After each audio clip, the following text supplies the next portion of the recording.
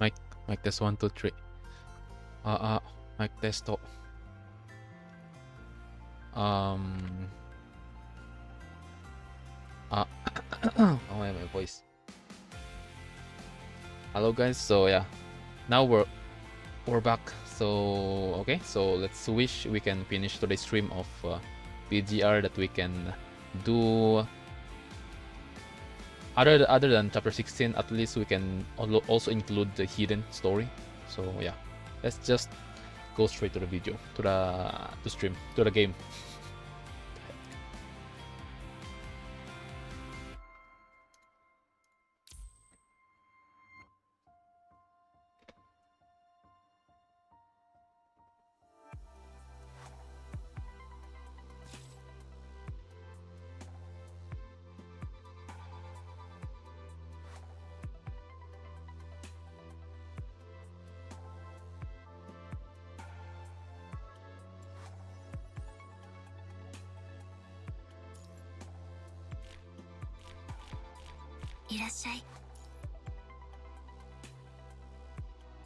Nervash. How's my mic though? Mic test 1, 2, 3. We're good, I think. Probably. So yeah, hold on. My phone died. Shot a minute.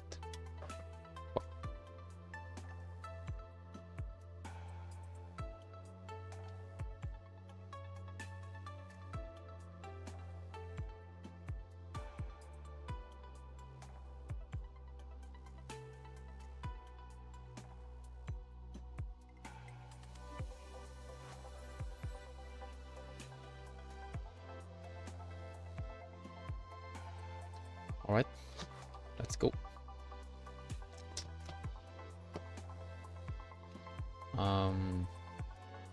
Yeah. So as we let's have a talk for a bit. As we remember on chapter 16, we are on our way on the park. I don't know what's called. Yeah, the Puglia Forest Park, and then we discover a new hetero creature, hetero monster, which is called the heterosapient. So other than that, also there's a hetero plant, something like that. And then we are with a new commandant also here, and then also we are with Simon on this mission. Also our chief on command for this on this mission is Hans. He is the same commandant as commander that who take the lead during the on extra story chapter 4. Alright, on Selena. Okay, let's continue. CPF 40. How? It's just our daughter. Alright, interesting. Let's post it on PGR. Hold on, chat. Choto second.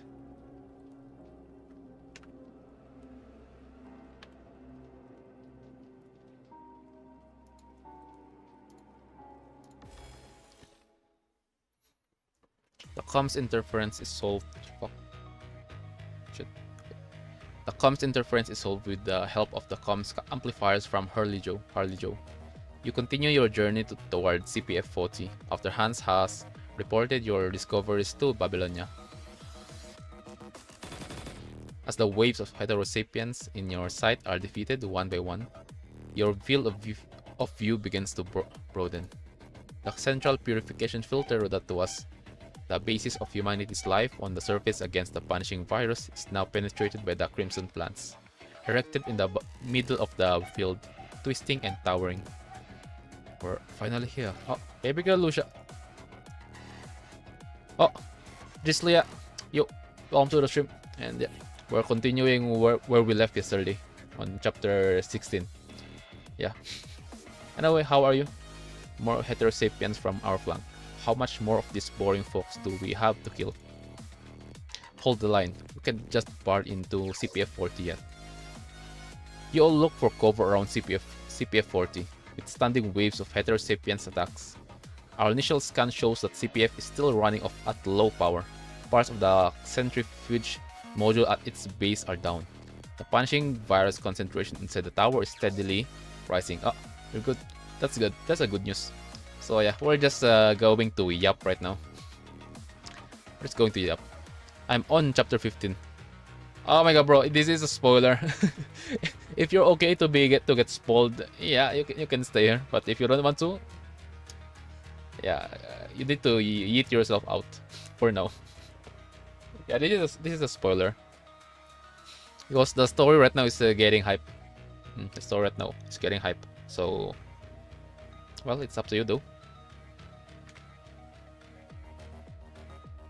Our initial scan shows that the CPF is still running at low power. Parts of the centrifuge module at its base are down. The punching virus concentration inside the tower is steadily rising. Alieno. Kinda interesting. What a very good, very nice name, Alieno. Who is this friend of ours? Some of the passageways inside have been blocked by plants formed by the hetero creatures. It seems that we will have to wait. We'll have to keep scanning even after we're inside to find the right way. I skipped most of the dialogue in this game, so I'm good. Oh, all right. I mean, you can even check our other like previous videos on the video list on our YouTube if you want to. But yeah.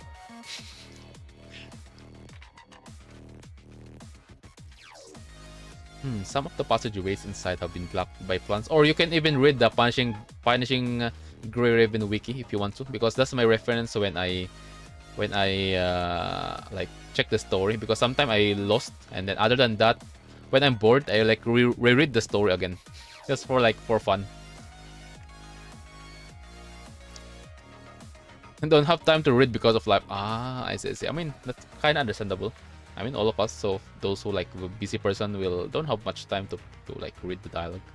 I mean, if you want to, later on, you can just check the wiki, or you can check the videos of some players, the VODs, yeah. But it's better for you to, if you want to like a short version, you can just read the Punching Grey Raven wiki if you want, if you want, like, or if you're free. Some of the passageways inside have been blocked by plants formed by the hetero creatures. It seems that we will have to keep scanning even after we're inside to find the right way. Any scavengers? I'm sorry, but we haven't found any yet. Hans stares at the CPF-40 before him and thinks for a second before speaking up again. We're adjusting our plans. Vanessa, your tactics are better suited to fight on the surface. Take Egret and station outside the tower. Guard the entrance after everyone else enters. Oh, King Xmal. Yo, what's up? Guys, I just solved my problem because I said, guys, that on my screen on the left side, because when we are streaming on Twitch before, I can read the chat on the left side, right? And then recently, yesterday, I'm reading the chat on my phone. So my phone is always on the left side on here. But right now, I already solved the problem of me streaming on one monitor. So I can finally read the chat again on my screen on the left side. I used the Twitch overlay I used on Twitch before we left the Twitch platform. So yeah, we're good. Anyways, King XML, how is life? Vanessa, your tactics are better. So okay. Yokai, anything goes? Anything goes as long as you can take down the hetero sapiens returning to the tower from the forest and safeguard our path of retreat. Okay, Yokai. Harley Joe, see the gap at the top of the CPF? Harley Joe narrows his eyes and looks toward where Hans is pointing. Let me see. Found it. Based on how the light is shining through, there does seem to be an opening underneath the branch at 11 o'clock. Right. Yata and you will climb up the CPF along those plants and open up that gap from outside, creating a second path of retreat as a backup in case the inside teams cannot leave via their way in. Okay. My team will lead inside the CPF, and Simons will take the rear. Grey Raven stays on the middle and will escort them to the closest point from the hetero hive mother, making sure they aren't worn down before fighting it. Afterward, my team will deploy the big domain nodes around the hive mother. Simon will help the commandant stabilize the construct inside the tower. Your mind beacons will be everything that stops the construct from being infected. Okay. Everyone, raise your defense level to the maximum. We still know nothing about the situation inside the tower, so stay alert. That Hans signals his team to breach the main entrance to CPF-40, and you begin to enter. Anyway, guys, those who are on my chat, guys, don't be like suspicious, alright? Because we're gonna add this for our like YouTube videos later. I'm going to make a short version of the stream, like get rid of the lot of yapping and then the AFK some stuff when I'm streaming. So yeah, don't be suspicious, alright? We are not on Twitch. Mostly Yoking Exumal. Yeah, don't be suspicious, alright? We might get banned here because YouTube is strict compared to it's a lot more strict compared to when we are streaming on Twitch. Support constructs, scan the route forward. Everyone else stay together, don't get separated. Going out, we're using our Dota. Scanning complete. The switch circuit here is connected to the filtration fan. Also, guys, those who are new here, you can just join. You can join on our server if you want to, like not to be like the fuck, to be notified of when we will stream, when and like what we're going to stream. Because also, other than being a player of PGR, we also play WUWA. What the heck? Hold on, I'm stuck. Oh. Wait, circuit repaired. Turn off the fan and we can keep moving forward.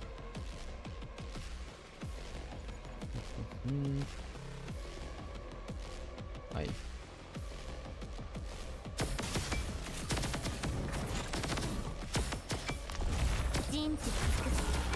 You have a Discord? Ah yeah, we have a server. Ah yeah, I forgot to add the command here on Twitch, on YouTube. King Exumal, spam the our Discord server. You will be our bot for now. Spam our Discord server. I mean, just post it every like an hour if you want to. I forgot to add it. Like the heck, I should add the bot. Fuck yeah, because we are just new here on YouTube, so we are new on streaming on YouTube, so yeah. It's very, I'm kind of new because I left Twitch because a lot of shit been happening. Arrival. Oh, who's this? Who is this? Two character. Interesting. Just my daughter. Oh shit. Who is that character? They look cool and beautiful. Bro is badass, and the girl is pretty. Watch out, everyone. It's difficult to come back if you fall from here. Same applies to the enemies. Correct. We can ease a lot of pressure if we can make good use of the fan. Use the fan to eliminate approaching enemies. Okay. Wait, we can just where's our link of our Discord? It's here. I think I'll just add it on the. That's our quiet server. It's a silent server, guys. It's just for like notification for if the streamer will be streaming, and then also upload videos, the short version of the stream. Yeah. I'm also planning to finish everything so that we can finally venture like stream like after finishing PGR. We're going to stream WUWA, and after WUWA we're going to stream NIKKE, and then vice versa. So yeah. I'm horny looking at the female twin. Wait, those two is female? Like, huh? Huh?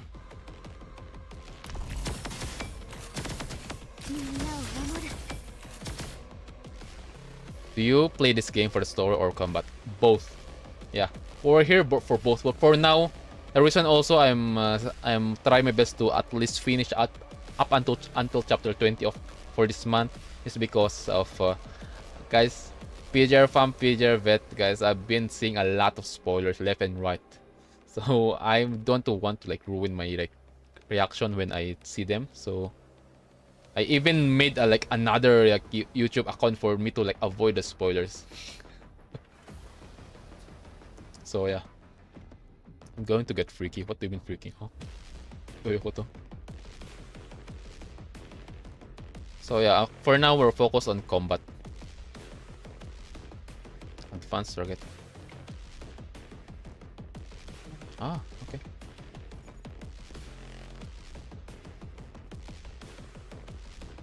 Seems. Oh my god. You didn't say anything, guys. You didn't say anything, by the way. Ah. So switch you use just his step. Okay.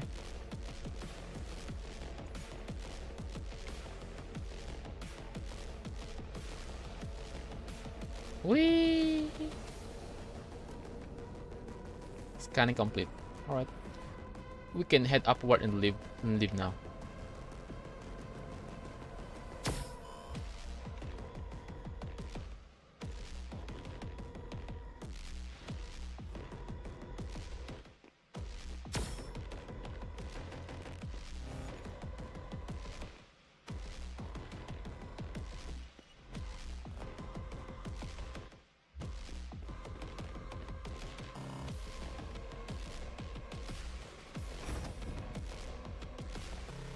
Elevator.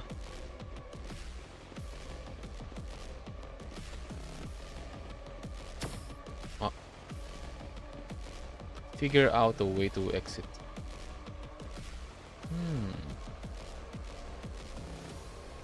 ちょっと待って。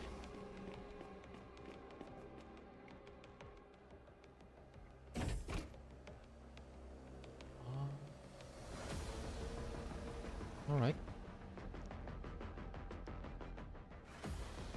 The switch. We have also finished scanning. The switch circuit connecting to the lift is just next to it. Okay. Next to it. Fuck. Wait, is it? Guys, don't spoil. Alright. Let me cook. Let me cook. I got this game because someone made a YouTube video comparing Teddy, PGR, and Pillow Girl from Genshin. Ah. I see. I don't know the story about the Teddy because how I remember. Yeah, because when I started, guys, when we started playing PGR, on January 27, Teddy's the trailer, I think. She's one of the trailers, so probably she's on the latest, around chapter 30 of the story. So I still haven't know her, like interact with her. So yeah, let's see what will happen.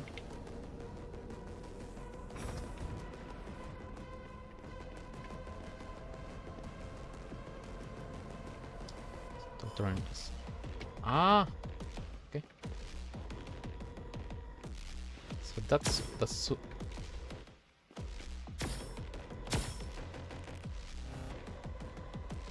huh? Wait. Oh yeah, where's the elevator? Oh my, I'm stuck. Let me out! Huh? Wait, we're dumb.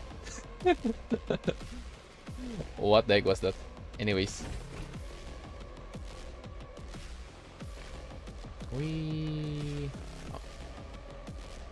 Chief Commander, all nearby areas have been scanned. Results have been sent to all commandant. Good. Stick to the plan and finish your task.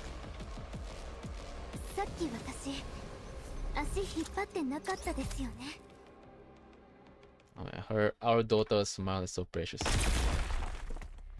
So yeah, about the well, for comparison, really, I'm not into that because again, comparing games, for example, to games like Genshin or Wuthering Waves or Genshin or Honkai Impact in PGR, it can cause some dramas, so I'm avoiding those.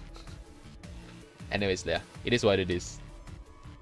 But for the one that you're saying about the Pillow Girl on Genshin, I still haven't. I didn't so. I mean, I don't really play Genshin, but I see a lot of like criticism. There are a lot of people who criticize the game, so I just saw just a bit of pictures and stuff, and then all right, let them yap. I'll just sit here and just watch them yap, and then yeah.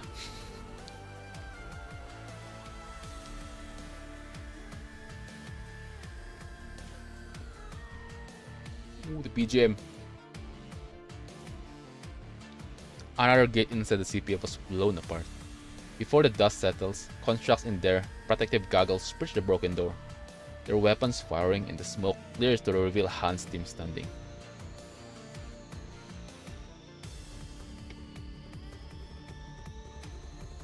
Heterosapiens on the left down.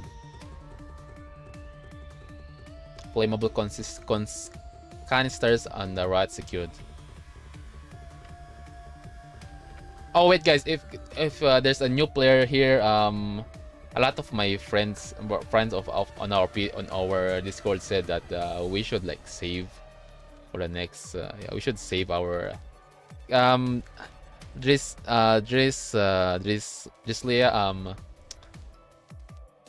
Yeah. Don't use your black card, alright? That's the all-around currency on the game for gacha. So yeah, don't use it. Just get the, maybe you can use the free pulls, something like that. What do you call that? The standard banner for because again, guys, I still don't know what you call. I mean, it's not that I don't know. Just I forgot it sometimes. I don't know how you call. Do you call how do we call the like? Because there's a lot of gacha, right? There's arrival, there's fate, there's this event, which is, I mean, I don't really much study it because we're not pulling. We're not pulling.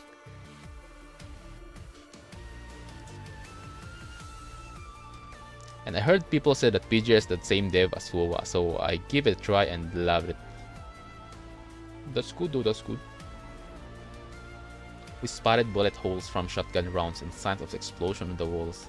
These marks are accompanied by fallen heterosapiens, more often than not. Shotguns of the wall. It's not us. It wouldn't have been scavengers. Shotgun? Is Roland here? Is Roland here? Because he's the one that I know who used the shotgun, right? It's not us, and it couldn't have been the scavengers. Recorded and confirmed data. Okay, how's Simon's team doing? Simon's team is trying to secure the location inside the tower. It connects to all inside teams. Whichever contract shows a sign of infection, he can immediately connect and help stabilize them with the commandant. With his help, all contracts inside the tower have yet to show any signs of infection. All anomalies regarding the Invo devices are resolved the moment they arise. He's playing the role of an emergency firefighter pretty well. Okay. Hans nods, setting up the bit domain node he just turned on in the room he is in. And the third bit domain node has been deployed. Oh my god, bro. Oh guys, if we're going to talk about story, guys, don't say like which character and who and what will happen on the current story that we're doing. All right, guys, chillax. Let your streamer cook unless I'm gonna ask, okay? Because that's I want to build a theory. So yeah.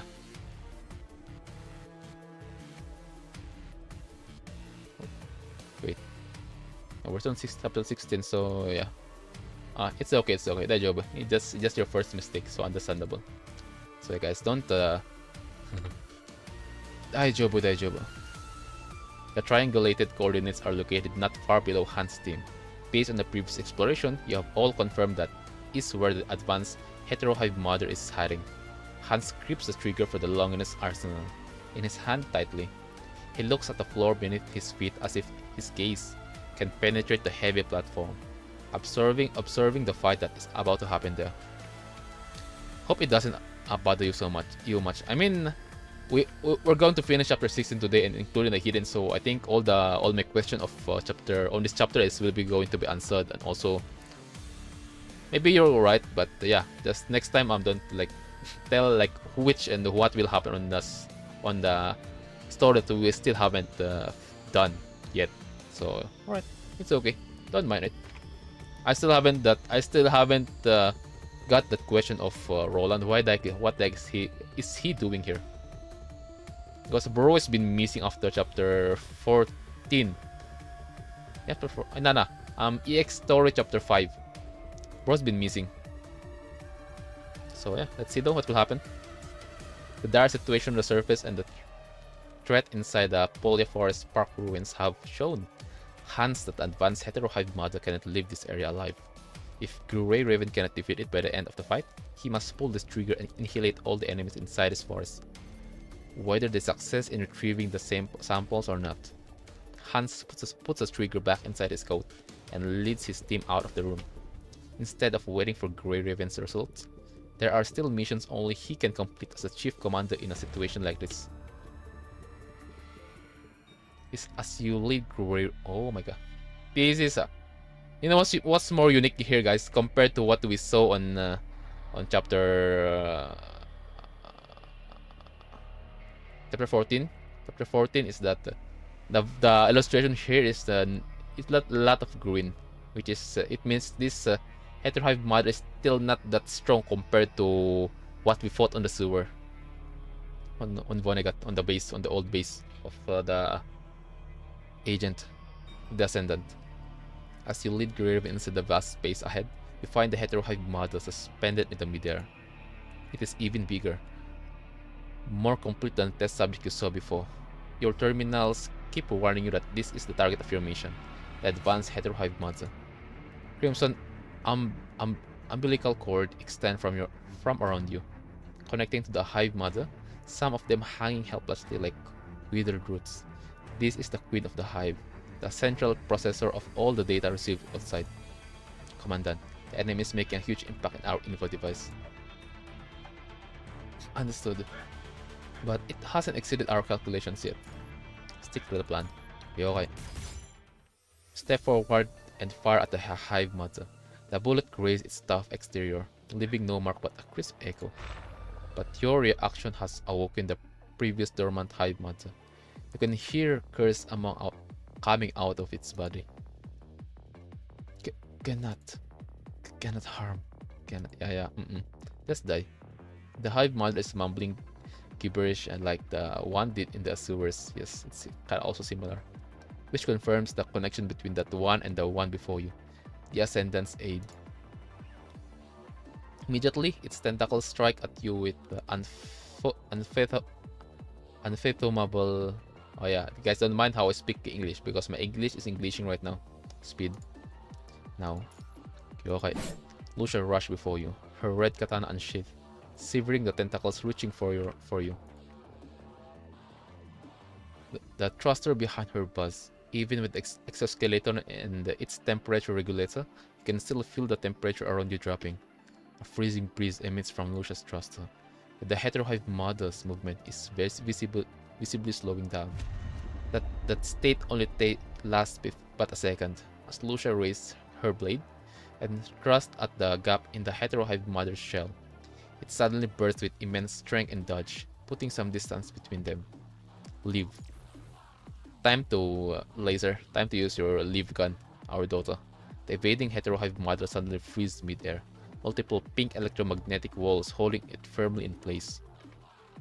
Enemy pinned down. Fire. You fire again at the Heterohive model. This time, it does not pay your bullets no attention like the first time and instead shifts its body when they are about to hit. Like the first time, however, the bullet hits its shell and ricochets to the side, leaving a mark on the wall at the CPF. Commandant, I'm ready. Activate it. Okay. With your command, Lee presses the button on the machines nearby. Ever since you fired your first bullet, Lee has been sneaking to the side and trying to repair those devices, while the rest of you try to draw the Heterohive mother's attention, buying him time. The mechanical device buzz and the punching virus concentration in the area begins to decrease.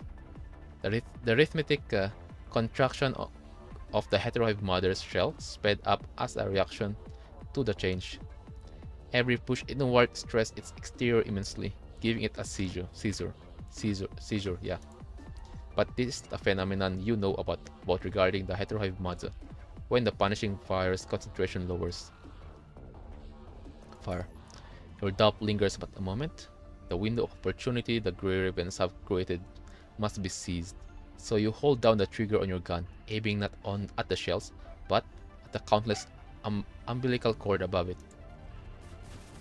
They snap after another. These wires that upload information from the outside. The broken ends of the cord start to wilt and pale. The scarlet liquid cannot hold its own weight and spills from the broken cords, dripping over the heterohive mother before flowing to the ground. You notice a hint of black liquid within the sadness, coming not from the broken umbilical cord, but the pulsating, retracting shells of the heterohive mother. No. Oh yeah.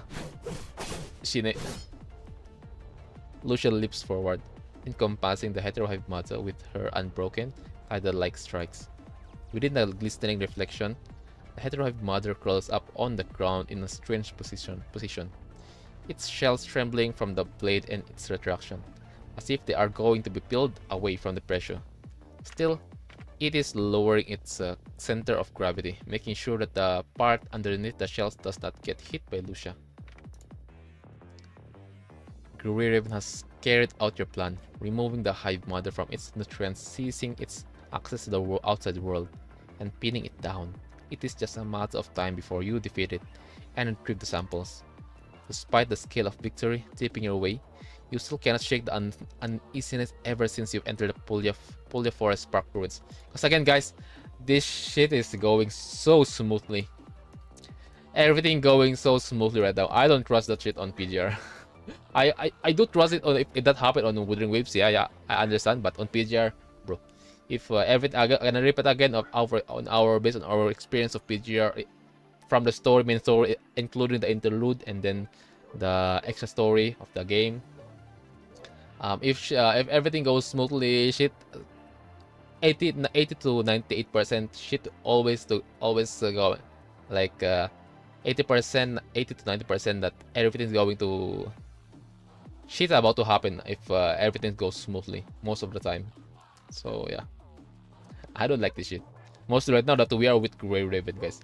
The last time I feel a red flag is on chapter 12. Like crazy. I mean chapter 11 and then 12, more precisely. Like the fuck is that?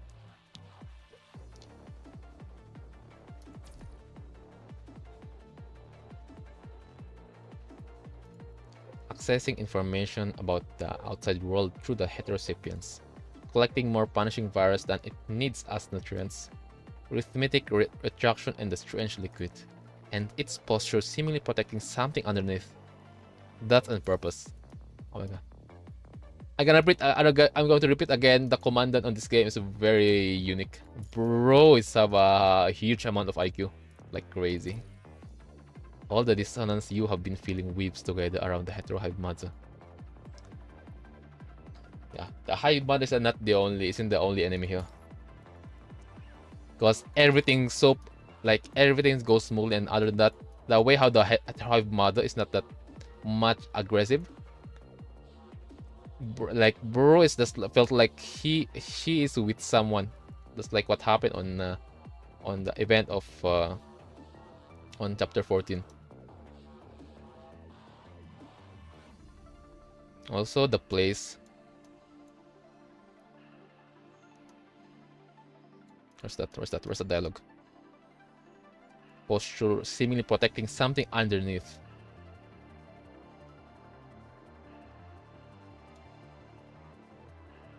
And the guts, what do you call this? A battle, but what do you call this again? When you are like fighting someone and your brain is so fast to like adapt surrounding, like, and learn to like, what if something's wrong on this place? The way how commandant thing is already comparable to, for me, let's say Hans. Yeah. So I want to learn more about the commandant other than that. The heterohive mother's body soars up, pulled by the remaining umbilical cords still attached. Lucia's strikes leave a few frightening scars on its shells. They retract and push continuously, revealing the strange red structure underneath it. Black liquid keeps dripping down the red structure. The seizure is getting more intense, but the heterohive mother no longer cares about the pain it is feeling. The revealed red structure bulged outward from the pressure, the shape hidden inside its translucent skin getting clearer and clearer. A human figure. Huh? Your guess is only half correct. This is indeed more than one enemy from the very beginning. Heterohive Mother has been hiding something else. Is it a heterosapien? But there's no way though, because if that heterosapien, there's no way Heterohive Mother gonna waste her energy protecting that specific heterosapien.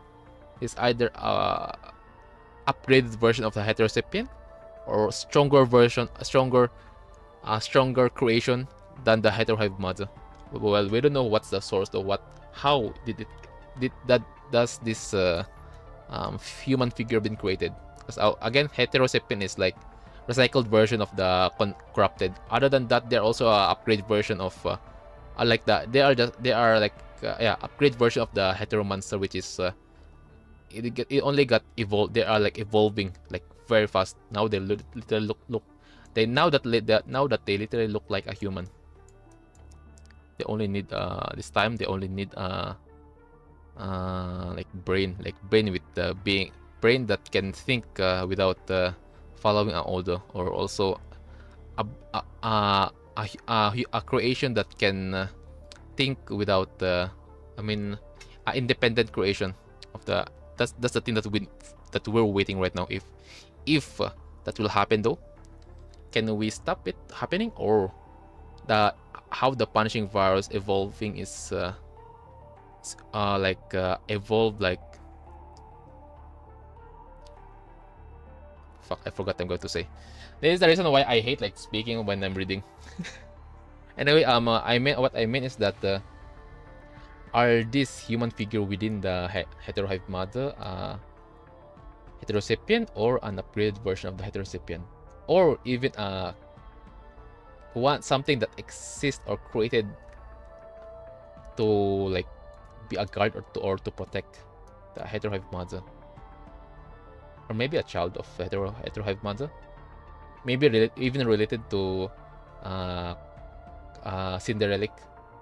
Let's see though what will happen. Children ready to be born. Oh yeah. If hetero creatures have the concept of childbirth, that is, two figures break through the edge of the red structure, black liquid spilling around them.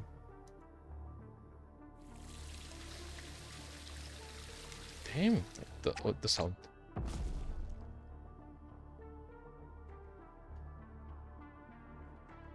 With the last drop of liquid emptied, the figure dropped to the ground. What the fuck? Yeah, bro looks like Lee.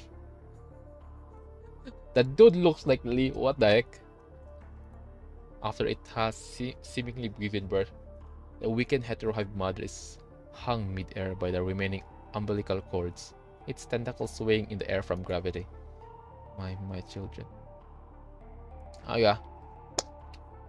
Congrats, Cinderelic. Now you have a sister and a brother.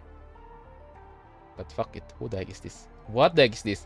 Now, guys, again, we haven't seen anything like this. Like, bro, they literally get born from a Heterohive Mother. Other than the Heterohive Mother, their physique, how they look like, they literally look like a human, more or less like an Ascendant, precisely because how they look, the design, it's giving the vibe of Camus.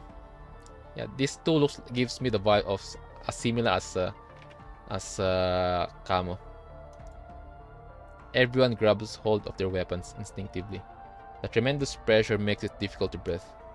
If the heterosapiens were imitating humans after the red tide devoured them, similar to the projection, then the two before you have transcended imitation. They are crafted and polished the perfect human-like products. Guys, imagine if these two have brain. Oh shit, bro. Guys, this is just days different.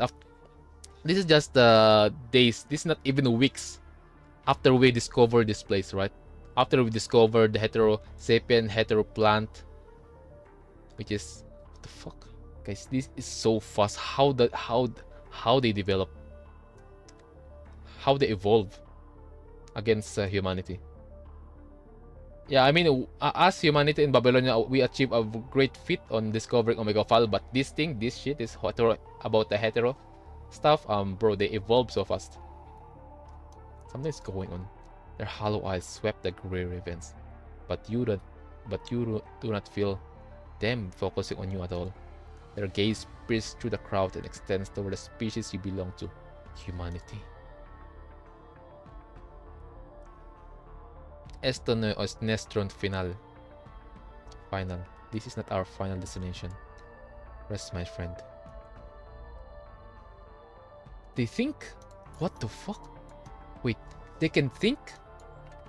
Wait, what? They can think?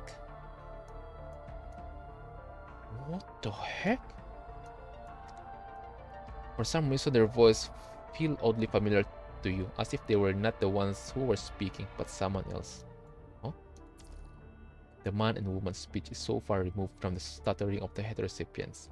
It's clear that they have gathered enough knowledge. Yeah, like, what the fuck is this? From the countless heterosapiens out there in the park.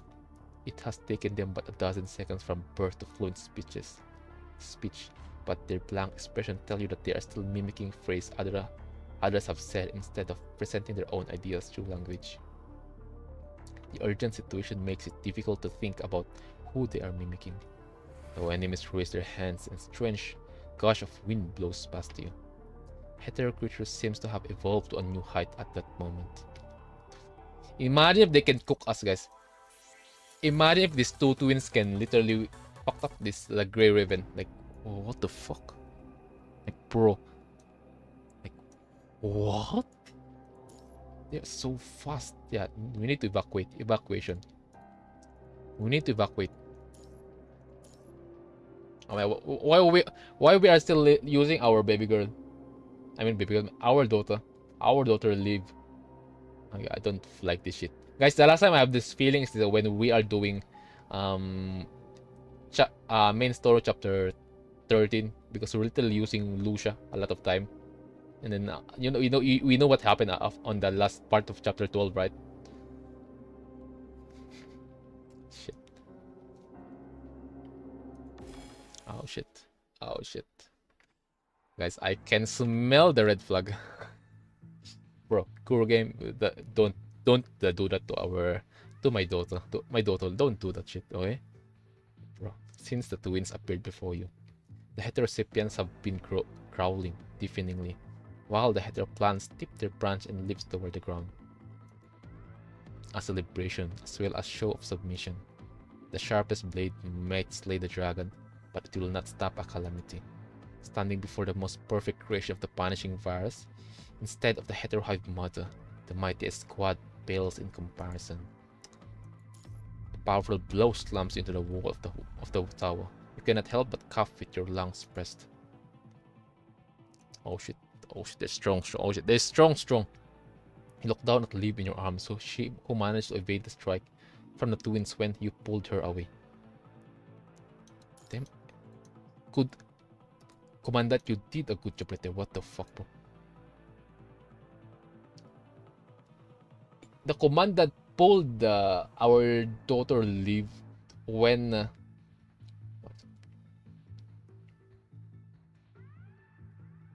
you look down at Liv in your arms. Okay, you look down at Liv in your arms, who managed to evade the strikes from the twins. Pulled her away. Okay, I think I just misunderstood. I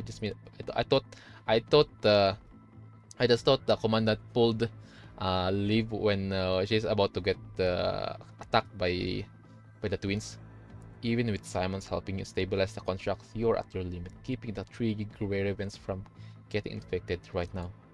Move. What the fuck, bro? You know what's crazy here, guys? They are targeting the support. They are targeting the support construct. Our daughter Liv. Bro, this is crazy. They literally have a knowledge already. Damn. Cold sweat begins to form. Okay, this is a bad news. This is a bad news. Underneath their artificial skins, the impact on their mind has made even standing difficult, as the three have to steady themselves with whatever they have nearby. Being in the same room with the heterohive mother and the twins, the Grey Raven's info device, are getting hit twice as hard. With that, Lee, Liv, and even Lucia, with her specialized frame, are all briefly immobilized. As the Grey Raven struggle to counter the strike and their frames accumulating wounds, Liv has finally figured out how the enemy are attacking them. Huh? Oh my god, guys! I just noticed. Our Doto have a lot of scratch. Oh shit! I'm gonna cook these twins later. Don't worry. As you pull her away, she quickly tells you how the enemies are attacking you without moving up. What the fuck? They're not even moving. Huh? The black cylindrical pellet is the true face of the high-speed flying attacker. Even in the blink of an eye, Liv has still managed to catch that pellet. Was the bullet you fired at Heterohive Mother previously? No. The thing is not a bullet, it is an instance of them imitating your attack. What the heck? First they imitate the they start from Red Tide to from Red Tide having its own like consciousness. I mean, from Red Tide to hetero monster, hetero creature to what's that again? To polyphage, and then from polyphage to siren, and then from siren, what's the next? Hold on, let me just check our announcement. What the fuck is that?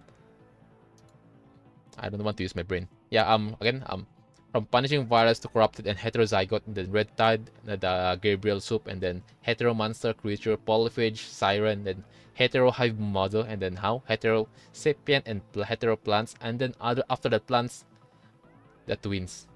After the twins, including with the twins, I mean, they have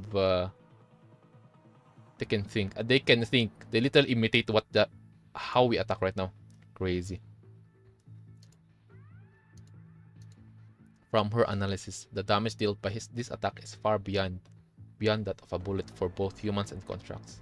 The twins can speak clearly, but does not mean that they are beings capable of communicating with speech. Because since their birth, all of you can feel their hostility intuitively. They feel angry. It is clear they are angry because you have hurt their mother, the heterohive mother. You can see that Lee is leaning on the broken mechanical device and shooting, while Lucia is kneeling nearby, supported by her blade. Help Liv. You help Liv stand so that she can lean on the wall, steady herself. Oh, let's drink some more. Let's drink some water.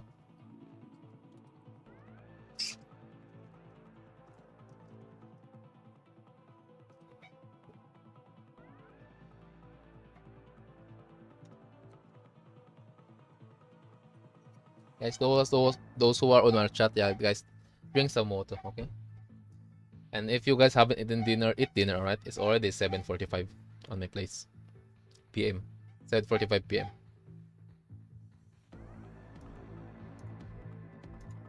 The eyes of the twins are still hollow, but their hostility means you cannot let your guard down for a second.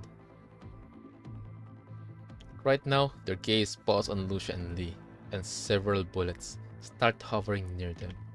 You have to make a choice now. Fuck. I do like you, brotherly, but again, I prioritize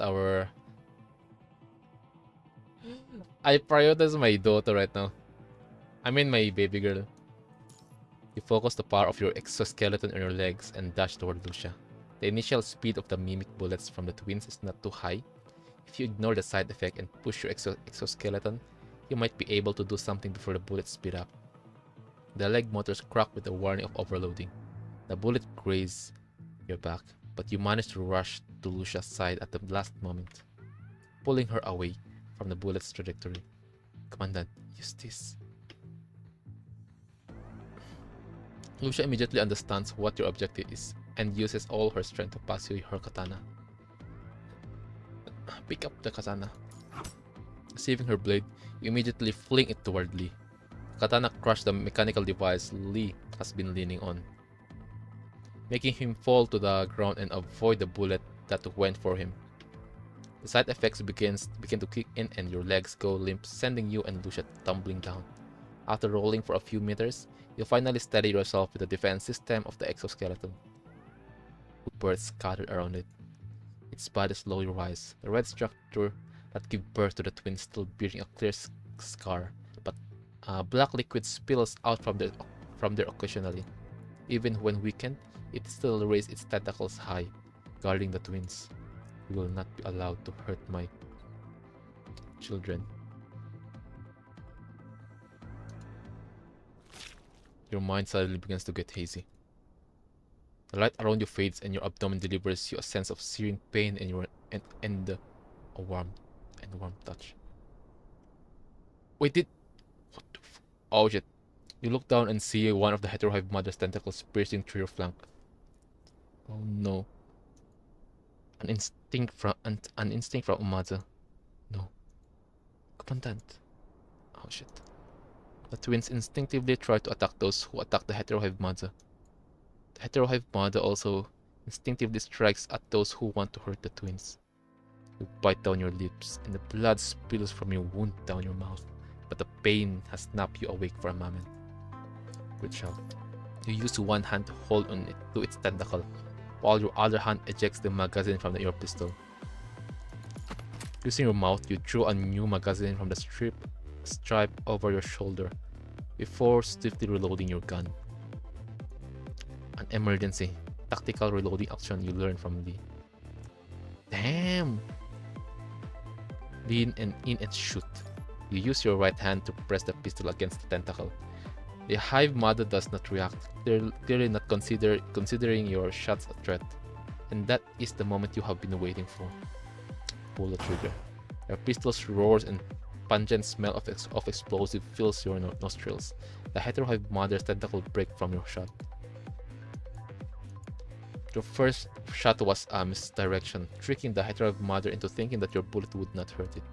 Even though the situation has spiraled out of control, your initial misdirection has still provided you an opportunity to turn things around. Wow. This is the first time I see an MC who used the opportunity of again, he literally he take the opportunity of the heterohive mother, thinking that the commandant bullet will not hurt the heterohive mother, right? And then the second shot this time broke. Heterohive mother got yoinked. It have explosive. The bullet have explosives. Crazy. Again, yeah, this is the first commandant or commander who have a pretty unique way on fighting, which is also interesting. Other than that, bro is literally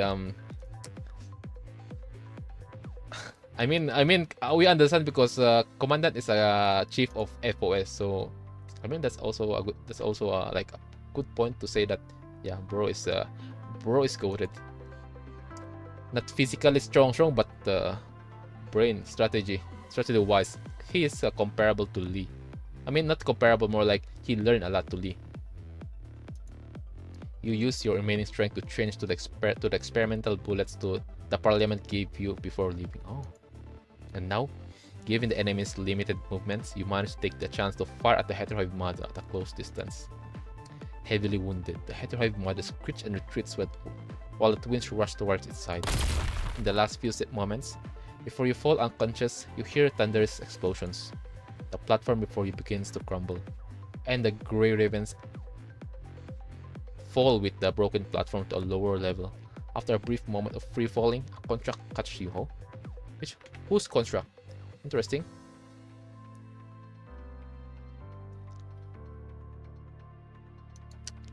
Interesting.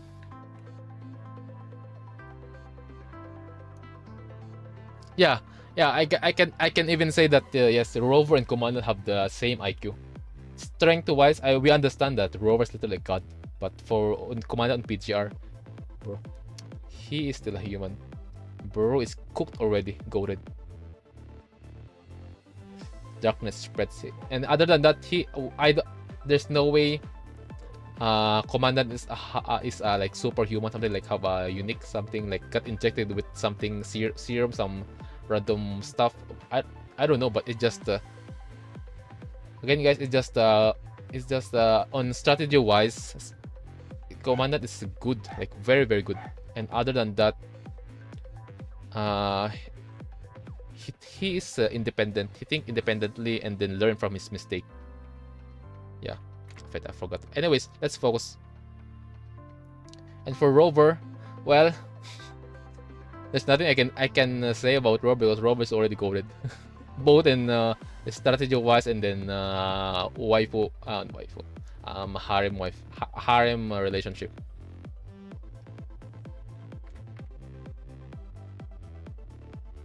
Darkness spreads across your field of view. The last thing you see is the familiar uniform.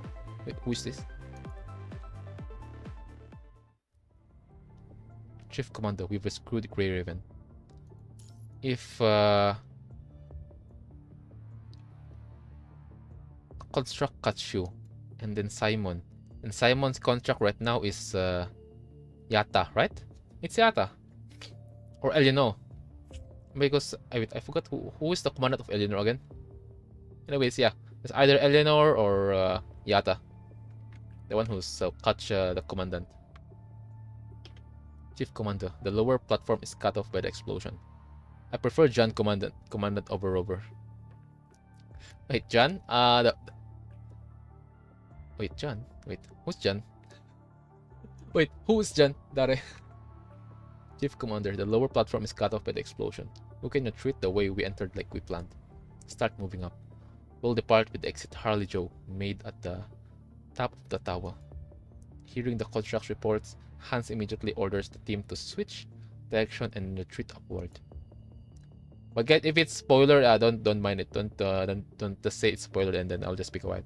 I'll just shut up. The announcement has become a burden to the commandant. I'm adjusting the energy output of the exoskeleton and using them to keep the commandant alive. Lucia and the others have finally shaken off the effects of the interference, and they immediately rush to her side after standing back up. Chief Commander, the commandant informed us before passing out that the heterohive mother has left a broken tentacle in the wound by the abdomen. Oh, we finally have a test sample. We finally have a sample for Babylonia. Although we couldn't defeat the heterohive mother, Grey Raven has successfully retrieved a sample. Yeah. Crazy. Oh my god. The way the tactic that the commandant use is have a bit of carelessness, like carefree of bro. I don't care if I'm gonna die, I'm just gonna take the sample with me. Crazy. Only difference between the commandant and Rover is commandant have a gun. I mean, yeah. That's true. Maybe later Rover also going to have he and she is going to have a gun later. Hearing Lucia's report, Hans walks to her side, his hand in the wound in your flank, frowning. Help Lee perform first aid on Commandant. Retrieve the tentacle first in case of another infection. With Liv, Eleanor, and the other constructs working together, the tentacle in your flank has been extracted and placed inside the sample container. Liv quickly bandages you, and Eleanor swiftly wipes off the sweat on your head while injecting you with serum. But given the poor environment, your blood still pours from underneath the bandages, dyeing them red.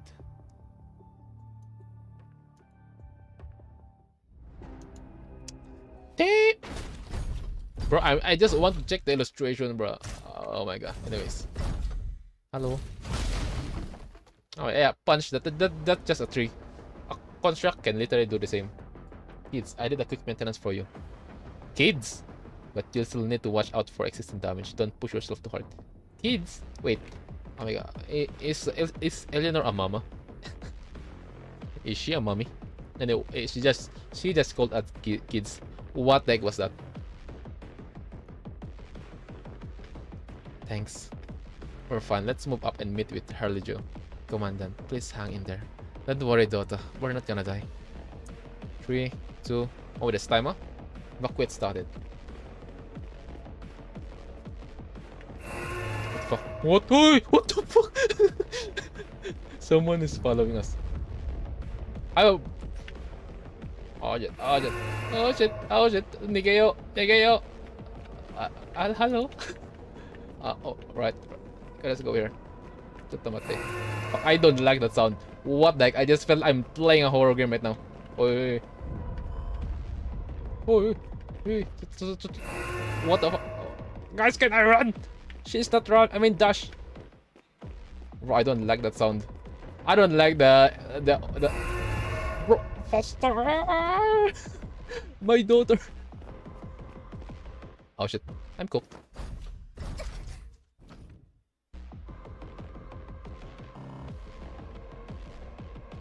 The fuck was that? Nigirandayo. Nigayo. What the fuck was that cutscene? Oh, bro, just staring at us.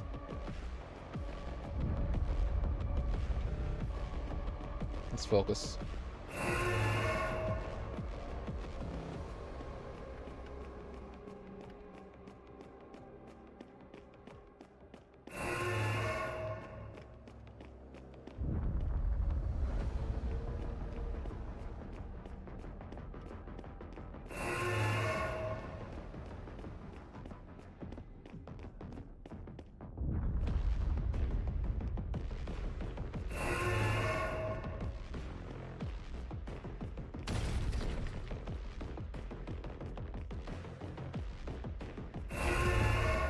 Oh shit. Oh, ha ha ha. Can you jump? You can jump, right? There's no way you can jump. Alright, thank God. Oh my god. Come here, come here. Anyways, let's go. The elevator's fixed, but it can only discard all unnecessary load. Once the elevator's out of power. All unnecessary load has been discarded. Chief Commander. Alright, stick to the plan and break away. What the fuck was that?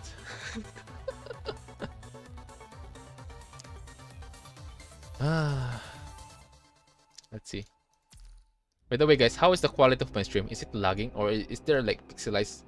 Because I've been still playing with the setting on my OBS for YouTube. So yeah. Kind of bit like curious. Are we like having a pixel live stream sometime, or nah? Never only good. Oh, all right. I see. At least that's a good news.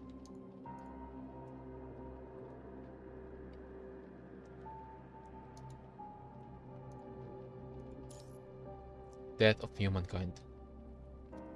What? What the heck is that title? Huh? What's going on?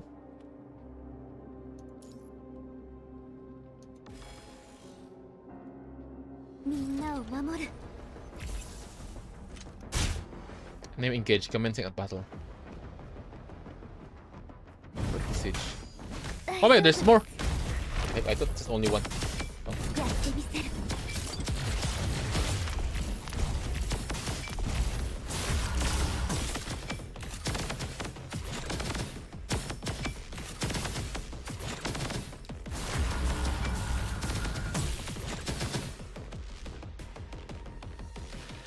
Watch out, the turbulent, the energy that source has.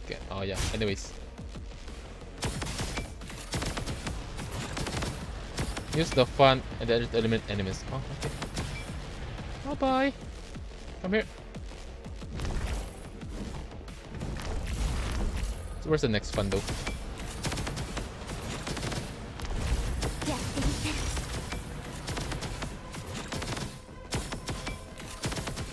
The next fun. Oh! What the fuck?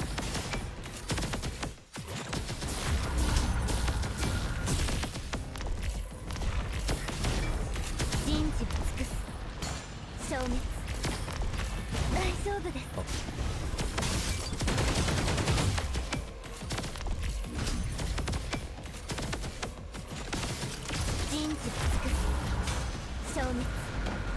That's fast. Bro. Anyways, you didn't say anything. Guys, you didn't say anything, right?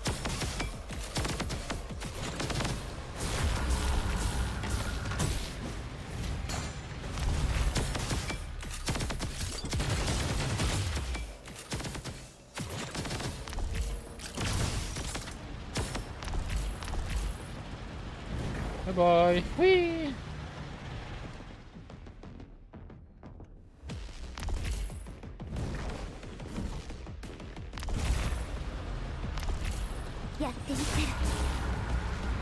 Bye bye.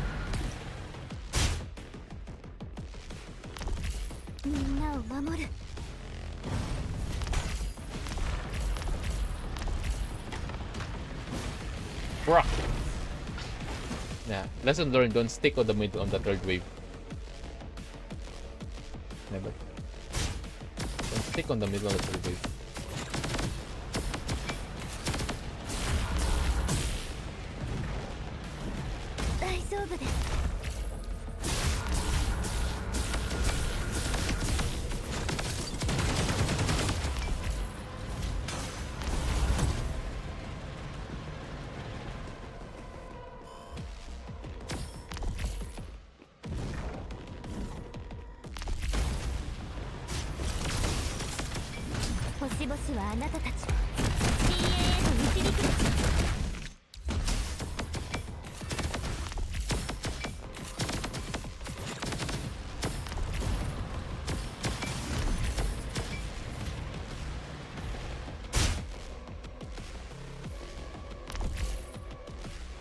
This is the second.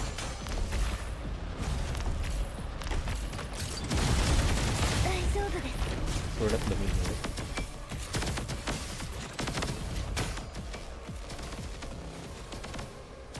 We have the... Bye-bye.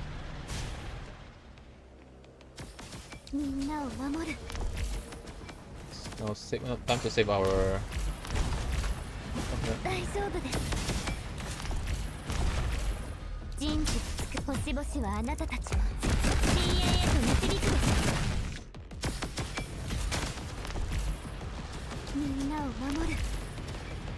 Bye-bye.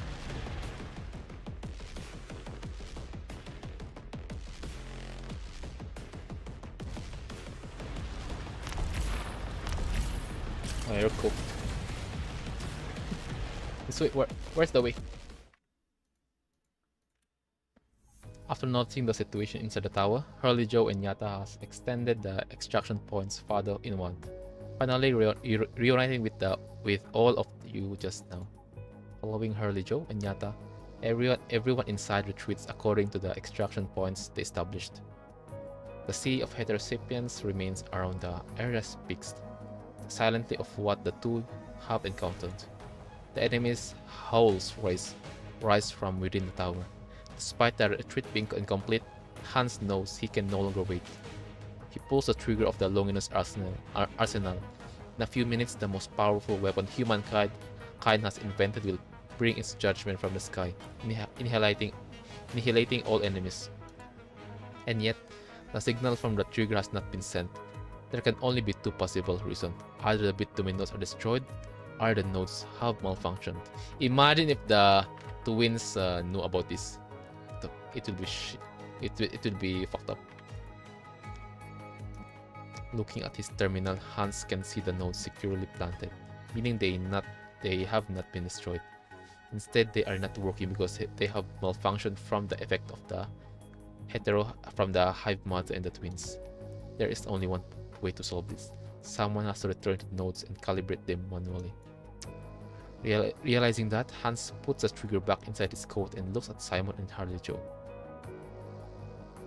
I can feel that Hans will be the one he's the one who's going to do it. Yes, I mean, it's kind of understandable.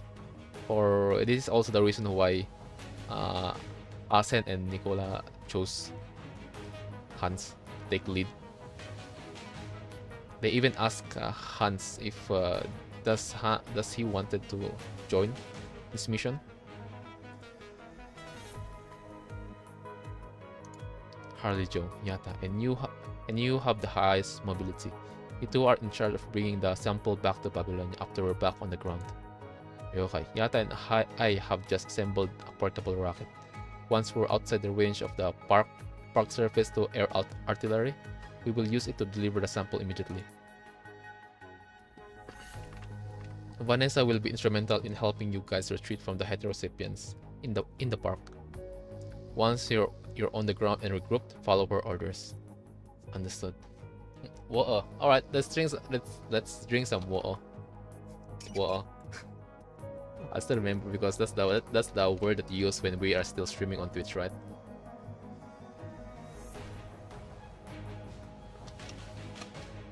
Guys, don't like those who've been with us on the stream. Guys, don't forget to drink some WUWA. All right.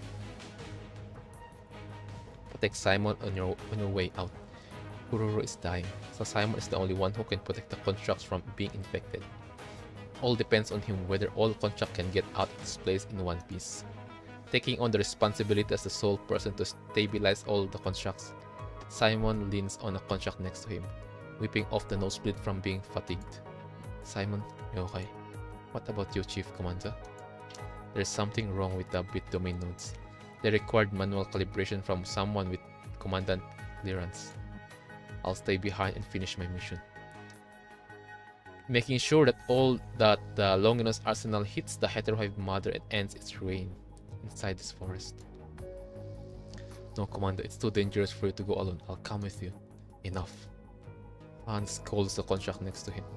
None of the commandants here can protect the construct being infected with the Hive Mother and the twins present apart from Simon and Kuroro. Going back this way will only make you my burden.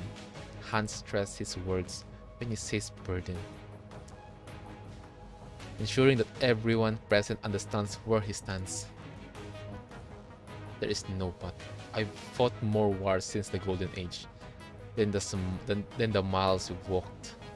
I mean, as we know, guys, Hans, he is the best friend of he's the friend of Arnold, right? Okay, so because we did chapter 14, there's that, because when I'm doing the last few part of chapter 14, there's this interaction between Hans and then Arnold. Like, damn. Are you questioning your superior? Questioning my ability to return from the gates of hell? Still, if you still feel the weight of your duty as a soldier, then you will finish your mission. I'll finish mine and initiate the Longinus arsenal, and you will finish yours and escort the sample. That's how we don't fail this uniform. Chief, Commander, I will back. Trust me. I don't trust you. This is already dead. This is already death flag right now. With that, Hans walks past everyone and heads in the opposite direction of the extraction point. Walking alone. Yeah, this is a death flag already.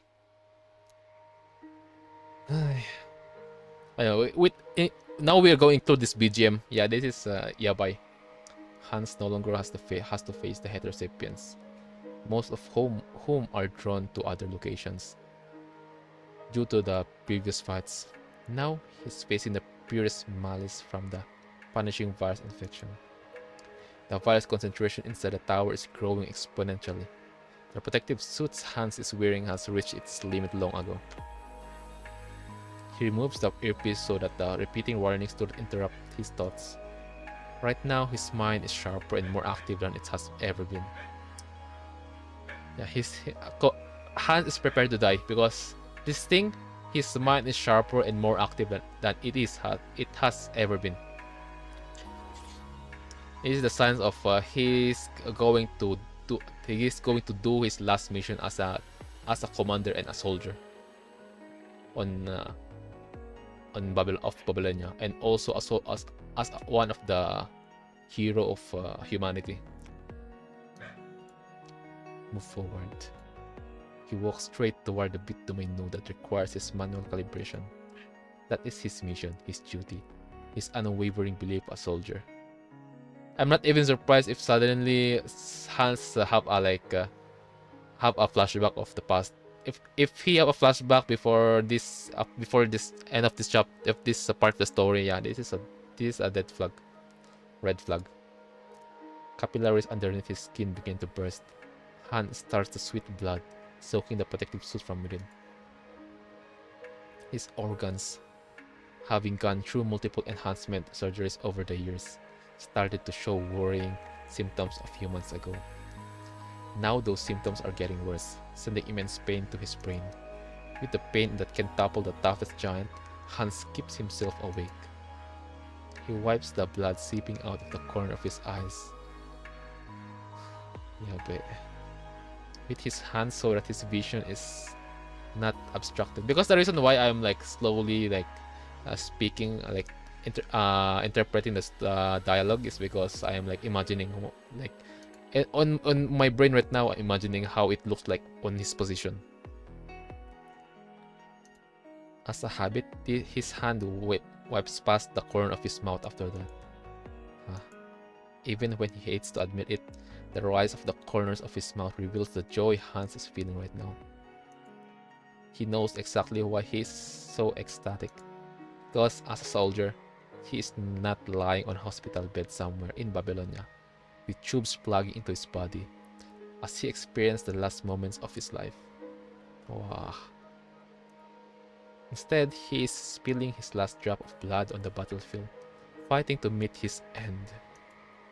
His body will not be perfectly preserved in a coffin covered with flowers and adornments, waiting to be revered and praised. Damn. Now what's crazy, guys? On the theatric play of Selena, this is how the hero soldiers die. That's how Selena imitate, like think how the soldiers die, like perfectly preserved in a coffin. This is like something similar to the play that Selena did on her interlude. The first interlude that I saw on Extra Story Chapter 4. Perfectly preserved in a coffin covered with flowers and adornments, waiting to be revered and praised. No, he will lie on the front line all alone, with no medals to tell his story, save for the one on his chest. A blossoming flower dried from his own blood. That is the best honor he can ever get. Hans has never questioned his initial choice on the countless nights of the Great Evacuation. He will not and cannot doubt his life because of shame.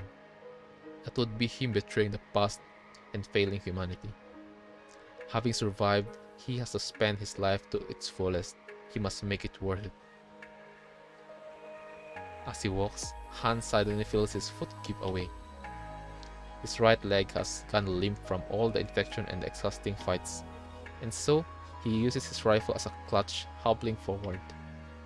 Whatever it takes. Yeah, this is a dead flag right already. Here's a dead flag. Red flag. There's a flash. If there's one first thing, if a soldier enjoys something, and then his brain is so sharp compared to, he's saying that his brain, her sense is sharp compared to his or her previous mission. And second is the flashback. If that thing is on the story itself, yeah, this is already this is their last fight. Whatever it takes, even your life. A soldier's life is a humanist leverage. To be utilized to my fullest is my ultimate wish.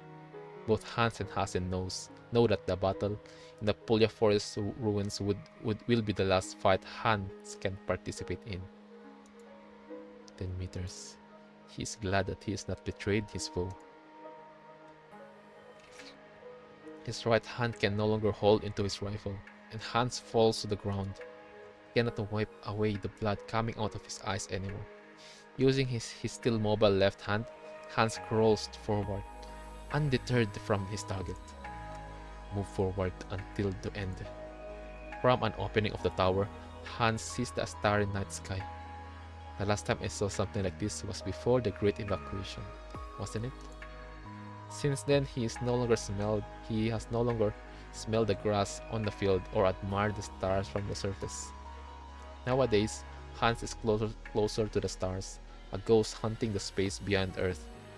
A tombstone of the Golden Age, and he no longer has to look up to see the starry night. Yet at this moment, when he wanted to see more of his home,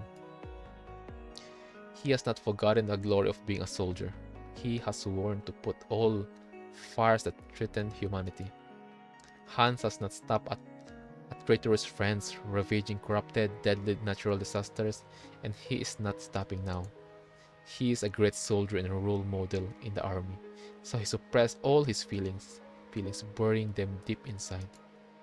He is as he has always been, fulfilling his duty as a soldier, and he moves forward, paving the road to humanity's victory with his flesh and blood. I will be back, trust me. I'll be back. Well, I never left. Oh my god. This is a bit.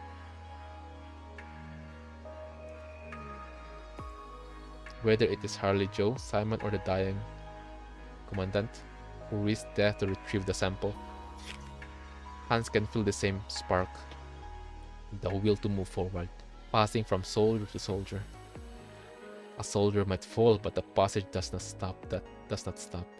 Hans' fingers can feel the exterior of the bit domain node. He reached out in the dark, finally opening the manual calibration module of the node. If someone opens up Hans' protective suit now, they would be surprised to see him still moving. His body has already begun rotting from the infection, and his organs have almost stopped working even before the infection started. A heterohive mother must be destroyed here. He cannot threaten the generation that come after him. Hans thinks as he finished the calibration. With his last ounce of strength, he pressed the trigger to the Longinus arsenal. The activation signal sounds so out of place among the noise of the tower, but it is the most beautiful melody Hans has ever heard, grander than any symphony or orchestra. After many years and countless battlefields, Hans knows that his duty as a soldier has finally come to an end. The tombstone that has spanned ages breaks, and from the crack grows the strongest, fairest white flower.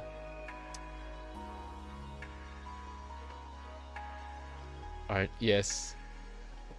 Oh my god, it's true, guys. So again, yeah, this Arnold and the Hans, yeah, these two are friends. Because again, Hans even invited Arnold, right, to go to Babylonia, but Arnold declined. I'm coming back. We also know what happened to Arnold on the last scene after Wansha. On the mission of the Strike Hawk. Damn. Anyways, again, salute for you, soldier. Wow. Damn.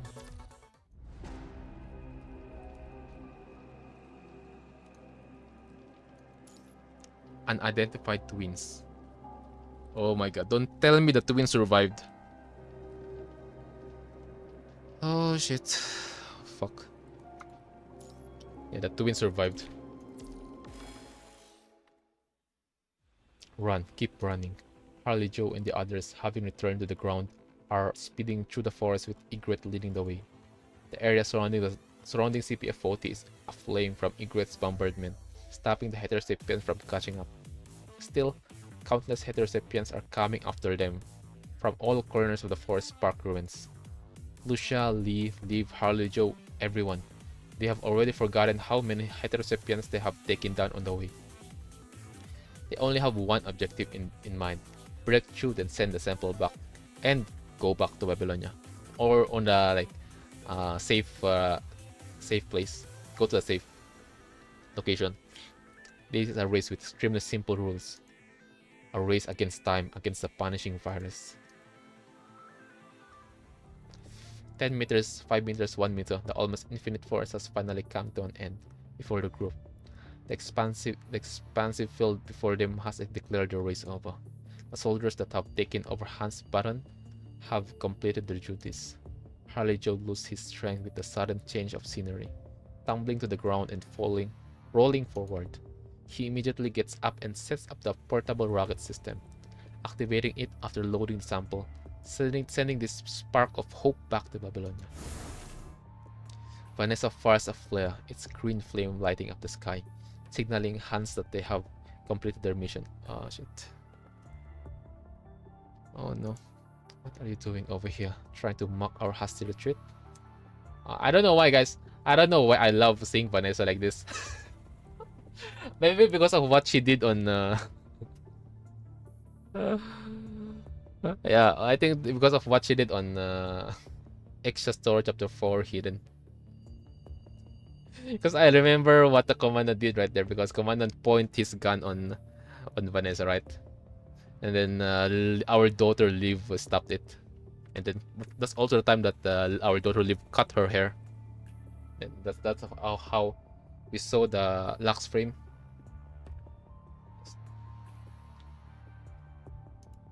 No. I'm here to thank the Egrets. As the chief commander said, we wouldn't have gotten out of the forest without your lead. You're all hurt too from the fight. Let's take a break before the enemies catch up. Yata and I will try to contact the other areas. Commandant Harley Joe, there's a transmission from Babylonia. Now of all times, but put it through. We just received intel from near the forest park not too long ago. While you were deep inside the forest, a small transport craft on the outskirts picked up 2 scavengers who claimed to have escaped from the ruins. The reserve serum from CPF-40 on them corroborated their stories. They are the last survivors in the forest. Despite, we urgently dispatched large transport craft for your retreat. Please hold. After Babylonia's message ends, Harley Joe passed on the message to the group that has just escaped. The mood immediately relaxed a little. Don't relax, guys. Don't relax. The twins is still alive. I think this is the loneliness arsenal still haven't activated, right? So yeah, they don't know time to relax. Don't put your guard down, alright? It is one of the few good news that they can get, all things considered. Simon, we all get out with our inward device more or less intact. None of us constructs were infected. I'm glad I can help all the chief. It's good that I can share Kuro's burden. Right, I can't believe you did it all yourself. That's Simon. Simon. Oh yeah, bro. Simon is not in good health right now. The contract stones, they are just chill guy after all. The contract stone starts getting nervous as he sees blood dripping down his uniform. Oh shit. Blood is dripping out of Simon's eyes, nose, ears, and mouth, dyeing his uniform bright red. Oh shit. Simon can't respond to the contract now. Yeah, because again, they said that the Simon is a bit comparable. The mind beacon of Simon is a bit comparable to Commandant, but not the same. Our mind beacon is different, right, guys? Because again, we can literally we have a crafted mind beacon, and then our mind becomes a lot more better for this kind of mission, which is again Simon did it himself alone, which is again this is a large impact, a huge impact, gives a huge consequence, like huge impact on his health. With that stress on his mind, Simon held on for 4 minutes until everyone retreated from the forest park ruins, where the enemy's effect on the inward device weakens. Medic, no wait, who knows first aid on human? Simon is live. It is cry, everyone gathers around Simon. Harley Joe lays him down on the ground from the construct's shoulders. And a few support type constructs begin to check on him. Simon, sir. Support type construct is getting anxious from the extended fight and the constant heat. Eleanor crouched next to her, gripping her hands tightly. Don't get frustrated. With timely treatment, this will not be the end of Simon and Kuro. Right. The support type construct finally regains control over her trembling body. She is about to say something, but when she saw what lies ahead, she stopped. Before her. Oh my god, it's the twins.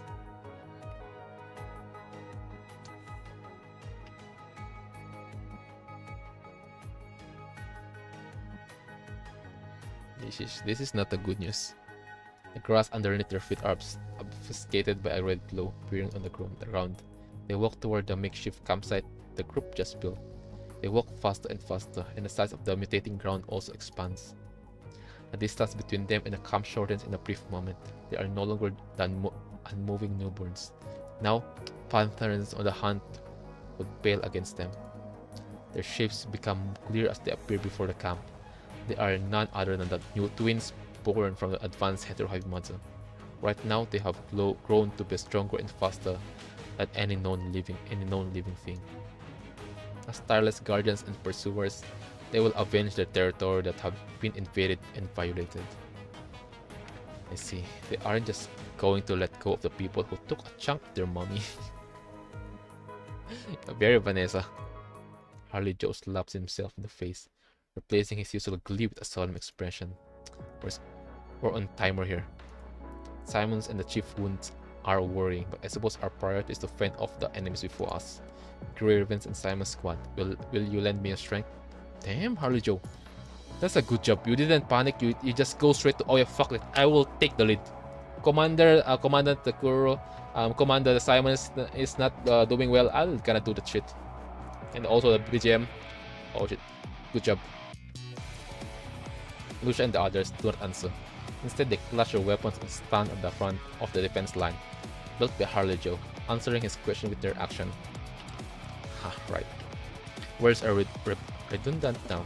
Regardless of the doom that awaits us, there has only been one thing we can do. More and more contract to prepare their weapons and stand at the front of the defense line.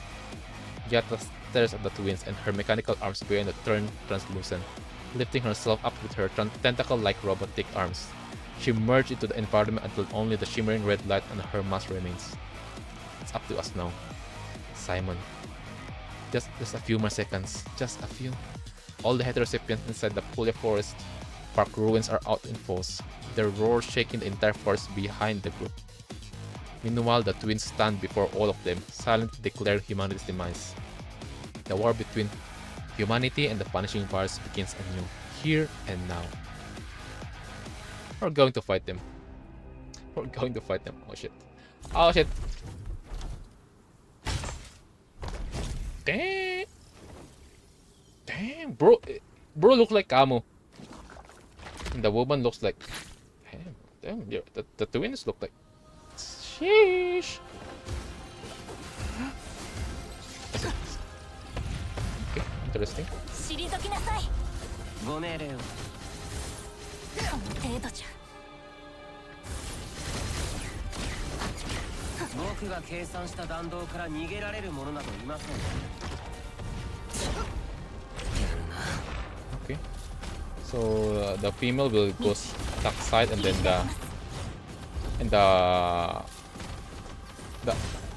yeah, I'll just shut up.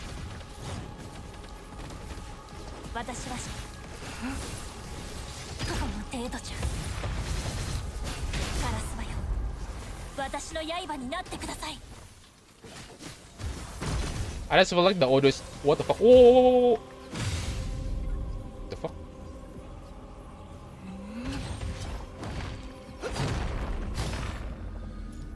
After removing the anti-metric status, hit the enemy with any attack to break the anti-metrics. Oh, holy cow. 人類の感情をご命令を。理解し把握するだろう。僕が計算した弾道から逃げられる人者など類の個々の知識を学習しいや、芳しくないです。覆す大丈夫。僕は死ねま Okay. Oh, what the fuck? 私の結末はただ一つです。僕が計算した弾道から逃げられる者などいません。私は指揮官のこの一撃で。 Where's the other one?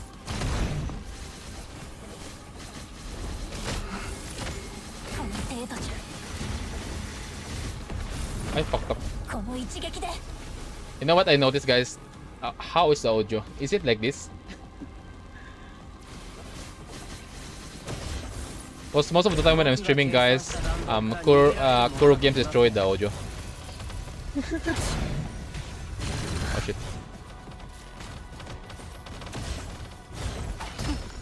I'm getting cooked. I'm getting cooked. しくない。大丈夫。僕は私忘れませんか。第二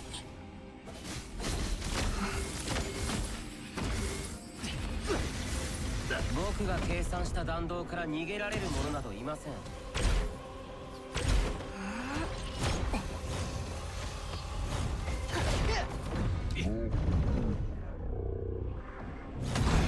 弾道から逃げられる者などいません。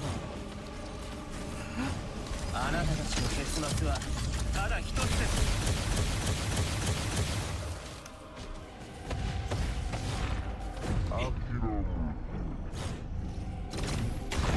僕が道切り開きます。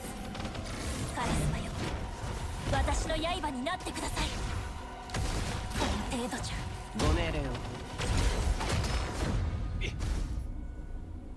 Holy cow.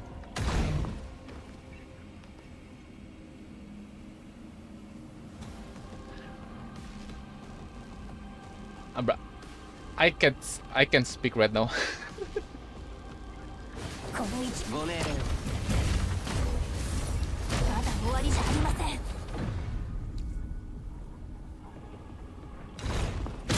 それは隠れているつもりですか。道あなたたちの結末はただ一つです。私は指揮官のカラスマよ、私の刃になってください。この程度じゃ。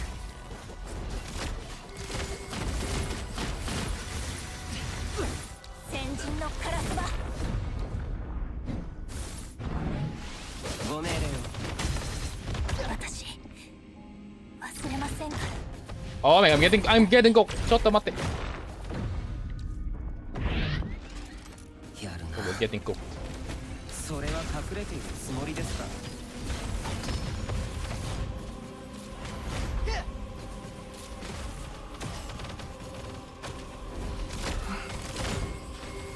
芳しくないですね、この状況は。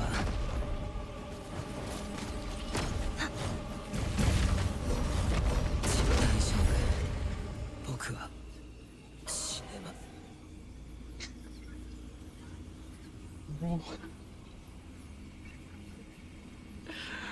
What the heck? Your consciousness drifts in haze darkness as if dreaming on endless dream. In the dream, there are many blurry figures and loud noises. A singular blackness is replaced by the red of an unending flame. Loud noises explode by your ears, almost shattering your eardrum. In the end, and in the next moment, all voices disappear. The space is so quiet that you almost cannot hear your own breath and heartbeats. The blurred figures start to clear up.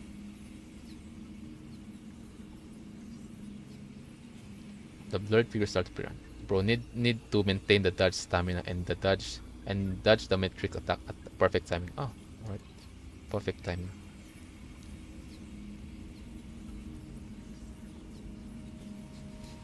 Wait, are we dead? Guys, we're dead. We're dead now. They are Simon and Hans, and the construct that have taken part in the mission in the Puglia Forest Park ruins, and the many constructs that you could not save in the past. They are saying something to you, but you cannot hear it now. They salute you at the end of all endings, before fading into the darkness. The darkness removes your sense of space, but you can still feel nausea from getting a concussion. A ripple appears in the darkness. Pink light glistening in the dark. Our daughter live, slowly approaching, stopping right before you. Yet, pink light. Yet it lasted so briefly, so fleeting that you wonder if you were under an illusion. There's nothing after that glow.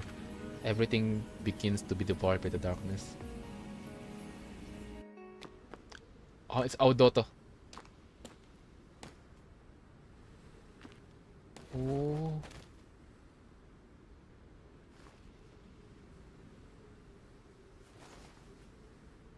Oh shit, our daughter. She's the one who survived.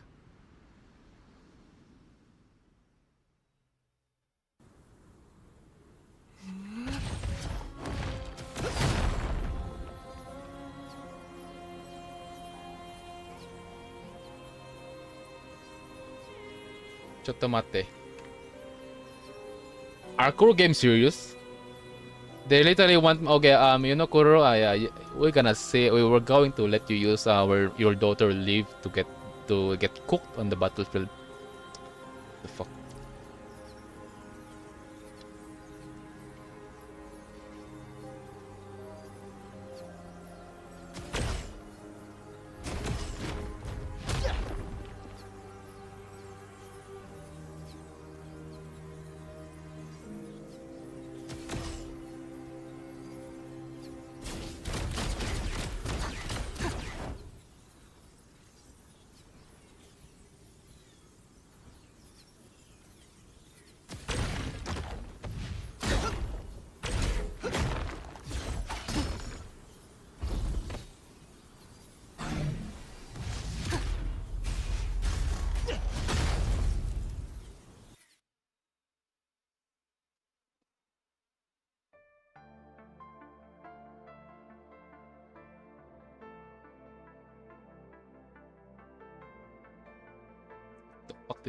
What the fuck did I just witness? As the twins stand before the heavily wounded Leaf, ready to deal her a little blow. A flash of blinding light appears in the sky, illuminating the battlefield, turning the night to day. A ray of light pierces the dark. The hope that humanity has been waiting for. What demon hope? That's the Longinus arsenal has finally arrived. Humanity's most powerful weapon passed its wrathful judgment from the heavens. The twins seems to realize something, and a primitive drive urged them to take the recipients and rush towards CP40, abandoning the prize of war before them. The Longinus arsenal hits the Heterohive Mother right where it is.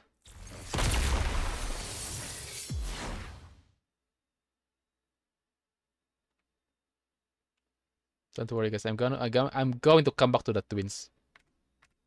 Following that, a burning white light covers the twins and the heterosapiens that are approaching the tower. The Heterohive Mother disintegrates into pieces inside the white light before further turning into dust, vanishing into thin air. Towering flame covers the moonlight as a searing wave of burning heights spreads from the tower. Multiple explosions devour everything in a brief second, from insignificant human lives to dreams that never were. The Longinus arsenal has finished striking. The heterosapiens have turned to dust under its light, disappearing from the face of the earth.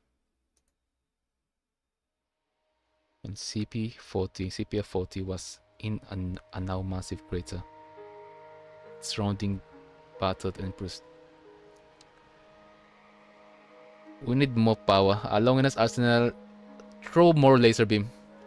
We need to remove this place on the map. Bruh, I'm so annoyed.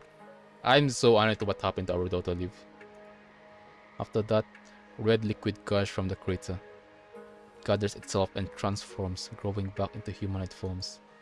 The large, wilting heteroplants stretch from their sides, wriggling its way upward, growing. Twins look at the heteroplant lost, failing to find the mother that was once here, that was once in their memories. They stand by the crater for a very long time. Several dandelion seeds float toward them from afar, flying past the twins before the heat from the ground propels them up and farther away. The twins look at the dandelion seeds vanishing into the night sky, lost in thought. If hetero creatures have no boundaries to their existence, then there is no difference between them, an evolution of the punishing virus and the immortal virus itself. The end of life gives life meaning. Departure is simply another test, a necessary rite to adulthood. From now on, the twins will no longer be able to find their mother, but the Puglia Forest Park ruins are just the beginning of their lives. They turn and live, like the dandelions disappearing into the night. Fuck that dandelion. Where is our daughter Liv? I need to find her. And they will learn and grow, experiencing all the earth can offer until they witness its end too.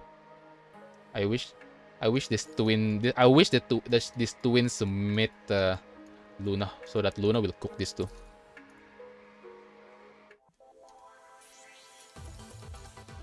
Where's my daughter? Where's my fucking daughter, guys? Talent scream. It has been several hours since the twins left the main battlefield of the Puglia Forest Park ruins.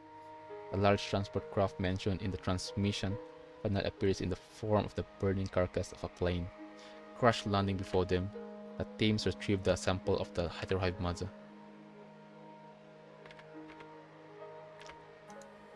Eventually, the different teams could only manage to save the plot, and they begin their retreat on foot. But they see the same thing regardless of where they go: a crumbled CPF tower, farms burned down, and the lingering stench in the air like the smell of a white phosphorus burning through flesh. These disasters from the punishing virus have never left Earth. More and more people join the retreating foes. They abandon the well-constructed defense lines and conservation areas, moving the front line back. To live, people are giving up on the rebuilt houses, the unwieldy weapons, and the stored rations. Everything they built is now given up for survival. All they can do now is search for survivors.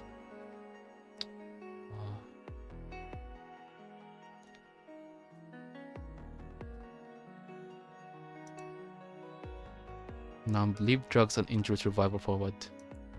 Even though her frame is almost entirely spent in the previous fight, Liv is still pushing herself to go forward.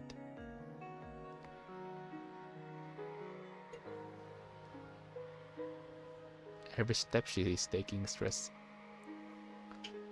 Guys, we're not sad. We're not sad, trust. Every time she is taking stress, says her frame. The feeling of pain spreads from her feet to her entire body, but that does not stop her from moving forward. How many has there been? After settling Commandant and the rest, Liv returns to the front of the rescue line. Her mind is way foggy to know how many times she has performed first aid and moved the wounded. I need water. The survivor makes a plea, his voice was weak, but resolute in his last request. Hearing that, Liv immediately takes him to one of the last few water supply points within the ruins. But the water at the supply point is already murky and stained. The survivor on her shoulders never got to take a sip of water from his homeland before he passed. They were talking just a second ago, now they are life apart. In the blink of an eye, a life passed away next to Liv quietly. Even with all the treatment she can do, Liv still cannot save this life from the call of death. Ever since she has become a medic, Liv has been in the company of death. She should be used to the fact that she cannot save everybody by now. But regrettably, she can still remember every name on the casualty list, and desperation she felt as they passed. In the face of death, Liv cannot become accustomed to it. The wounded cannot wait. Liv adjusts her emotions before she continues searching in the ruins like a machine. At least she will not miss the next one. Let's move forward. Liv knows that as long as the punishing bar is ravaging Earth, no one can afford to stop grief. Is the eternal solitude of death the only cure for this depressing reality?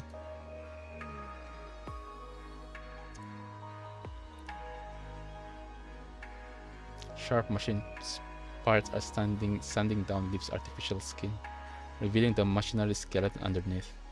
The constant act of moving the wounded has her hands sparking. Another crumbled wall has been moved. Liv wipes away the dust covering the face of the injured, buried underneath, finding a small contract. Her short white hair darkened from the fire, stained with vital fluid and blood. Oh, I want to go home. It's alright, don't be afraid, I'm taking you home. Seeing the girl's face, Liv remembers a past memory. I don't like this, guys. I don't like this shit right now. Again, guys, every time Kuro games do this shit, the past memories, flashback on the situation of the character being destroyed, being suffering. The next thing I know is either that person is dead or probably going to get tortured. That's how I understand the story right now, guys. Like from the main story to the extra story to the interlude story. the memory, Liv was lowering her voice to comfort the girl before her. Liv was the last one facing the massive corruption that destroyed the city. Stay quiet. I'll count to 3 and you run toward the hill, alright? The girl looked at Liv and nodded. In that distant past, the army was also retreating like they are now, giving up on the district one after another. During that retreat, Liv saved the little girl that was at a similar age to when Liv enlisted, adorned with silver hair like her. As she sees the girl who got turned into a construct and get injured in the battlefield of despair, Liv begins to feel a sense of familiarity, a question raised in her mind. Did I really save her? The last time she saw the girl, she was alive, direct in her expressions and feel. This time, she is another chilling construct like her, having trekked through countless battlefields. Having saved her from a hopeless battlefield, Liv has delivered her to countless wars to confront death. What will she think when she is about to die? Will she want to go home like she once did? If death is inevitable, should they not suffer as little as possible? Can I really save everyone? Don't worry, Liv. That's a bit of sad being a medic. You guys, doctors, medics, nurses, surgeons, they are not gods, alright? We are you guys can just do anything you can do to save that person, but if fate doesn't want to, you can't. That person will either die. Can I really save everyone? Does anything that I do mean anything? Is this really salvation in this ocean of pain? It's not just her. Hans, Simon, Lucia, Lee, and guys, we're not crying. Trust me, we're not on the point like trust. Let me just drink some more. Guys, oh fuck it. I'm going to return to the twins, so I'm going to fuck that twins later.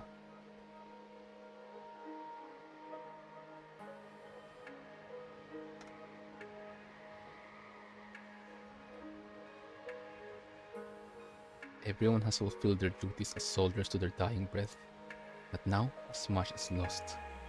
A breeze blows past the battlefield, sending a bag of hydrogenous seeds from the little girl's arms to live. What flower will blossom and what fruit will they bear when the seeds are planted? No one will know. The farmers are gone, the farms are lost. The bag is damaged by the fire of war, the seeds soaked in blood and fuel. Liv looks at the hills of remains before her. She knows this scene exists not only here. The cities and defense lines lost all look the same in the transmissions. Humanity is once again connected. They lack the Forsaken, Arrow, and the countless scavengers, not by hope, but by the desperation that the punishing virus has brought.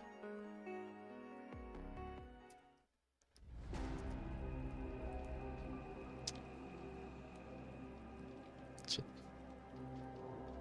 I know why, guys. I don't like Liv having this face. Can we really fix this now? I just remembered, guys.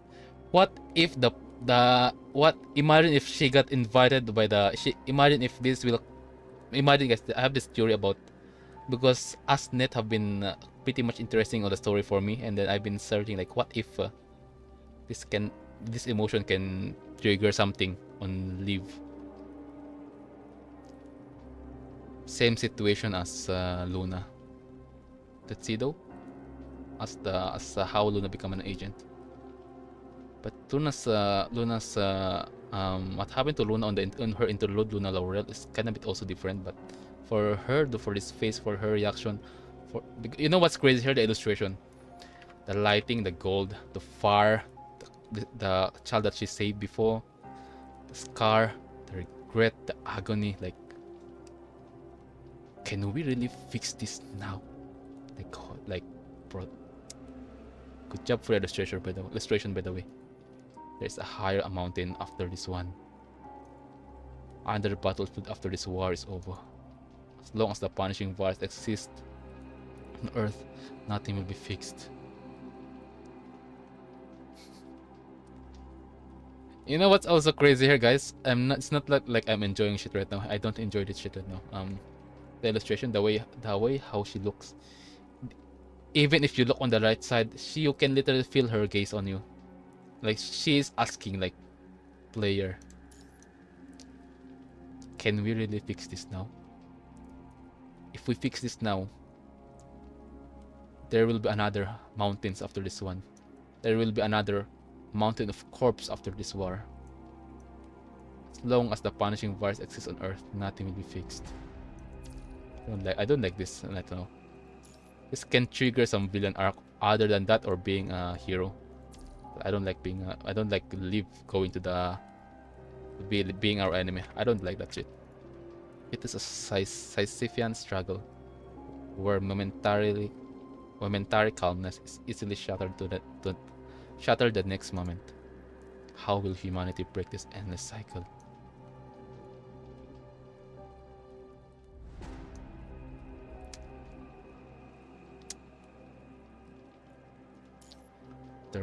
The rooter of mankind.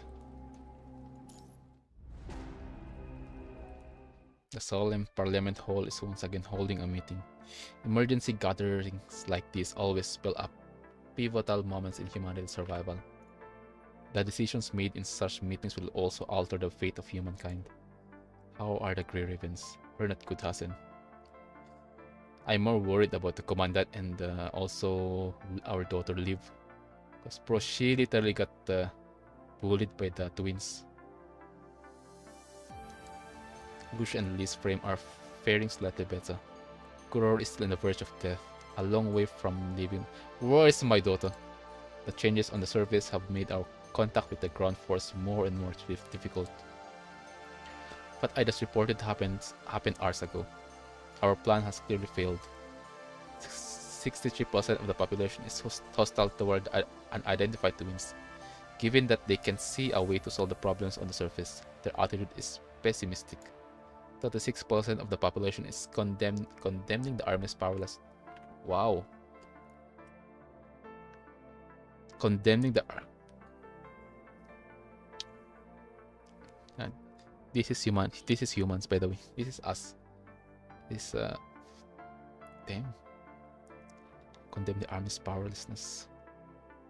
Yeah, as a person, as a player who saw the story during us retrieving the sample on the heterohive mother, after us seeing every shit. Yeah, this is the difference of a person, a human, a player who see what happened, and a normal citizen who just sitting there and then waiting for news to come. We should be glad that the army has retrieved a sample from the heterohive mother, greatly advancing the Science Council's research. Had it not been for the armies on the surface, more conservation areas and base would have been lost. Even if that is true, we are still losing the people's trust. House transport between the surface and hill, barely keeping up. We're receiving reports that the winged hetero creatures are spotted in more and more places outside of the forest park ruins.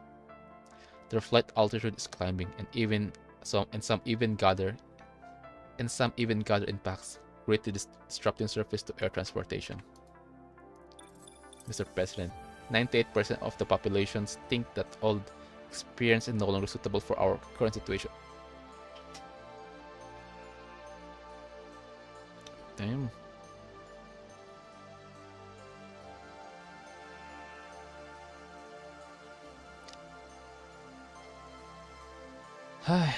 Well, Hans, with again with the word of Arnold and us players. Good job, a soldier. We are required to think outside the box. 95% of the population agrees and stress that humanity's future must be preserved, no matter the cost. Seeing the numbers that represents the mass voice, everyone in the parliament looks gravely serious. Our parliament was established to build a better future for humanity. Humans will fail, but throughout history, humankind has risen time and time again. Okay. Water. Alright, let's drink some water. My lips is getting dry. I don't know why.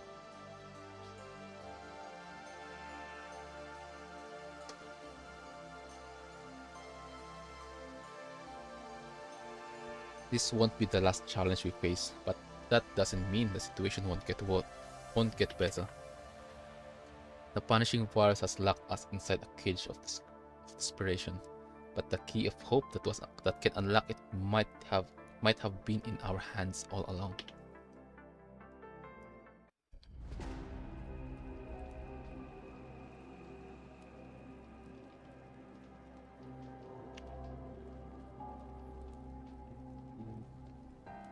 I'm still looking for our Dota. Where is our Dota? Okay, hidden. Okay guys, main story is done, and then I don't like the cheat right. I don't like what just happened. Anyways, yeah, let's do the hidden. Preparation behind the scenes.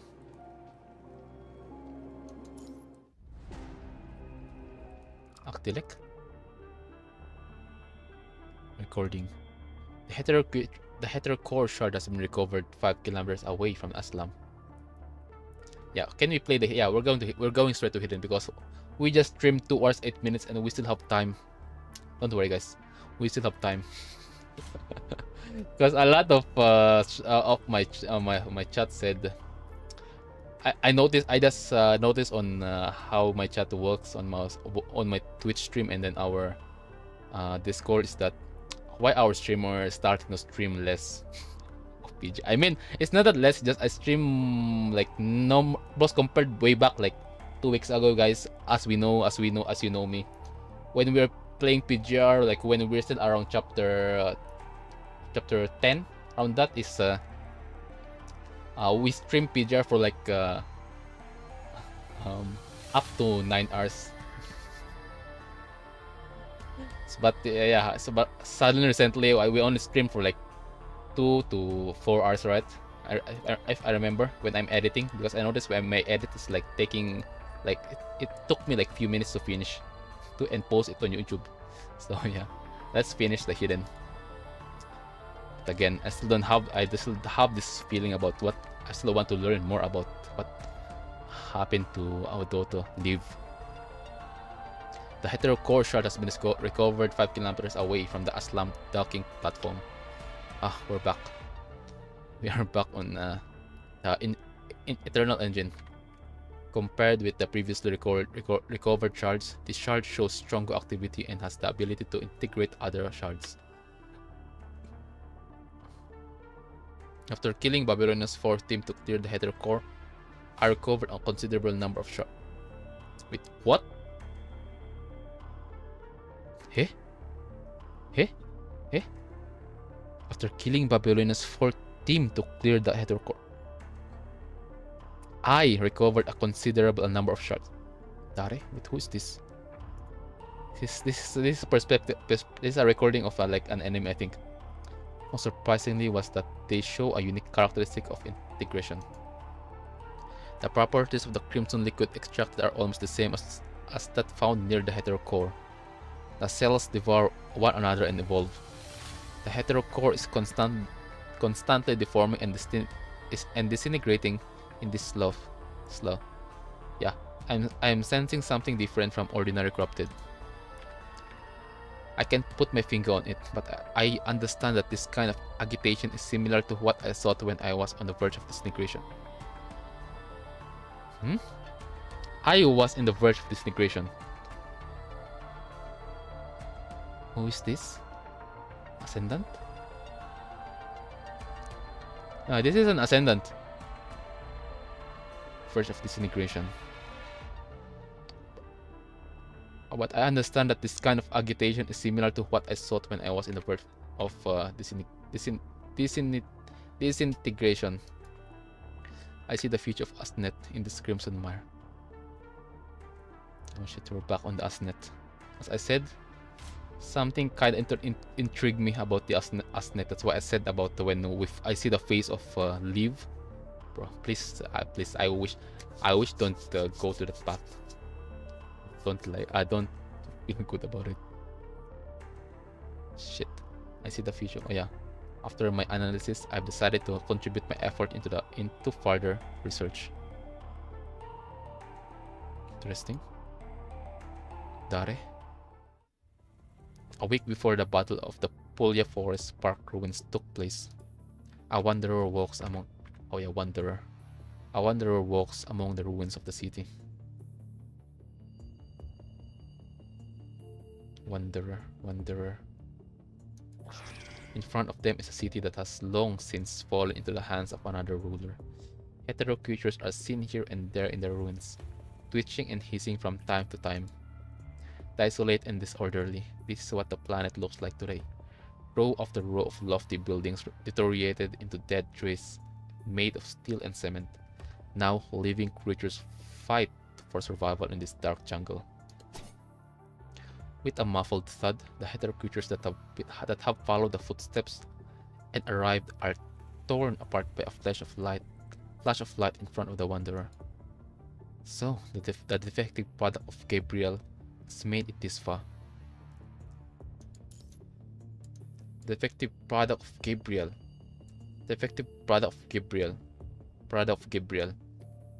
Cinderelic? There's no way though. There's no way Cinderelic. Gabriel's product, Cinderelic product is product of Gabriel, right? Yeah, there's no way. So again, wait, let's see though, because it's more like Gabriel is more like the teacher of Cinderelic, teacher master. The wanderer leisurely puts away his chain blade. Chain blade? Wait.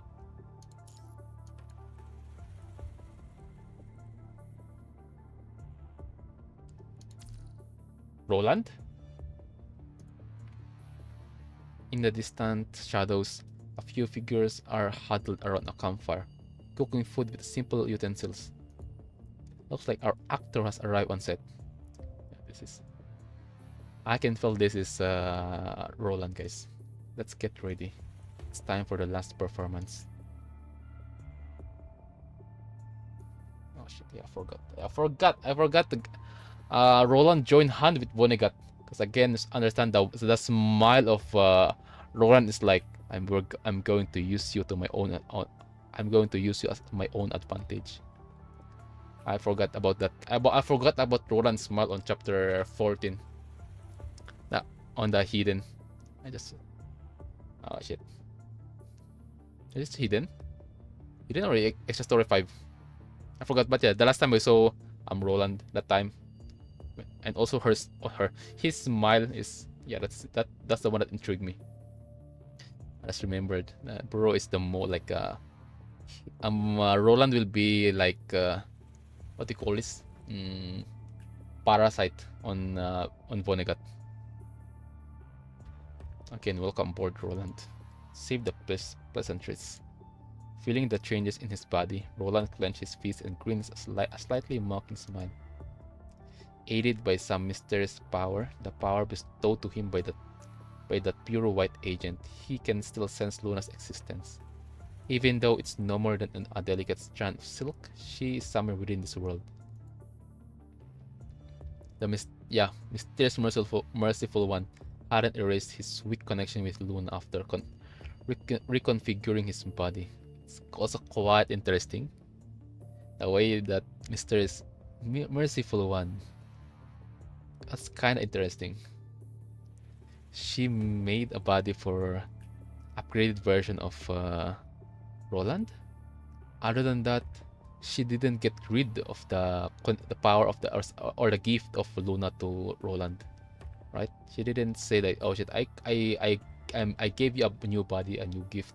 I will get rid of the previous owner of you, like your connection with the agent Luna. Kind of interesting for the merciful one. And I just remember the last time I saw the merciful one is on the monitor of Asimov. Like, bro, why the heck Asimov so quiet? Because that smile, that lips, and then the shape of the jaw, and then the cloth also, And when I'm comparing it to that specific model in the illustration of on Asimov when Hasen is talking to Asimov, yeah, that's the merciful one. There's no way. Pink hair, lips, and the jaw and the cloth on her and her also her neck. Yeah, that's the merciful one. There's no way I mistook that as another like construct. And I also got the question, what the heck is she doing on Babylonia? How the heck she got there without getting detected? The mysterious merciful one hadn't erased his weak connection with Luna after reconfiguring his body, but the unpredictable agent in front of him seems to mind. Is that enough? You might have known that I rarely give others the privilege to become an ascendant. After all, even though our goal is the same, my selection process is slightly different from Luna's. However, that doesn't mean that I will be stingy in sharing my power with you. Since it's such a generous offer, I thought you would make the best use of it, rather than take a sip before setting it down. You're very generous, but this is good enough for me. I'm not going rusty yet. I still need it most of the time. Yes, this is enough. He doesn't want the risk of wielding such strong power to come back to bite him one day. That's true. As we know, other than Roland being cunning, he is also cautious. As long as he maintains a weak connection, he will have the possibility to achieve his ultimate goal. He just needs to lay dormant and wait for the right time. Again, he is a parasite on on Vonnegut's group. He is already quite adept doing so. I understand. Vonnegut slowly raised an eyebrow and collapsed. The loyal knight, still unwilling to cut off his connection to the king. Does it bother you to have such troublemaker as your subordinate? No, of course not. This is exactly what I admire about you, Roland. You are persistent but not foolish. Roland sneers. So much for the flattering. Let's cut to the chase. What is it that you want me to do? Seems you guys have had quite a show with Babylonia while I was trying to repair my frame. Too bad I wasn't there. I didn't deliberately hide the location of the test subject, but I didn't expect Babylonia to find it so quickly. It all thanks to us. We are the one who connect the dot, right? The commandant is the one who connected the dots on the clues that we have. But I had no desire to draw the attention so soon. It appears Babylon is smarter than I expected. That being said, I found a seed that shows potential. Seed. Oh my god. Wuthering Waves player flashback. Camellia. Bro, Vonnegut. I don't like though. Are you looking for seed? Let's not talk about that shit. Oh my, there's two dudes here talking about seed. Crazy. As if thinking of something pleasant, Vonnegut's eyes show a clear smile. Compared with this discovery, the test subject was an acceptable loss. First time I've ever heard someone phrase the enemy outplayed us so casually. Some of Babylonia's team are more troublesome than others. Alas, opposition is not eternal. Conversely, neither is Legends. Both you and I are focused on net gain, are you not? So long as everything is within my grasp, I can turn anything into an opportunity. After all, I can provide what they need most. Sooner or later, they will definitely consider my proposal. So the test subject was destroyed and you're going to make an even more powerful test subject number 2, right? I mean, that's true though. Yo, I just finished chapter 15 and yes, I skipped all the dialogue except for Lamia's fight. I mean, if you're here for gameplay, that's kind of understandable. But yeah, I wish on the future, guys. As a player, as a former player of Honkai Impact 3rd, as a former player of Hoyo Game, as a player of NIKKE, as a player of Wuthering Waves, and now it's PGR, guys. Read the story later, all right? You can even read the you can even read the short version of the story because again, it will slap your face. Yeah, trust me. like literally. Because this is the first this is the first game that literally I can say that story wise, no game I played can be compared to the story of PGR up until the chapter 16 that we are right now. The only thing that I can say who can be compared on the lore wise is Arc Knights. The reason also I don't play Arc Knights, not of the gameplay. I love the gameplay of the tower defense. The one thing I don't like about Arc Knights is my brain can't handle it. Because again, guys, NIKKE, PGR, this two game, mostly PGR, is literally my brain is overloaded every time I read and then study the story. Because again, after I stream most of the time, guys, if I don't stream PGR like a day or 2 days, most of the time I just go to the wiki and then read the previous chapters that I just did, and then read the summarized version, so that I'm not gonna forget what happened before. like just reading some light novel. But for Arc Knights is the different story. I just read those who like play Arc Knights, guys. You know what happened on Teresa, right? On the tower, what's it called that? Yeah, about Teresa. The information about her connection to Doctor.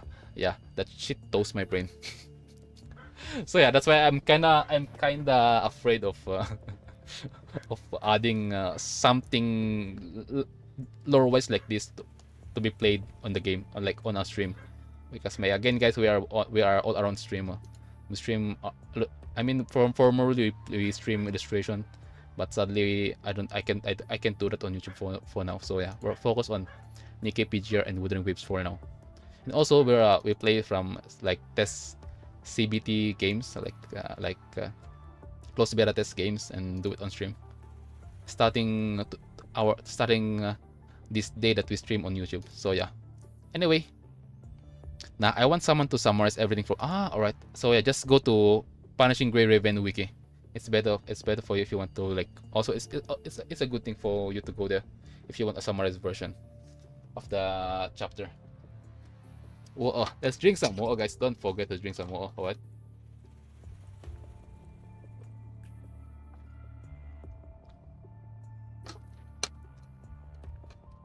Okay, let's go back to the story. No, I don't want to read. It's more like you don't want to read yourself. You're more into someone reading it for you, right? So again, I understand that as a Genshin player, that's understandable. Yeah. I mean, even Wuthering Waves players who played PGR, they do the same. Also, the good thing about me reading the dialogue and stuff is for me to like adapt my English language, reading comprehension, and how I interact with you guys. Because again, guys, I'm not good at speaking English, like promise guys. Because if I forget something when I'm speaking, I stutter or also like change what I say. So yeah, don't mind it. Alright. I seem to have seen the same tactic used by a former companion. It's Gabriel. It's a pity that he failed in the end. Indeed, the true vital mother isn't stored here. Cinderella has gone to investigate its condition. Gabriel is well deserving of praise for his efforts on pioneering and the gestation of hetero creatures. The only disadvantage here, guys, as a player is that, you know what's crazy? Because I've been talking with a lot of PGR players on VC before, on the PGR official, because like mostly the other day, as a lot of people like don't enjoy the Wuthering Waves story because of also the 2.0. It's kind of understandable because again, what I can say now that I'm playing PGR is that if you play PGR and you're intrigued on the story itself, when you play Wuthering Waves Genshin, let's add the Honkai Pact 3rd also on NIKKE, you can say that the story is not enough. Like the story is not boring. It's more like it's not that entertaining comparing to the others. So yeah, it's just if you don't like the story of the other game, it's just you are more intrigued it's more like the other game put a lot of lore in your brain, and then you can, and then that's why you can say that, yeah, I don't like the story of this specific part of the story, or the story of this game. So that's, but sometime sometime also, like, as a Wuthering Waves player, is that it can make a conflict drama on the other community, right? So yeah, it's just for those who play other games. Just say that, it's just say that, yeah, for example, for me, if you play, for example, if I'm only a Genshin player, I should probably just say, yeah, the story of this game is not that much like intrigue to what I expect of the hype of the players on it, on that patch. So yeah, to not make drama on the other community. So yeah, I skipped Brand because I got no time, but I opened Brand Store Quest on YouTube and listened to it while I study. Alright, that's okay, that's okay. So yeah, guys, please, PGR players, if you don't like a story for for example WUWA, or if you don't like a story of some other game, just say that while you also play that game, just say that, yeah, sadly the story is not for me, but the game is good, something like that, so to avoid some conflict. But well, it's up to you though, if you want to start a drama and stuff. So yeah, I don't like that stuff happen to my community, at least for now. At least for now, that we're just less than PGR players, like 4 player on my Discord. So yeah, anyways, let's continue. We need only to take over his unfinished research and continue to explore more possibilities. The emergence of the Red Tide and the Hetero creature is undoubtedly an important step in the evolution of Asnet. Unfortunately, the polyphage has demonstrated the limit of evolution based on hetero cores. These creatures only have the instinct to survive. They show no signs of intelligence or reason. What's the difference between such a thing and those defective products that lose cognition due to corruption? No matter how destructive they are only fit to be called puppets. How can we walk with such creatures in the new world? A large part of Gabriel's failure was due to his blind pursuit of power. Thank God Vonnegut also noticed that. Yeah, bro, like, Gabriel, he talked a lot shit about oh my god, we need the Red Tide, we need this more power, and then Alpha just cooked, bro. You know what's crazy also? After Gabriel having a support of Vonnegut, after Gabriel having the support of Red Tide, bro got cooked. Bro got clapped by Alpha. Crazy. That's why Alpha even said that you just you know what, Gabriel, you're just overcome by greed, and also you are just dependent to the Red Tide, to the like second source of power, and other than becoming independent to yourself, like being self-sufficient while fighting, while doing something. That's what I learned about Gabriel. Kind of sucks. Don't worry, bro fucked up. Bro is fucked up. His eagerness for success and his neglect of the punishing fire's will. As for the mother, its appearance served as guidance to Gabriel's massively misguided path. I can feel that mother is the condensation of the punishing virus will. She possesses fascinating possibilities. I have high hopes for its future. So even you don't know what mother will hatch. I thought people like you would always want to have everything under control. It seems that we still need mutual understanding. You know, Roland, what I can say about Vonnegut, he is the same. He's the kind of person that he is confident to everything. And then, because again, power-wise, I understand the Vonnegut, and then also, other than that, he's not the kind of person who want everything under control.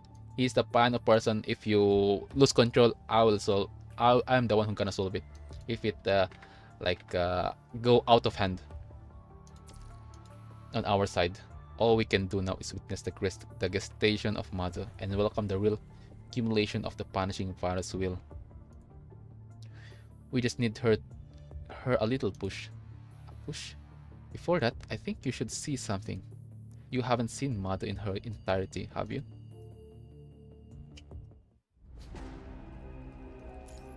Clearing the stage. Alright, second time that we were going to use this frame of Roland. Hetero cores are placed below the base. Miss Luna doesn't respond to this. For the great agent of Axnet, this power isn't worth mentioning. But Roland shows no concern for this at first, unable to understand Axnet's favor toward him. Perhaps this is the privilege of humans who share the same origin as Miss Luna. They are different from me. They don't need to be pieced together. Therefore, I cannot understand the real greatness of Axnet. I propose to remove some shards from the recycled materials in the space station, but Roland objected.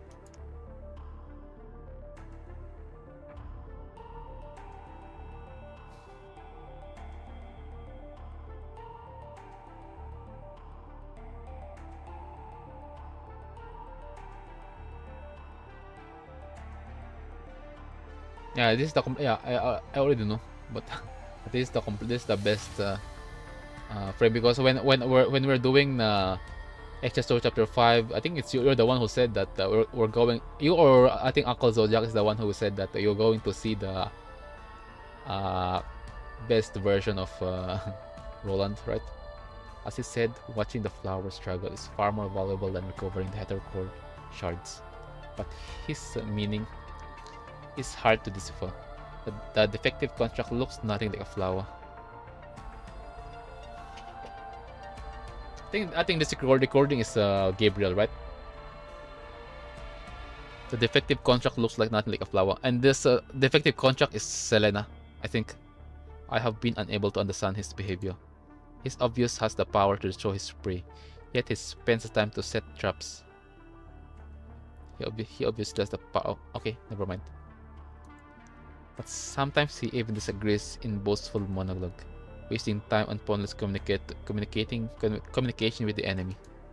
I am skeptic of his inefficient practice, but as long as he is completing the Asnet's mission, I have known it. Oh yeah, this is Gabriel. This is Gabriel. The bigger problem I face now is that humanity's nightmare is about to be brought to life, but the generation who should lead us forward doesn't care. Wait, what? Don't mind what I just said. After reaching the conclusion, I detected a mood fluctuation similar to disappointment in my memory circuit. No one seems to pay any mind to this earth-shattering power, but I am sure that this power is a gospel. Never mind, it's Gabriel. This is a Gabriel recording. As such, I am even more deserving of feeling this. Fuck you. Roland was watching nearby a few times when Gabriel developed hetero creatures. He'll never forget how those creatures came out from the slimy egg. They were squirming and twisting and looking absolutely disgusting. Absolutely disgusting. The deformed hetero creature looks up and stares at the dark angel in front of them. Gabriel raised his cane and points it at the hetero creature. The back of the hetero creature bulged with pus, and then from it breaks transparent wings. Its insect-like wings are slowly stretching out. Defense capability suboptimal. Combat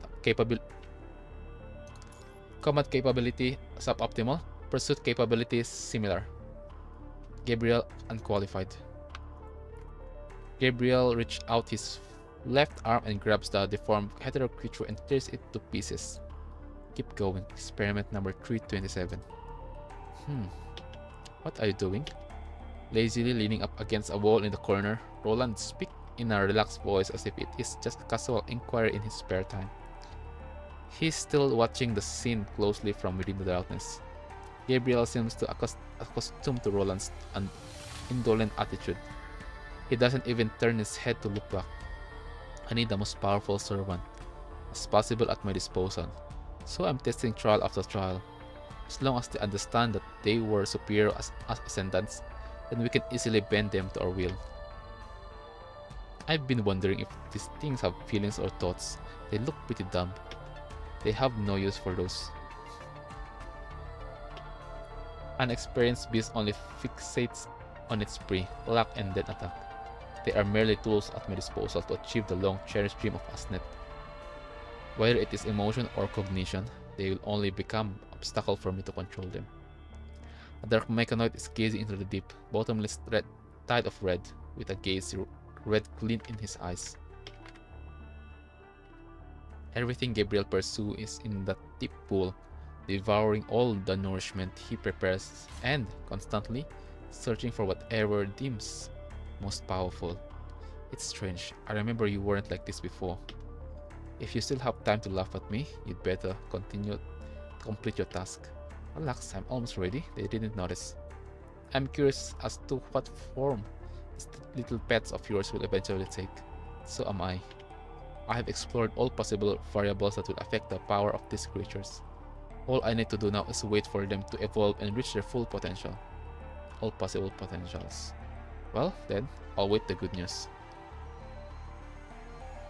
Gabriel has been searching in the deep pool for the strongest power, as he understands. What is now presented in the role is likely to be the answer to that power. The indescribable massive incubator for integrating mechanoid and biological structures is suspended deep underground. Countless tubes flowing with red liquid are connected to it. Babylonia would never have expected this kind of thing to be hidden under the central purification filter. What the heck? Under that was once the lifeline of human race. Quite the bullshit. Crazy. I wasn't the one to decide on the position of Mata. The seed merely landed here and successfully germinated. When I got look at Mother, which raised and falls with its regular breathing, he feels reassured. This is even better than the test subject.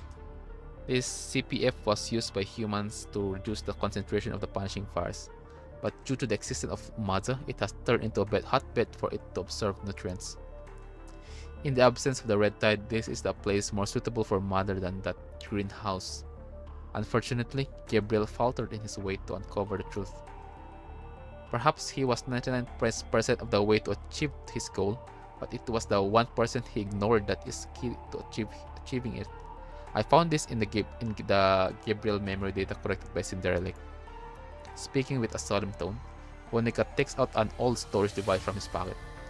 Gabriel thinks that emotion is useless, but he deliberately ignored what the turning point was for him becoming an ascendant. Now I'm more worried about our daughter Liv. This specific word, he deliberately ignored what the turning point was for him becoming an ascendant. Emotion. Oh shit. Hatred, pain, obsession. These feelings are very familiar to every ascendant, but they're completely unfamiliar to hetero creatures. Standing in front of Mother, Wonica opens his hands as he explains his theory without hesitation. And also, you know what's crazy also? On how and why Selena been surviving up until Extra Story Chapter 4. That's what kept her survive after us doing her interlude story. It's the emotion. The hetero creatures incubated by Gabriel has given us a new possibilities and may have even inspired the punching virus to develop toward intelligent life forms. However, the newly created hetero creatures cannot feel emotions innate in humans, which means they lack the primary condition to pass the filtering process, emotion. What we need is not a beast with shackles, but a companion who can walk side by side with us in the new world. Did you call me here just to show off your new pet? No, of course not. After this, I will give you something else as agreed. Wonica turns around with a smile and looks at Mother behind him. This is the deal between us, our next step. It's an experiment driven by human instinct, shifting against emotions and producing results from suffering. I don't know why, guys, as a Honkai Pact 3rd, Vonnegut vibes have been giving me. The vibe of Vonnegut is kind of similar to Auto Apocalypse, because Auto Apocalypse use emotion, family, friend, loved ones to make someone powerful. for him to take opportunity to go back to change the past, right? This is it. Something like that. But for Vonnegut, he's going to use emotion to make a companion, not a pet, so-called pet like what Gabriel think. I think you'll be interested in the show, Roland. Vonnegut, unbelievable. I can never tell what's on his mind.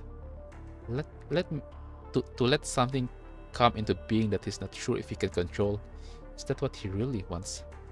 Didn't he learn any lesson from Gabriel? It's like a gamble with no clear outcome ahead. A game that will only show the result when the box is open.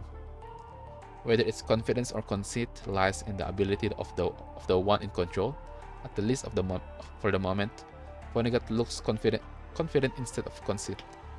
This experiment, which gives Roland mixed feelings, seems to confirm that Vonnegut thinks.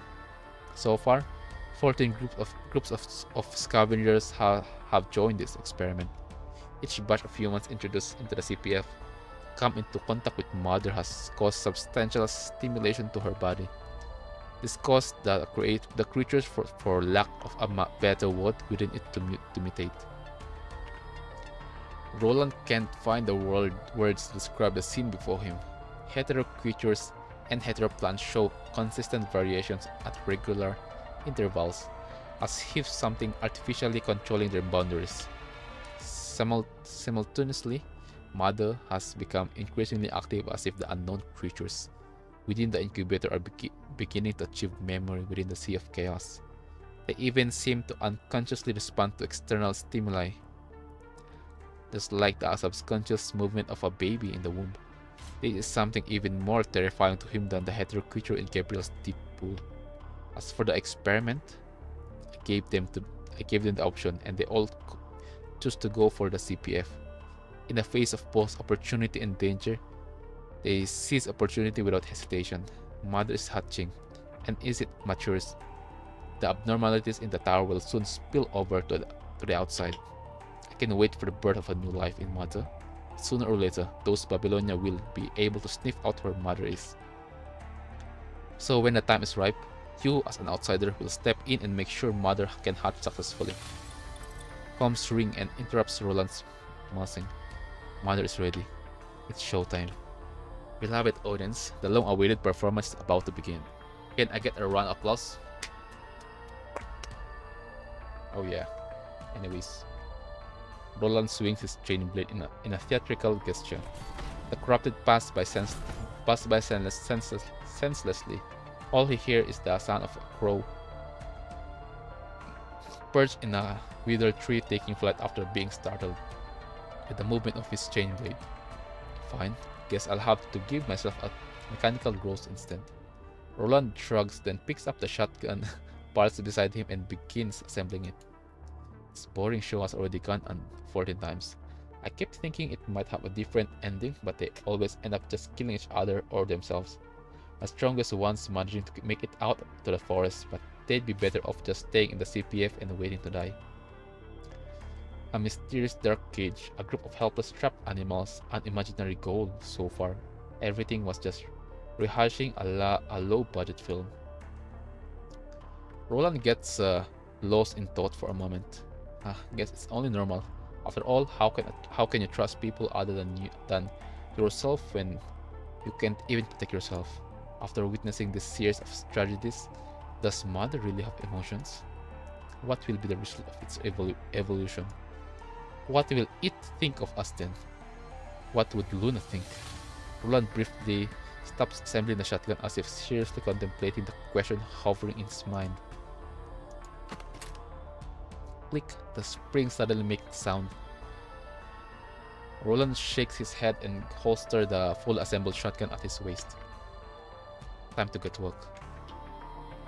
The area that has just been cleared is covered with bugs now. I can't let the actors stay here. In the past, it was just a matter of snapping my fingers to get rid of these scrap metals.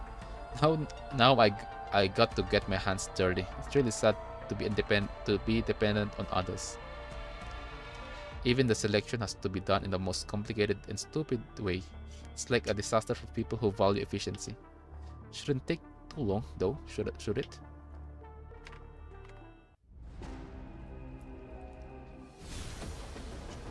so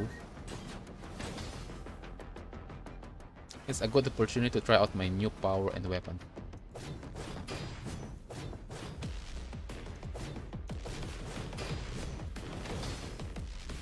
Interesting.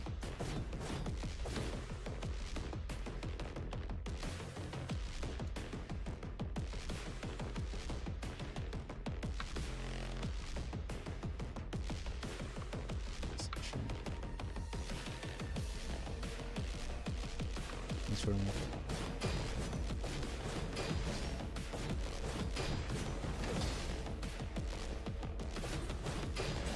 観客の皆様がじっと見てるよ。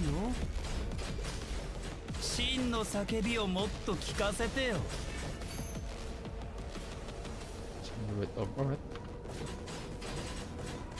どこへ逃げるつもり？ Would they come in handy? 今だ。クライマックス。 Damn, bro is cool. Yeah, this frame is different to what we used on Extra Story Chapter 5. This is there's a lot of stuff on his skill.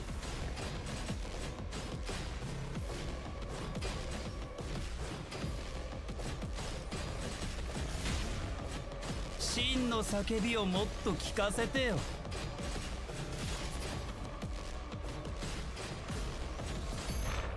Hold on.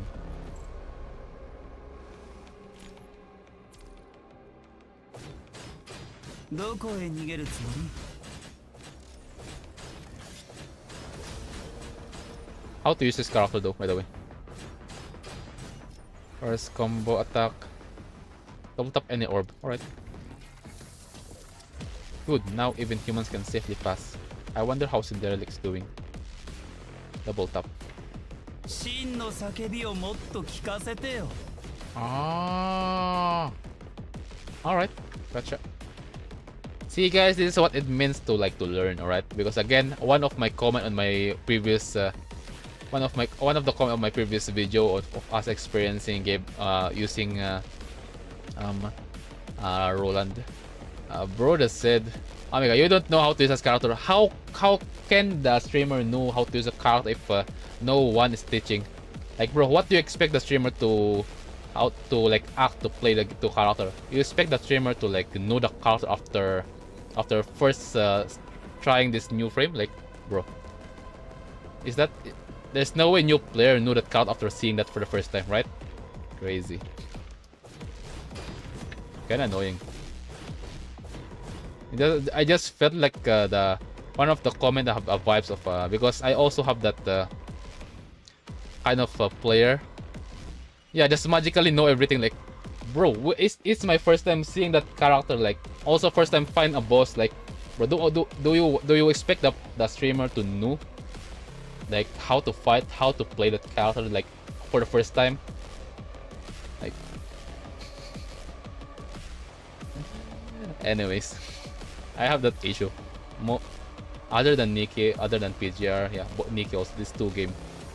I mean, that's their perspective. But as a content creator, what do you expect the content creator to do? Play the game before streaming it to make original content, bro. That's a clown content creator, not a original content creator, bro. That's that's what you can call clown on the streamer as a content creator for this kind of games. All right, that's why again said, because a lot of some of my friends on our Discord server said that to me, like, for you know what, Kuro, can you also play Honkai Star Rail?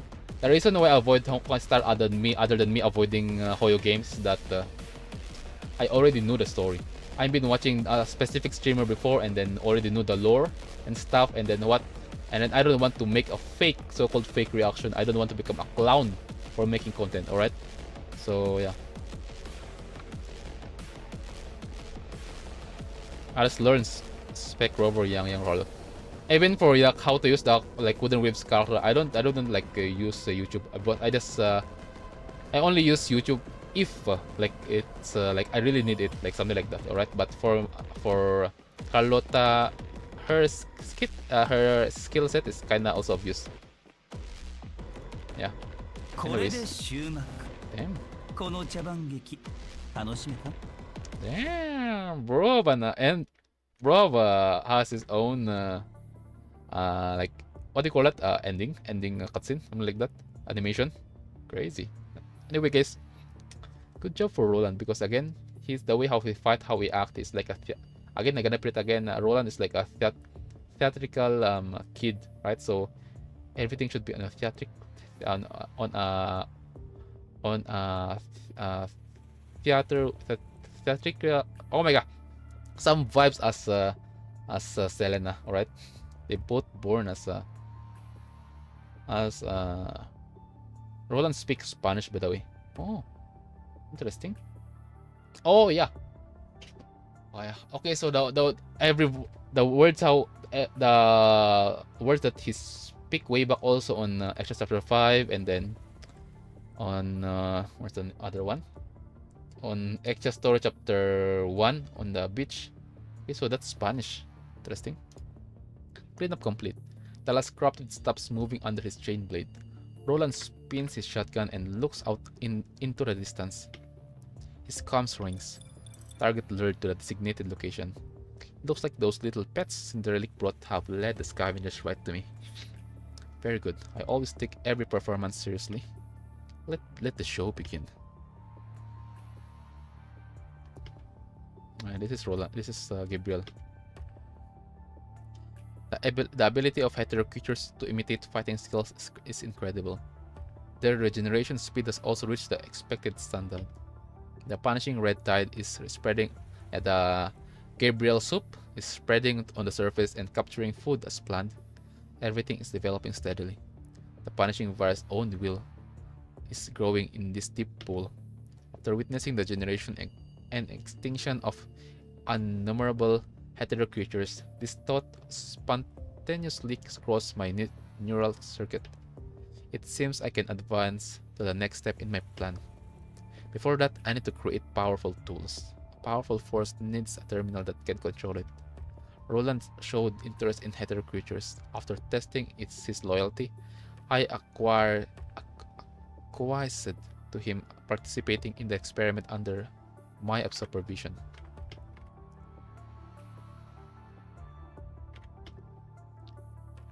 However, he doesn't seem to have understood anything regarding the experiments. Instead, he seems more concerned with the nature of Asnet.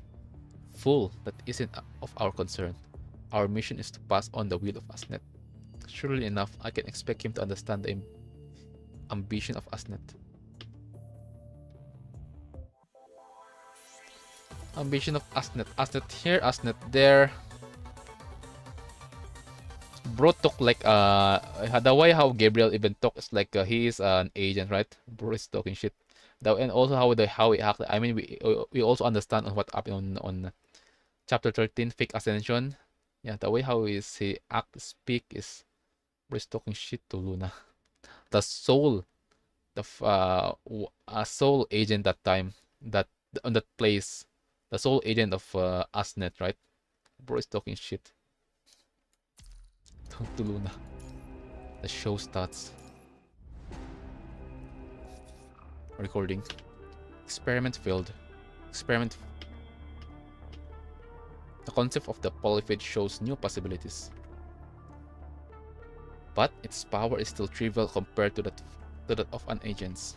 It just needs a core to fully unleash its power. Absolute power is before my eyes, yet I can't control it. All moving parts on my body are rubbing and greening due to unspeakable anxiety. It needs a core. If possible, I will even dedicate myself to it if need to be. But I must witness Asnet's move toward the future with my own eyes. Llama is no good. Roland still has value. Under his guidance, Alpha hasn't questioned our plan. Alpha. His ability to sway the will of the agent is valuable in and of itself. A most suitable choice.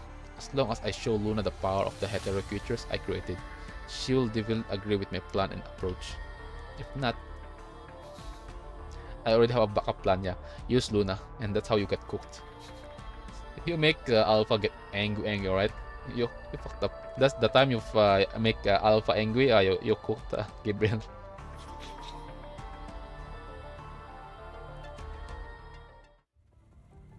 No, I don't kill me, please. I have no choice. Dare.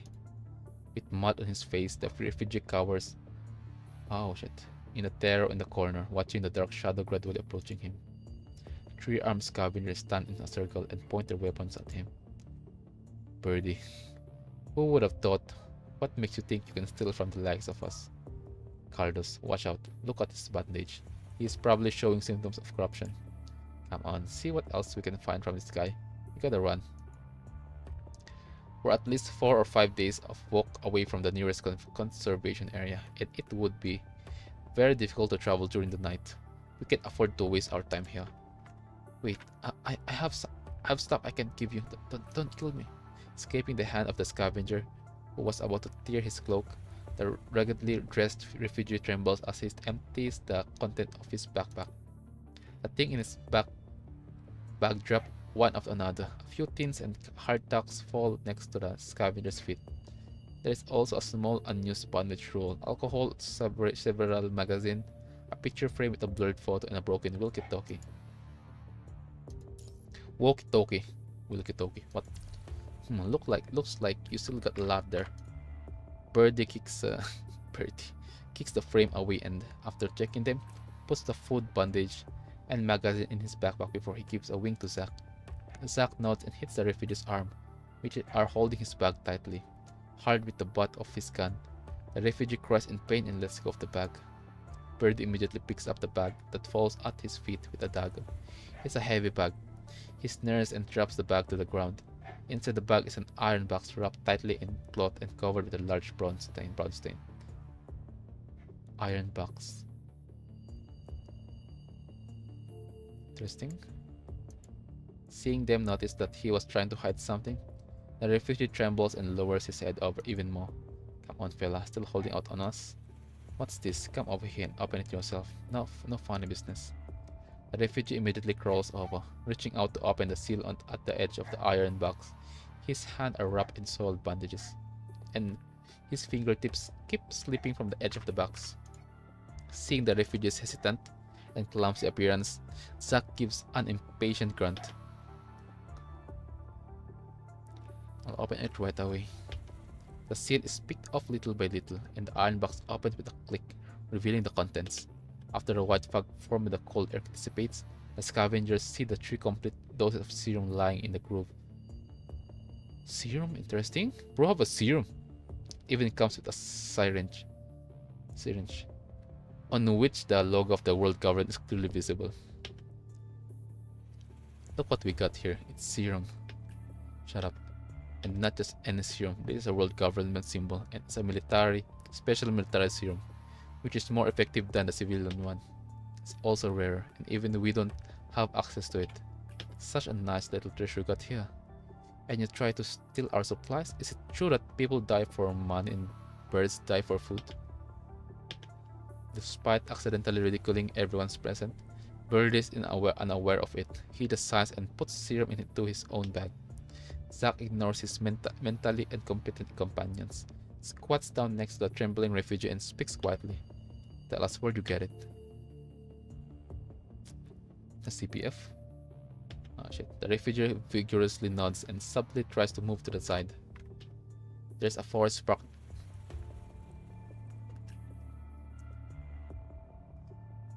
It's a trap. There's tons of supplies there. There's a lot more in the giant crate. It has the world government's log, but it's so heavy I can't carry it. The refugees' words were like telling a group of travelers wandering the desert about a nearby oasis. Too coincidental yet too alluring. The 3 paused in silence, contemplating. Someone speaks up after a while. What do you guys think? Something's fishy here. A well-supplied place like that would have been raided already. But if there really are a lot of supplies like he said, I think it's worth checking out. We're running low assets. Are you sure? Even if those supplies do exist, can we really get them? What if it's a trap? Again, there's a play here, right? Roland said that, so let's see though. This is a trap. 100%. We got some similar info about the reconstruction supplies dumped by a group. Remember? You insisted to go and check it out. What happened when we get there? Nothing but the damn red tide and crazy idiots who jumped into it.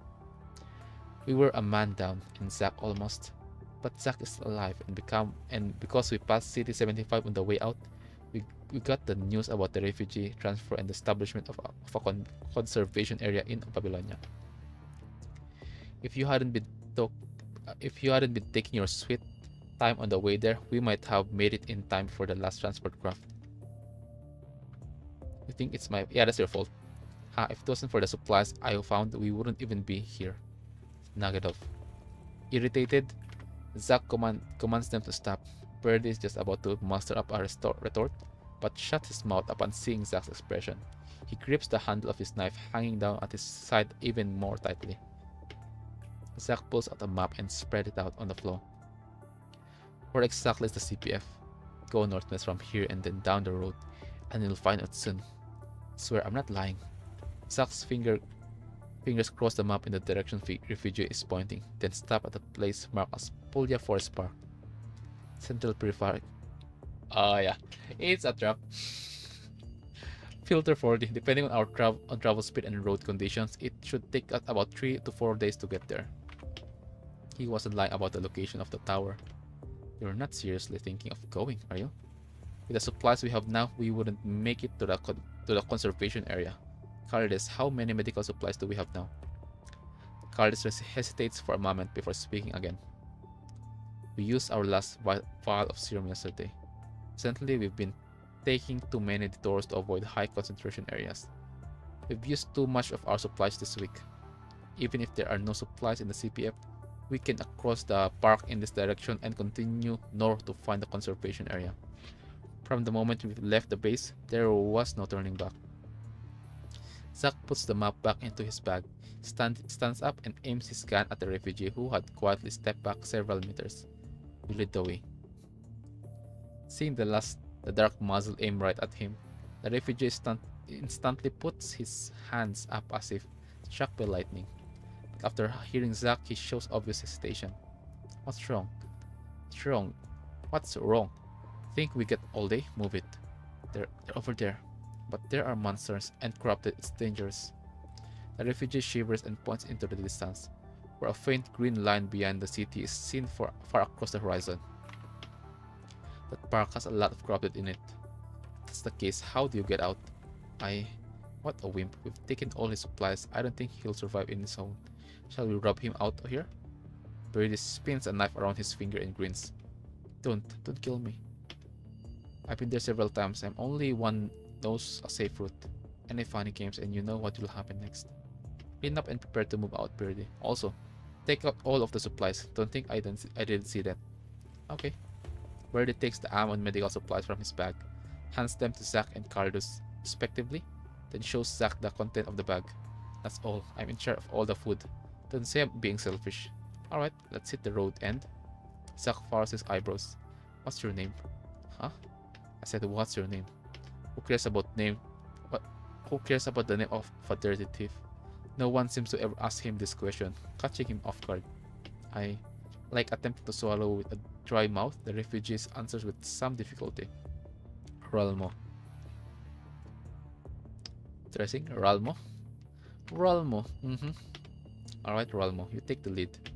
Try to escape, we'll see which is faster, your legs or my bullet. Forced to take the lead, the refugee hunched forward. With his back to the scavengers, the timid look in his face disappears without a trace.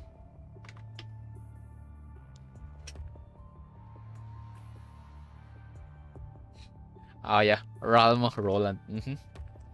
Nothing sus, guys. Nothing sus. Trust. Crazy.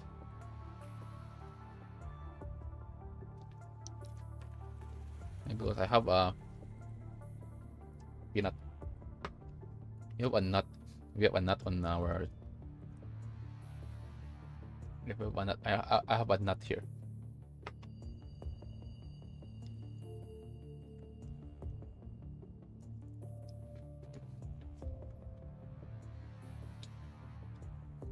We have been streaming for like 3 hours 6 minutes.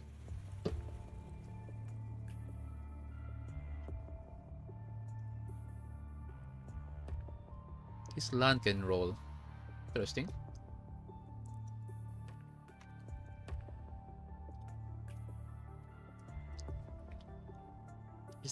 His the chromatic eyes obscured, the shadow narrows slightly as if Ralmo is lost in contemplation. Normally,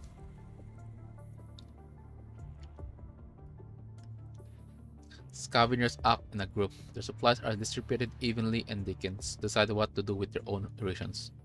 But these people ask different men to keep different supplies. One person keeps all the medical supplies, and one keeps all the food, and one keeps all the weapons and ammunition. This way the group forms an invisible chain from which no one can break away. Otherwise, they cannot live on just one form of supplies. In the apocalyptic wasteland with no stable access to materials, losing food means difficulty in moving forward.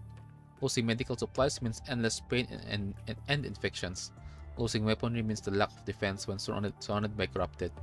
Whichever it is, death would be the final destination. Everyone has the lifeblood of the team, which makes it impossible for them to turn against each other and leave the team by themselves. This isn't stupid or clever, but one thing for certain is that they couldn't trust each other from the start. So they came up with this way to restrain each other. Such a classic configuration. Roland can only imagine how the team will end up. Looks like it's going to end as it always does.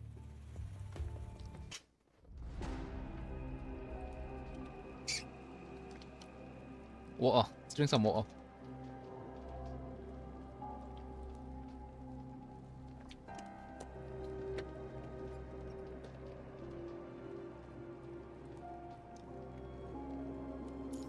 Shadow in the forest. Recording. Not enough. Not enough at all. Not compared to the power of an agent. The Tarragora Queen, the polyphage, neither would even scratch the surface of the supreme radiance. This is the final form of real power. I realized that imitation is ultimately futile. What they really lack is the ability to learn. That's what you miss, Gabriel. Emotion. Fortunately, I met an agent with the same view as me. Wanigat. The gentleman repaired my body and gave me an invitation. He affirmed my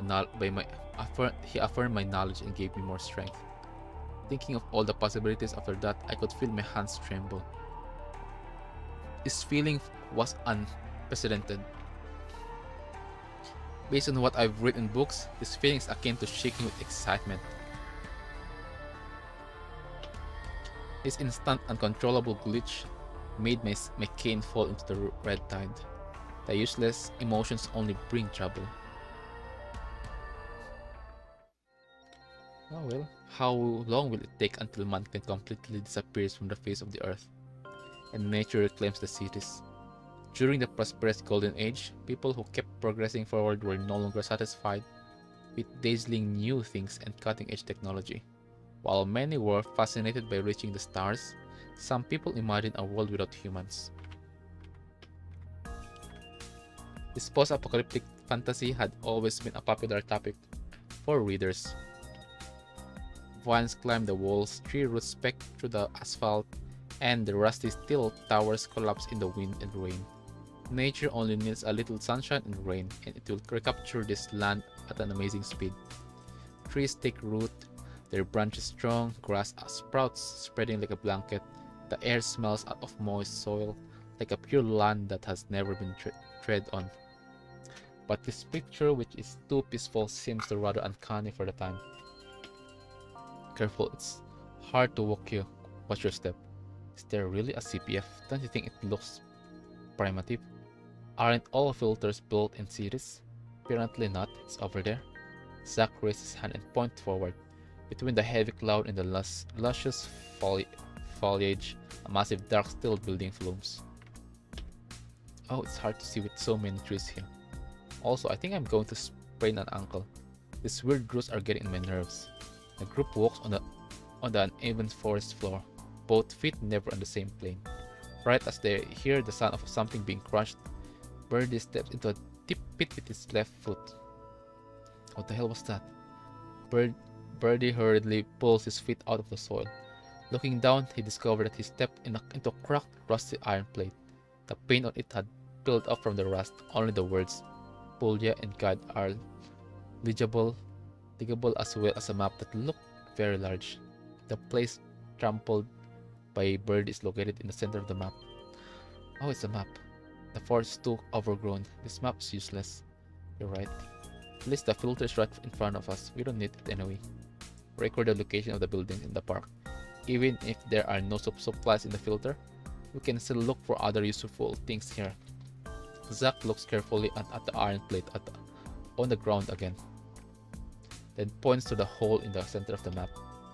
Looks like the facilities are all built around the middle, which is most likely the location of the tower. We just smashed the most important part of the map with a single step. How very you. So what? That means we'll have no problem getting to the filter. Birdie doesn't care to pay any mind. Instead, he raises his arms and laughs. We are looking for supplies, not to destroy things. I think it would be great if we can occupy the filter. After all, starting it should be easy with Zack here. Our final destination is the conservation area. We shouldn't linger anywhere other than where we have discussed. Not to mention, stay as far away as possible from all machines. Forget our rules again? Because we'll be in deep if they get corrupted. Yeah, I remember. I mean, you guys already, that all of you guys is near an agent. An ascendant, Roland. You guys are already infected. You got the COVID. He must have cut it accidentally when he pulled his leg out of the hole. Have a rest and check out supplies.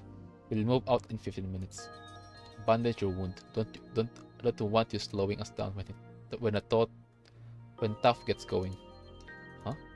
Birdie looks at his lower leg and notices that he's bleeding and curses out loud.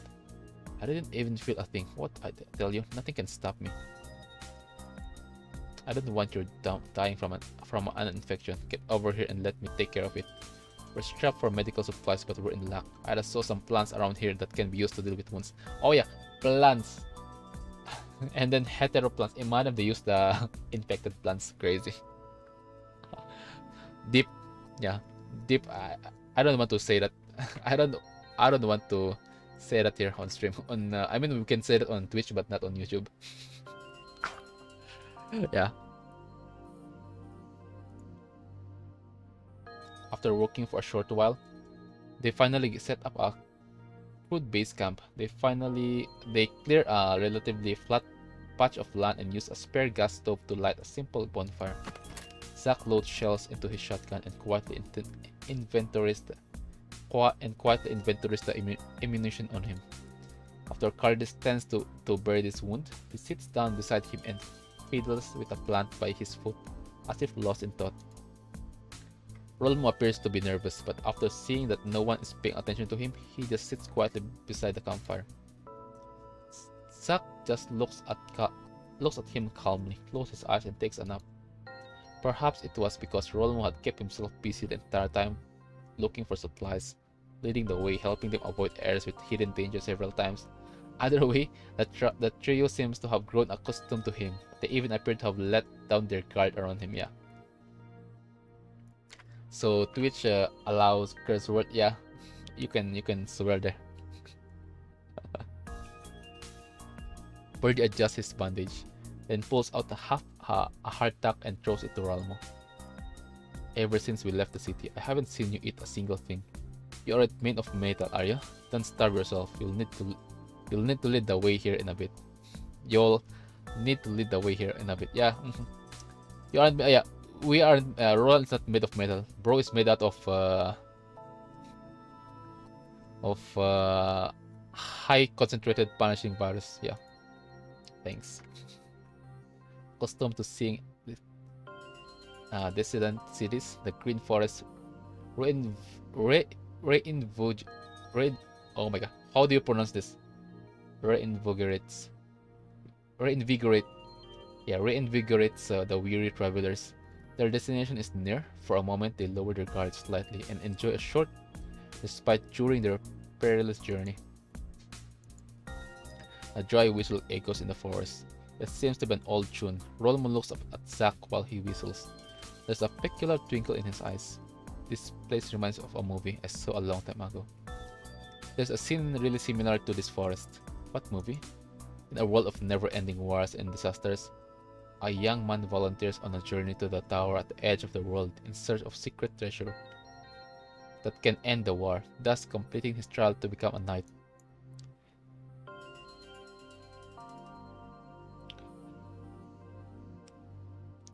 Sadly, guys, I don't try other character on my game other than what I have, because I don't have Uniframe. I think, wait, I do have Uniframe, but it's Camo. I don't know how to trigger. I don't know how to play. I don't know how to play him. Wait, where's our dude, King Exmal? Someone's asking about punishing Grey Raven. You can ask King Exmal. You can ask, bro. I think he knew.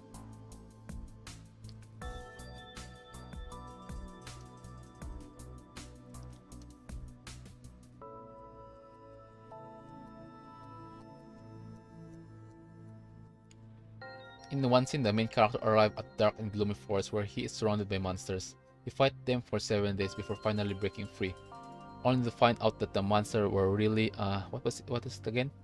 It was the lust and weakness he felt in his heart.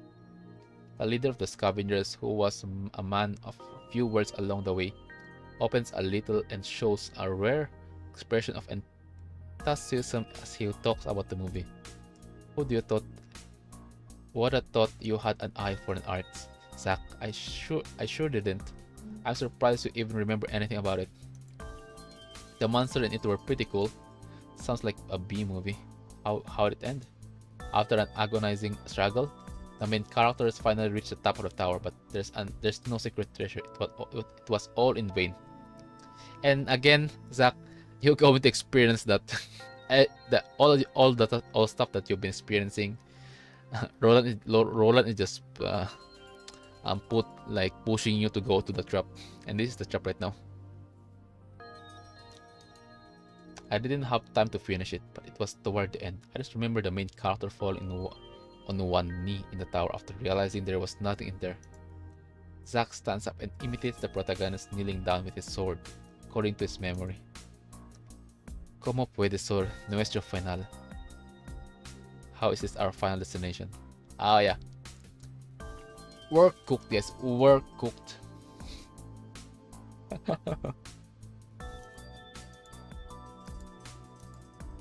It's nothing. Just joke on hardtack is all. That line sounds cringy. Seems like a garbage movie.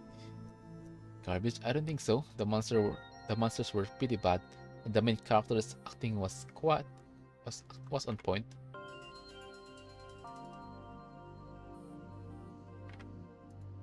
He looked pretty young, but he was already starring in a movie. Apparently, he won the award for the best actor and was signed by a famous entertainment company from the Golden Age. What was it called again? Rocco? I can't imagine you follow what goes with the celebrities. There's a lot you can imagine. The ending was pretty bland, but it's a pretty decent memory in hindsight. Now, this kind of entertainment is luxury. That's one of the privilege of living in a time of peace.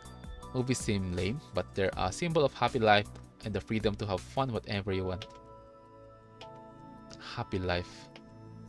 A word that seems so far away. What is the standard of happiness for people in the Golden Age?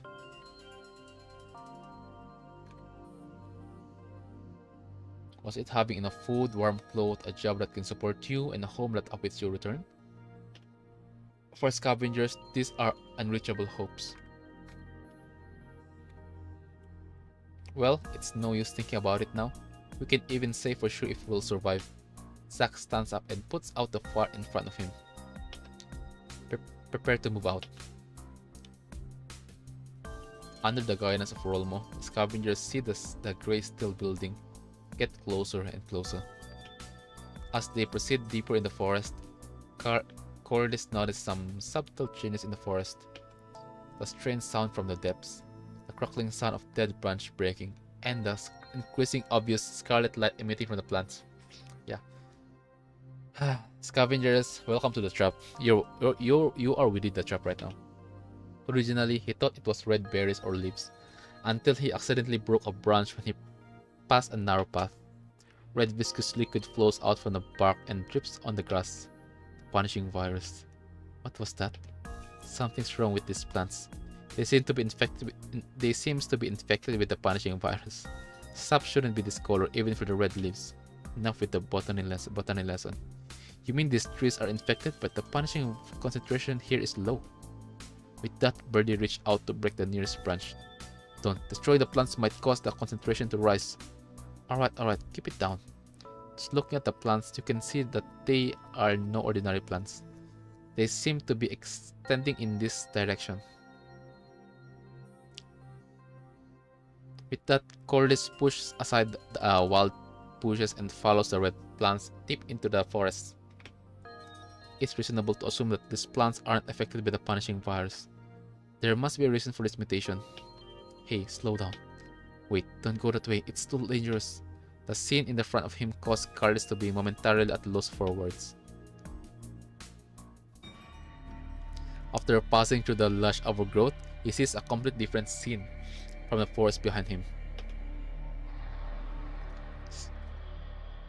Scarlet creepers are covered with green plants. Interspersed among them, he sees dazzling red vegetation and deformed humanoid creatures crawling within it. The humanoid creatures crawl on their forelegs, which are constantly changing shape. The rattling from the menacing bone spars into their limbs echoes through the forest. For a moment, Cordis thinks that he has stumbled to hell. The weird and twisted creatures in front of him are like souls burning in hellfire. But as Birdie grabs him tightly, he slowly comes to his sense. Holy, what are those things?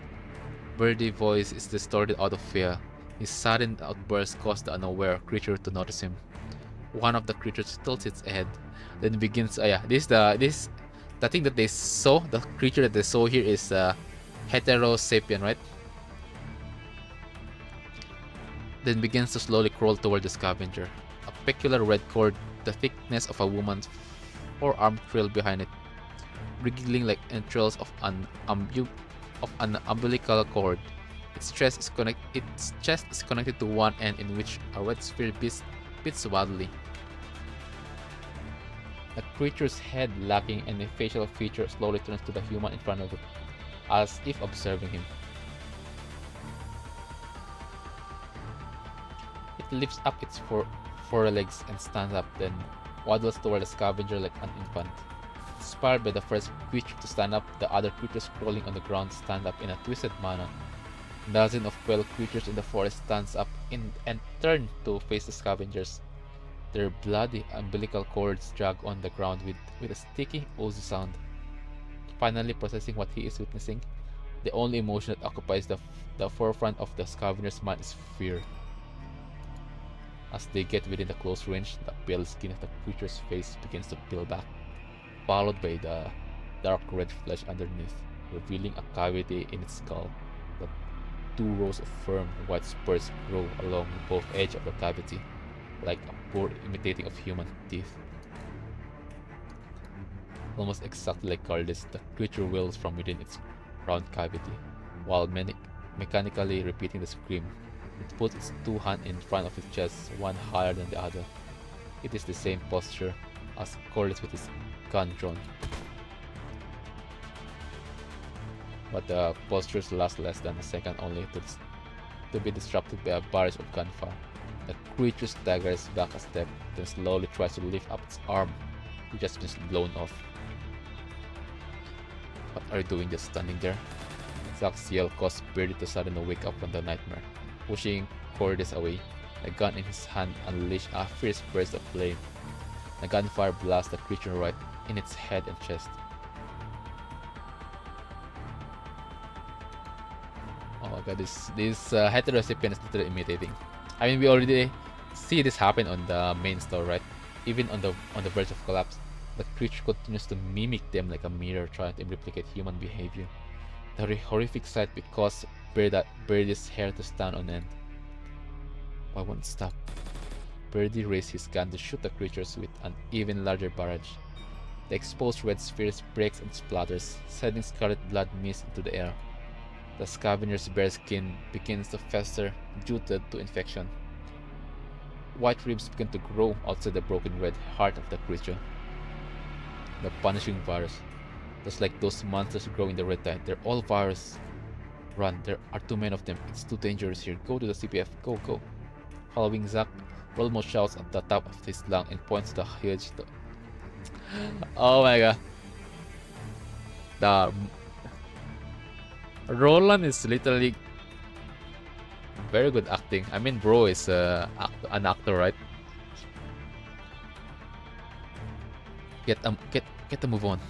Follow me straight to here. That's where the tower's is. Run. Carly stumbles and yeah. Roland take the opportunity of everyone's fear to just let them like follow him like without questioning like what?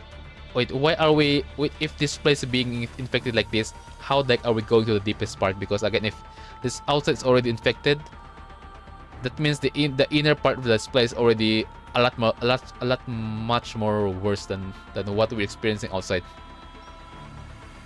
Cordy stumbles, but Birdie yanks him up by the collar.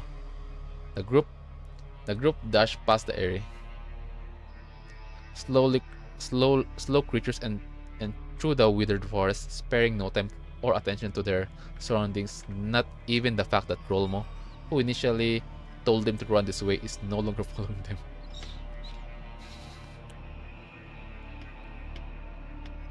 The ruggedly dressed refugee comes to a halt and raises his hood slightly as he solemnly watched the monsters gradually surround him.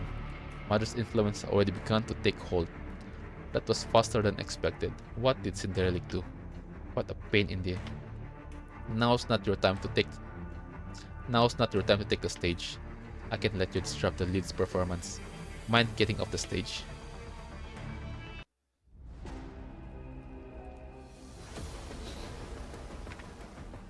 So guys, I learned that your chat said that we were going to spam the orb, right? We are going to do that. Let's eliminate.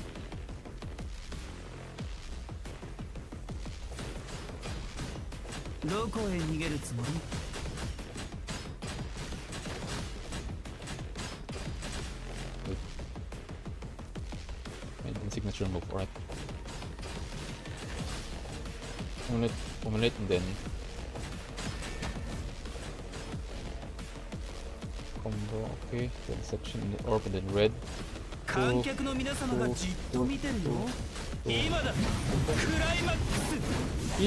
Climax.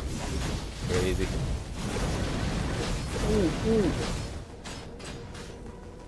Crazy. That's so cool. I think it's loud. Hold on, let me lower it. 私の活躍を期待してください。私の活躍を期待してください。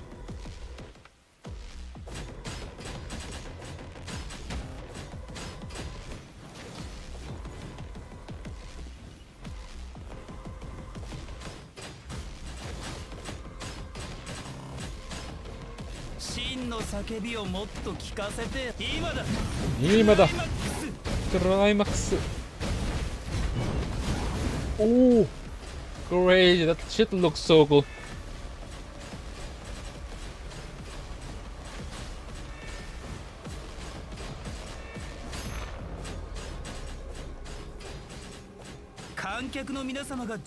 Now I can meet those scavengers. Alright, let me think of a reason that to timid. I need to make myself look more awful. Alright, that will do. Alright, have to go to the next scene. Where's the next scene? Is it here? Ah, it's here.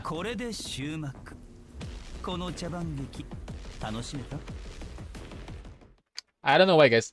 His smile is pique my interest. I don't know why. Crazy. The last time I picked interest with smile is Vera, right? Anyways. Let me cook. For ultimate, let's go wild. Big root. Oh, alright. Let's go wild. Panting. Did we lose them? Looks like it. I don't see any behind us. After running for a long time, the forest and monsters are finally gone, at least for the time being. The scavengers stand in clearing. A tall steel building in the distance blocked most of the sunlight in front of them, casting heavy shadows in the field. The central purification filter (CPF) were a form of hope that people in the post-pandemic age lived on. Now they're a lighthouse that lead Babylonia to recapture Earth. Several conservation areas have been built around the filter towers, carrying the hopes of many that still wander on Earth. Abnormal smile. The facility at the base of the tower are entwined by mysterious vines. Even after standing in the wind and rain for decades, the white paint on the tower still remains clearly visible. CPF 40. Central Purification Filter 40. You made it. Zack cannot help but take another 2 steps forward. Only by looking up can he see the tower in its entirety. The red light at top of the tower loomed in the grey sky. Looks like the tower. Wait, where'd that bastard go? Birdie's loud outburst echoes in the clearing, startling Zack, who has been looking at the tower in contemplation. Are they trying to give our position away to all those monsters? No, our guy's missing. Rolmo? Looks like we got separated when we ran away. Looks like he's a gunner. He could barely stand on his feet. Guess those monsters tore him to pieces. As soon as Birdie speaks, they hear a rustling of branch and footsteps coming from the forest as if something's approaching. Zack immediately raises his gun and points it in the direction of the noise. The tension in the air caused the trio to freeze. The bushes shake, then a dirty grey figure emerged from within. He raised his hands in horror when he sees the barrel of guns pointing right at him. It's me, don't shoot. Rolmo. Crazy. Holy crap, you made it out alive. I thought you were. I know the force like the back of my hand, so Zack's gun still remains firmly trained on the compliant refugee, even though the crisis has been averted. Were those the monsters you were referring to? Yeah, I warned you guys, didn't I? Rolmo nods in panic, as if the men's gun are more frightening than those monsters. He carefully observes Zack's expression and adds in a low voice. I normally don't encounter them the way I go, and if I do, they just scroll around and don't attack. I've never seen so many. Do you know where the entrance to the CPF is? Yeah, I do. The front door won't open though. You have to go through an air vent. Hurry, let's go in. Those monsters are swarming the outside of the tower. Hear that? We're all here. Let's go. Lead the way, Mr. Guide. Yeah, lead the way to our coffin. Lead the way to the last place to. I mean, in short, lead the way to our death bed. Well, alright, thanks for the reminder.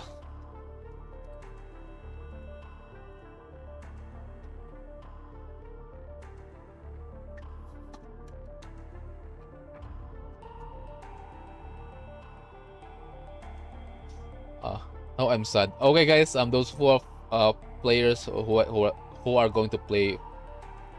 If you have friends who are going to play PGR, because for me, I also played PGR. I just recently started playing PGR, right? And then the first thing here also why I didn't pull is that as a player who played the WUWA and then a player who played other gacha games before, is that on gacha games,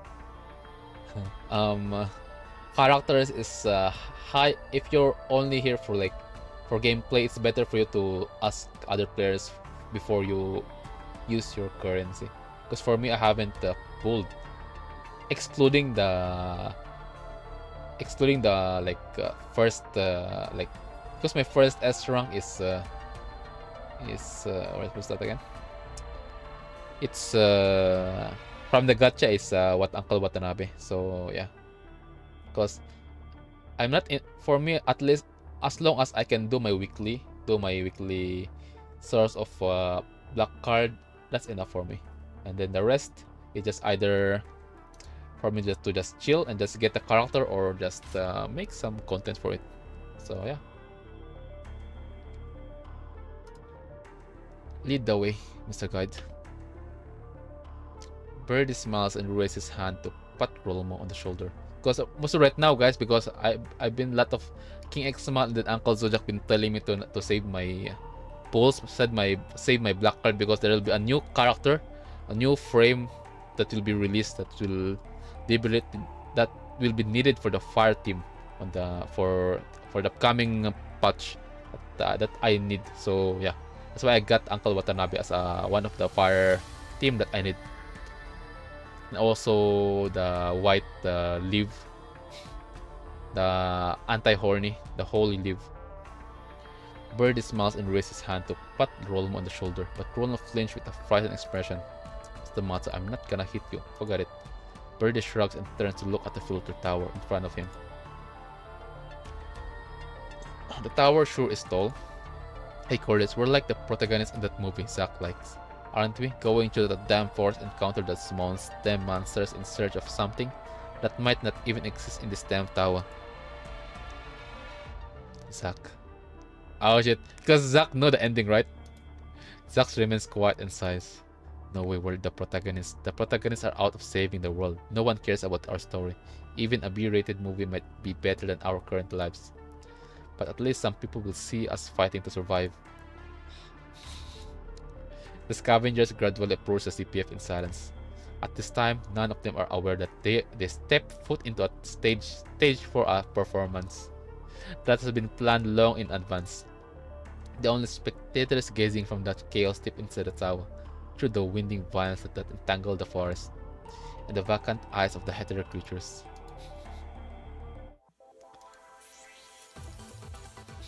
Crazy.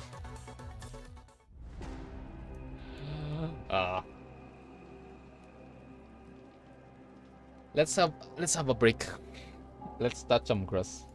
Let's have a break, guys. Just a minute. 5 minutes. 5 minutes.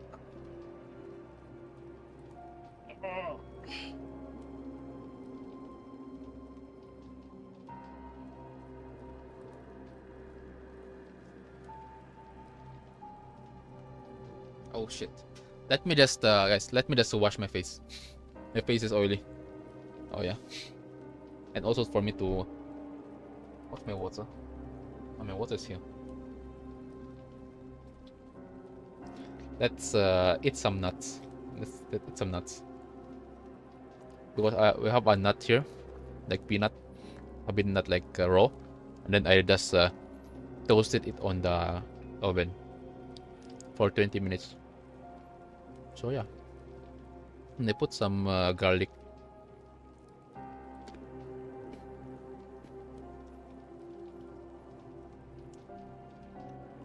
Also around the, let's say 10 minutes break. 10 minutes break.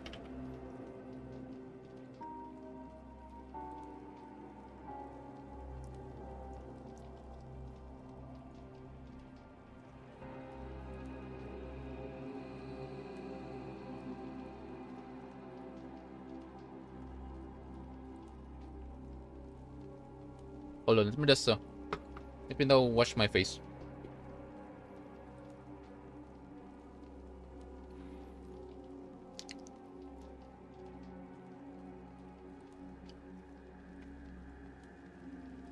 Oh guys, chat.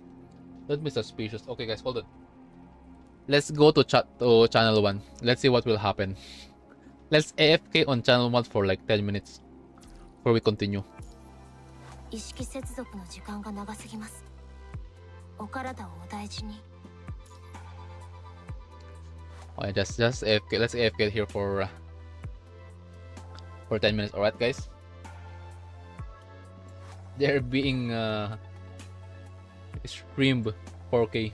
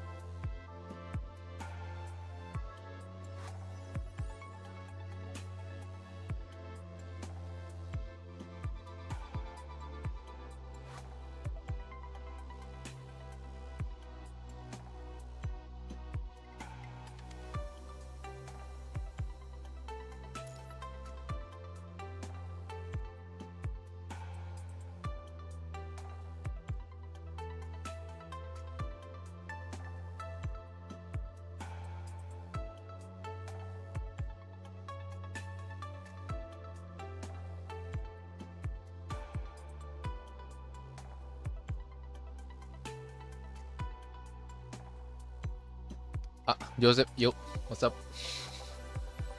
Welcome to the stream.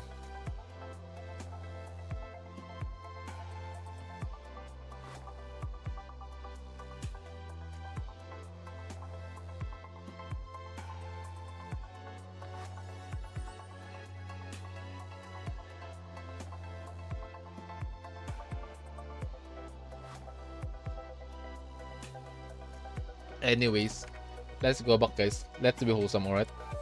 Let's be wholesome. It's a boy born. Yo, welcome, Bornok. We're doing PGR today. About to continue. Anyway, guys, let's continue where we left.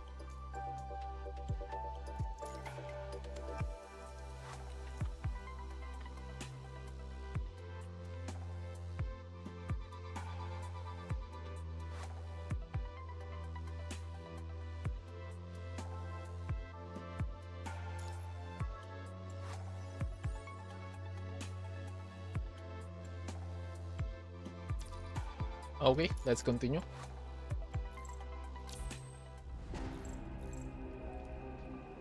We just finished washing our face.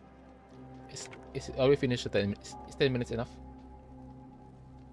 Yeah, I think yeah, that's okay. Okay, let's go. Let's eat some nuts again.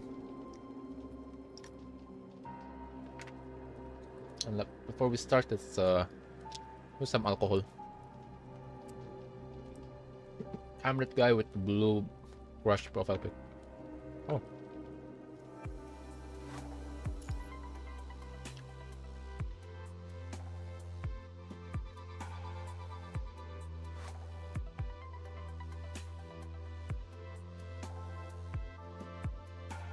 Okay. Channel 1's getting out of hand, guys. Let's continue. Don't mind them.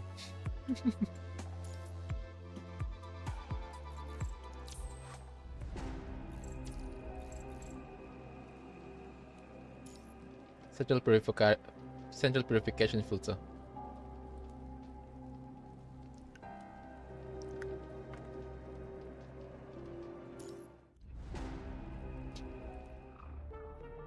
Wording. Okay, we're back on Gabriel. The impact from the orbital strike has greatly reduced the coverage and concentration of the red tide. But these losses are negligible because the thing has appeared deep beneath the scorched earth. The impact of discovering such a thing is no less than the moment I found the heterocore. At first, I didn't even fully comprehend what that thing was. It's like a revelation, an affirmation of my long persistence. Although it shares the same characteristics as the hetero creature incubators, it must be completely different inside. I call it the mother.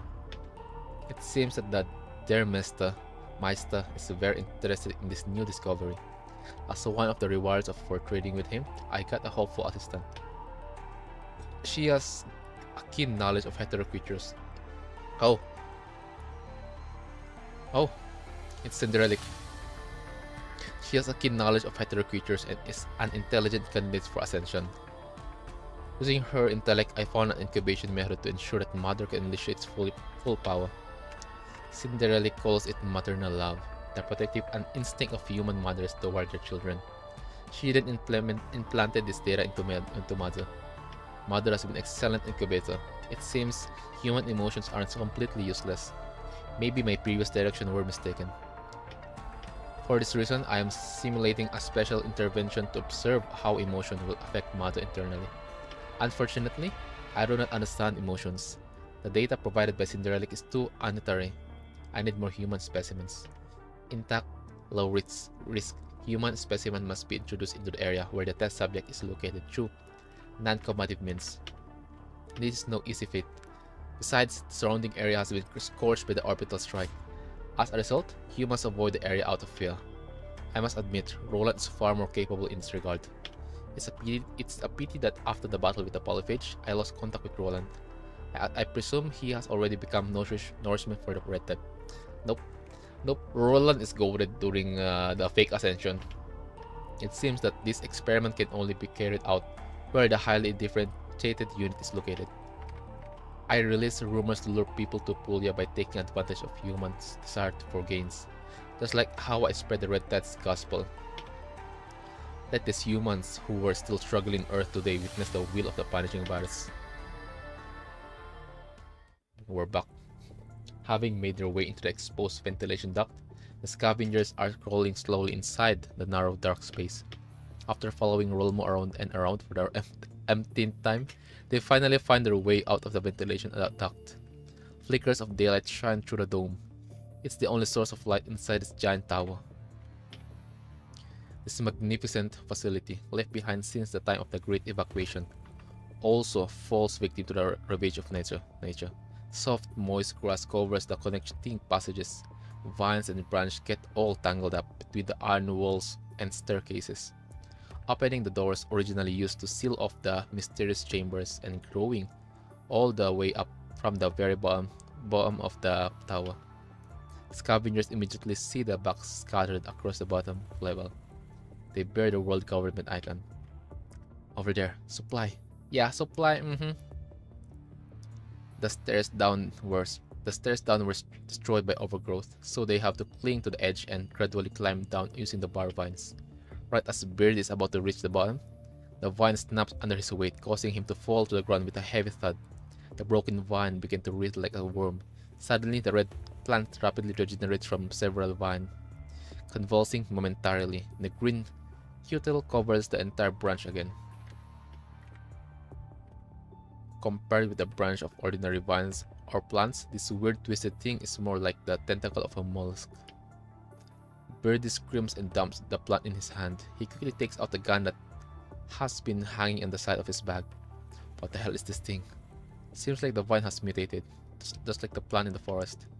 If their suspicions are correct, destroying it will only increase the punishing concentration.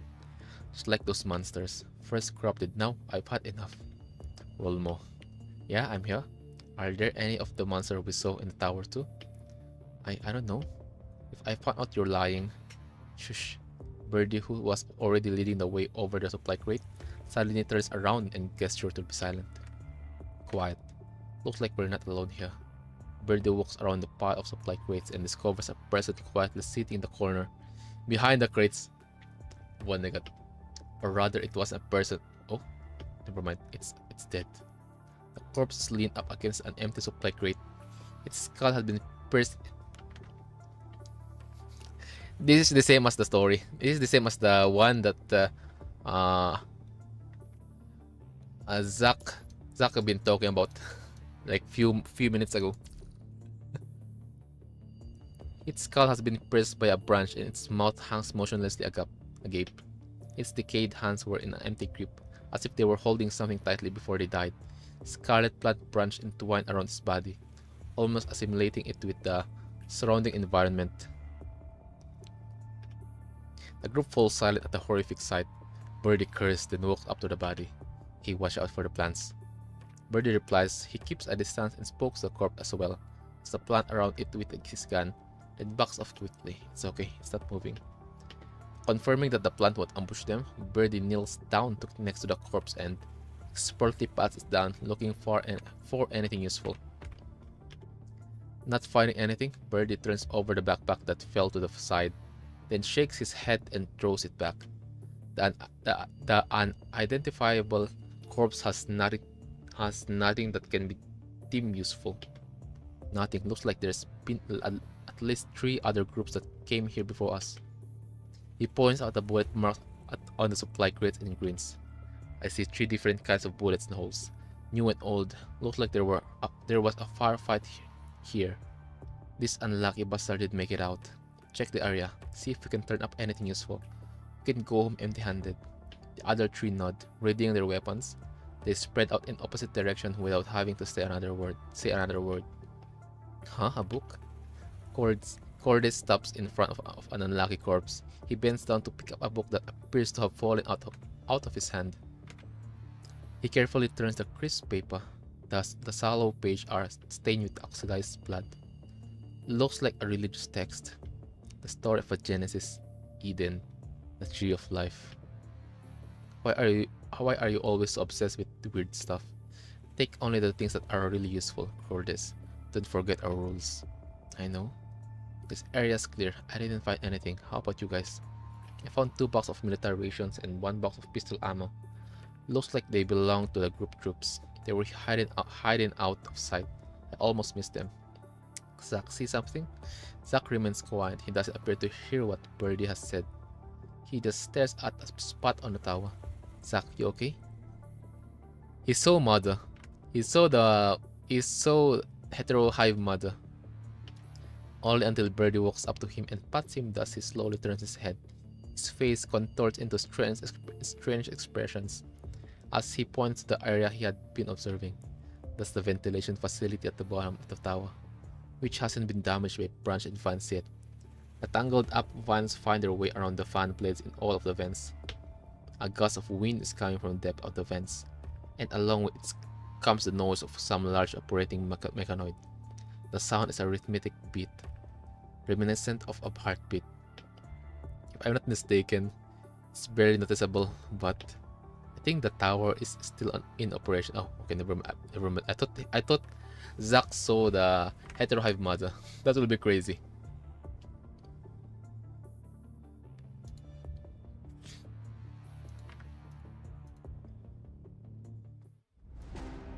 Oh yeah. Time to cook. Time for Roland to cook. Hyperplasia. Still in operation? What? But hasn't this place been abandoned for ages? I thought I saw a red light on the top of the tower, which means it's in operation, but I couldn't see it clearly with all the fog from the forest. I thought it was my imagination, but I'm almost positive this tower is still in operation. Oh shit. But why? What was that? Following the sudden vibration, the facilities in the tower flash with a red warning light. From the dark recesses of an air vent, thick branch break the fan and attack Zack, the closest person to them. Damage rate at 50%, damage rate at 60%. Vanishing virus filtration will deactivate it at 90%. Intermittent broadcast can be heard all throughout the tower. Bang. Zack shoots and breaks the fast approaching branch, then notices the change in the vent. Inside the vent, he hears a demonic cacophony of restless steering and grinding teeth. Suddenly, countless hetero creatures break through the vent and begin pouring out. Mucus from abscesses on the plant is like a torrent of decaying organism. They entwine, roll, and gather to form a new creature, making a sound just like a swarm of insects. We need to get out the hell out of there. We need to run. Nigeo, no time to shoot. There are too many of them. It's too dangerous down below. Head to higher ground. Head to higher ground, yeah.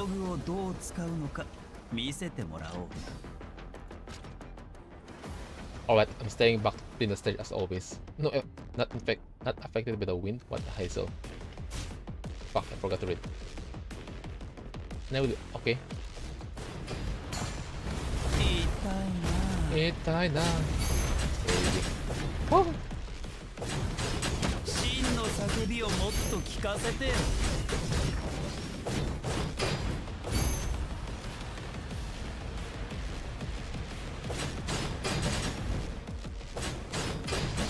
こへ逃げるつもり？観客の今だ。今だ。クライマックス。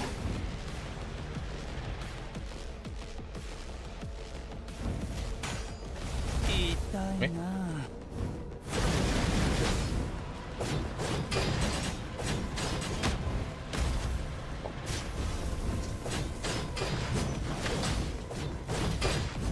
Let's go to the middle. Oh shit, oh shit. I'm just joking.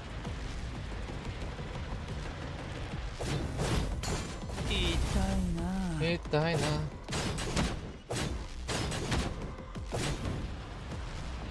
次。Oh, hello.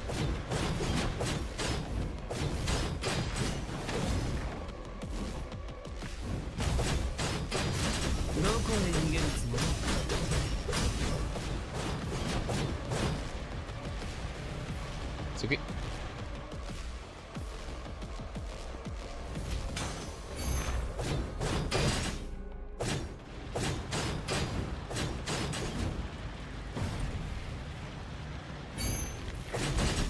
Oh shit. Bro. You didn't guess, you didn't say anything. Trust me, you didn't say anything. Anyways. Let's start battle.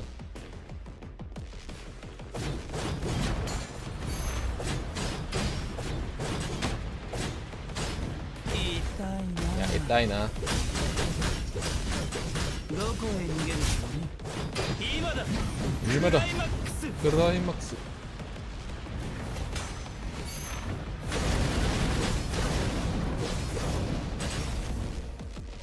I need stamina. Short a minute. Short a minute.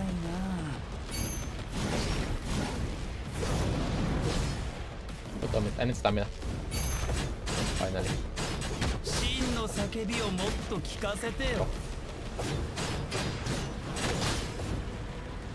Need to be cautious. Oh. 観客の皆様がじっと見てるよ。どこへ逃げるつもり？痛いな。待って。Guys, you didn't say anything. Maybe. Oh. Oh shit. Oh shit. Ah, ちょっと待って。Let's go to the middle. Since you just started playing PGR last January, do you find the game fun, enjoyable?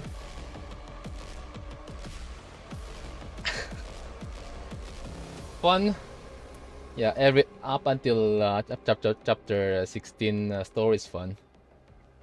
Playstyle, yeah, if I'm still continuing if I'm still playing the game, that only means one thing: every shit is cool.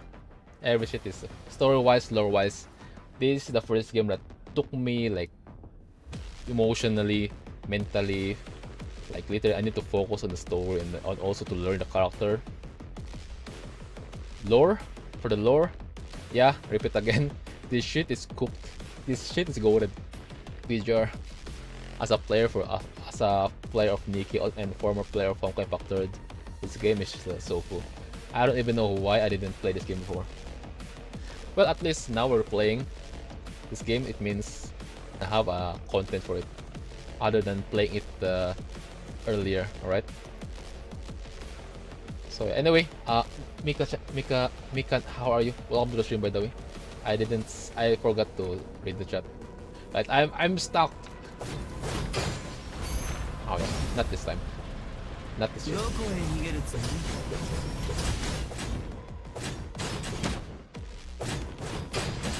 Oh, don't.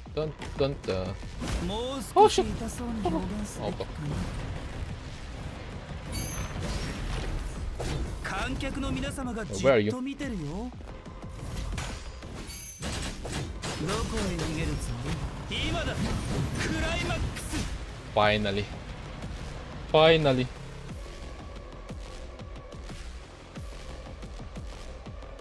Okay. One of the thing also here is that we forgot to add the we forgot to add notification if someone's chatting. Fuck, I need to update that. I need to add our bot later. That will be crazy. Remarkable. Maybe those humans can survive longer. Anyway, let me deal with the problem at hand. Defeat the last enemy.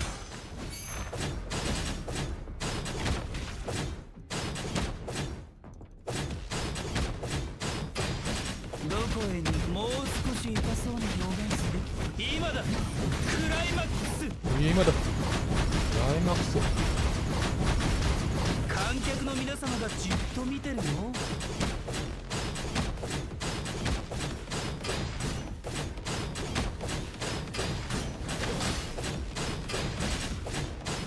どこへ逃げるつも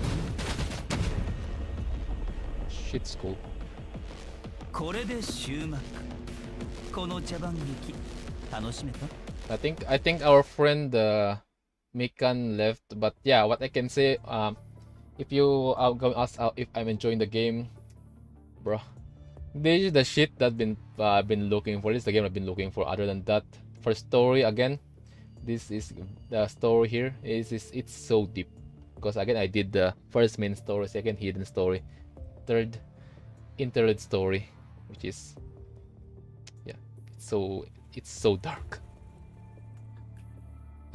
Well, we're enjoying the game. We're enjoying the game up until now. The airtight valve is tightened under the joint force of the 4 people, and also that's the why I've been when I'm streaming the earlier chapters. We've been streaming the game for like at least 9 hours. So yeah, it only means that we are enjoying it. All right. The airtight valve is tightened under the joint force of the 4 people. The scavengers sit in the compartment at the periphery of the tower, gasping for air. A swarm of hetero creatures is barricaded on the other side of the door. They appear to be safe for now, but this doesn't mean that the hetero plant will stop their assault anytime soon. They hear a loud crashing against the door like a drum from hell. Small vans whittle their way through the crack in the door. Oh, let me just reply. Let me reply to the dude. Can I mention it? Mikan. Been enjoying the game until now. That's why we're making content. I'm planning to reach chapter 20 by this month or above chapter 20.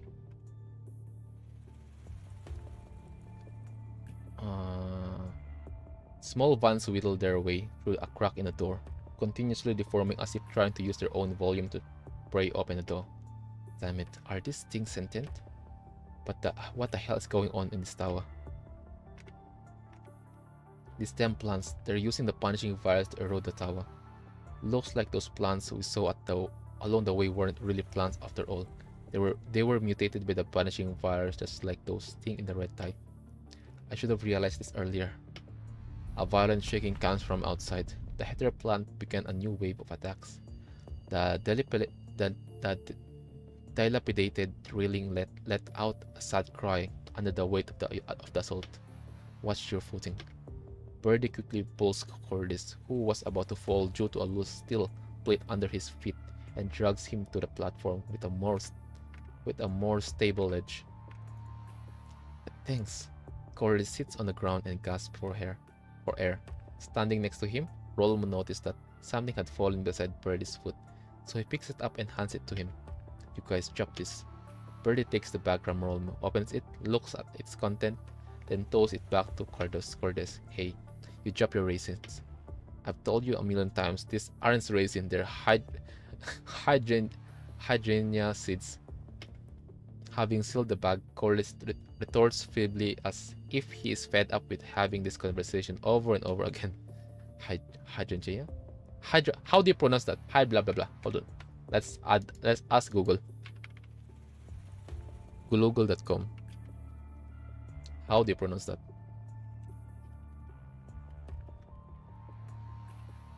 It's here. Hydrangea. Alright. Hydrangea. Anyways. Crazy.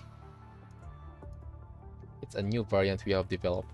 The stem has highly rigidity. It won't droop under the weight of too many flowers, unlike the common blue hydrangea, and it's more persistent to pest. Why are you carrying that? I promised my daughter that I would grow her the most beautiful blue hydrangea layer of different shades of blue. I was planning on filling the garden of our future home with them. He looks at the seeds with soft look at his eyes. Oh shit. Oh no. As if recalling a fond memory, however, his expression fades a moment later, replaced by deep sadness. This is my research, or rather the last fruit of my research.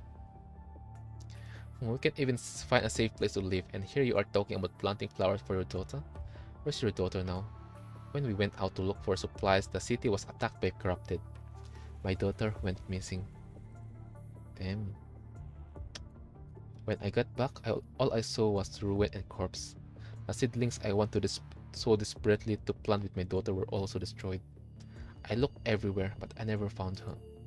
I later heard she was rescued by ground force, but with how many casualties the army has suffered, I don't know how many people were still alive. I haven't been able to find anyone else in the ground forces. Imagine, guys, if the daughter that she's talking about is the girl that Liv, or my daughter Liv saved. Imagine if that's the same the silver hair little kid. Wherever they appear, it's likely to be a battlefield. We can always run the risk of getting too close. After such a long time, I was about to give up.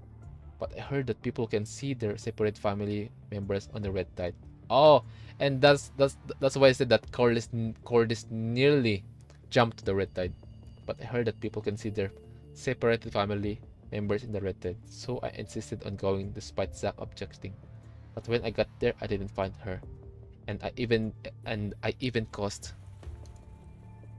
That's all in the past. The most important thing is that we're still alive.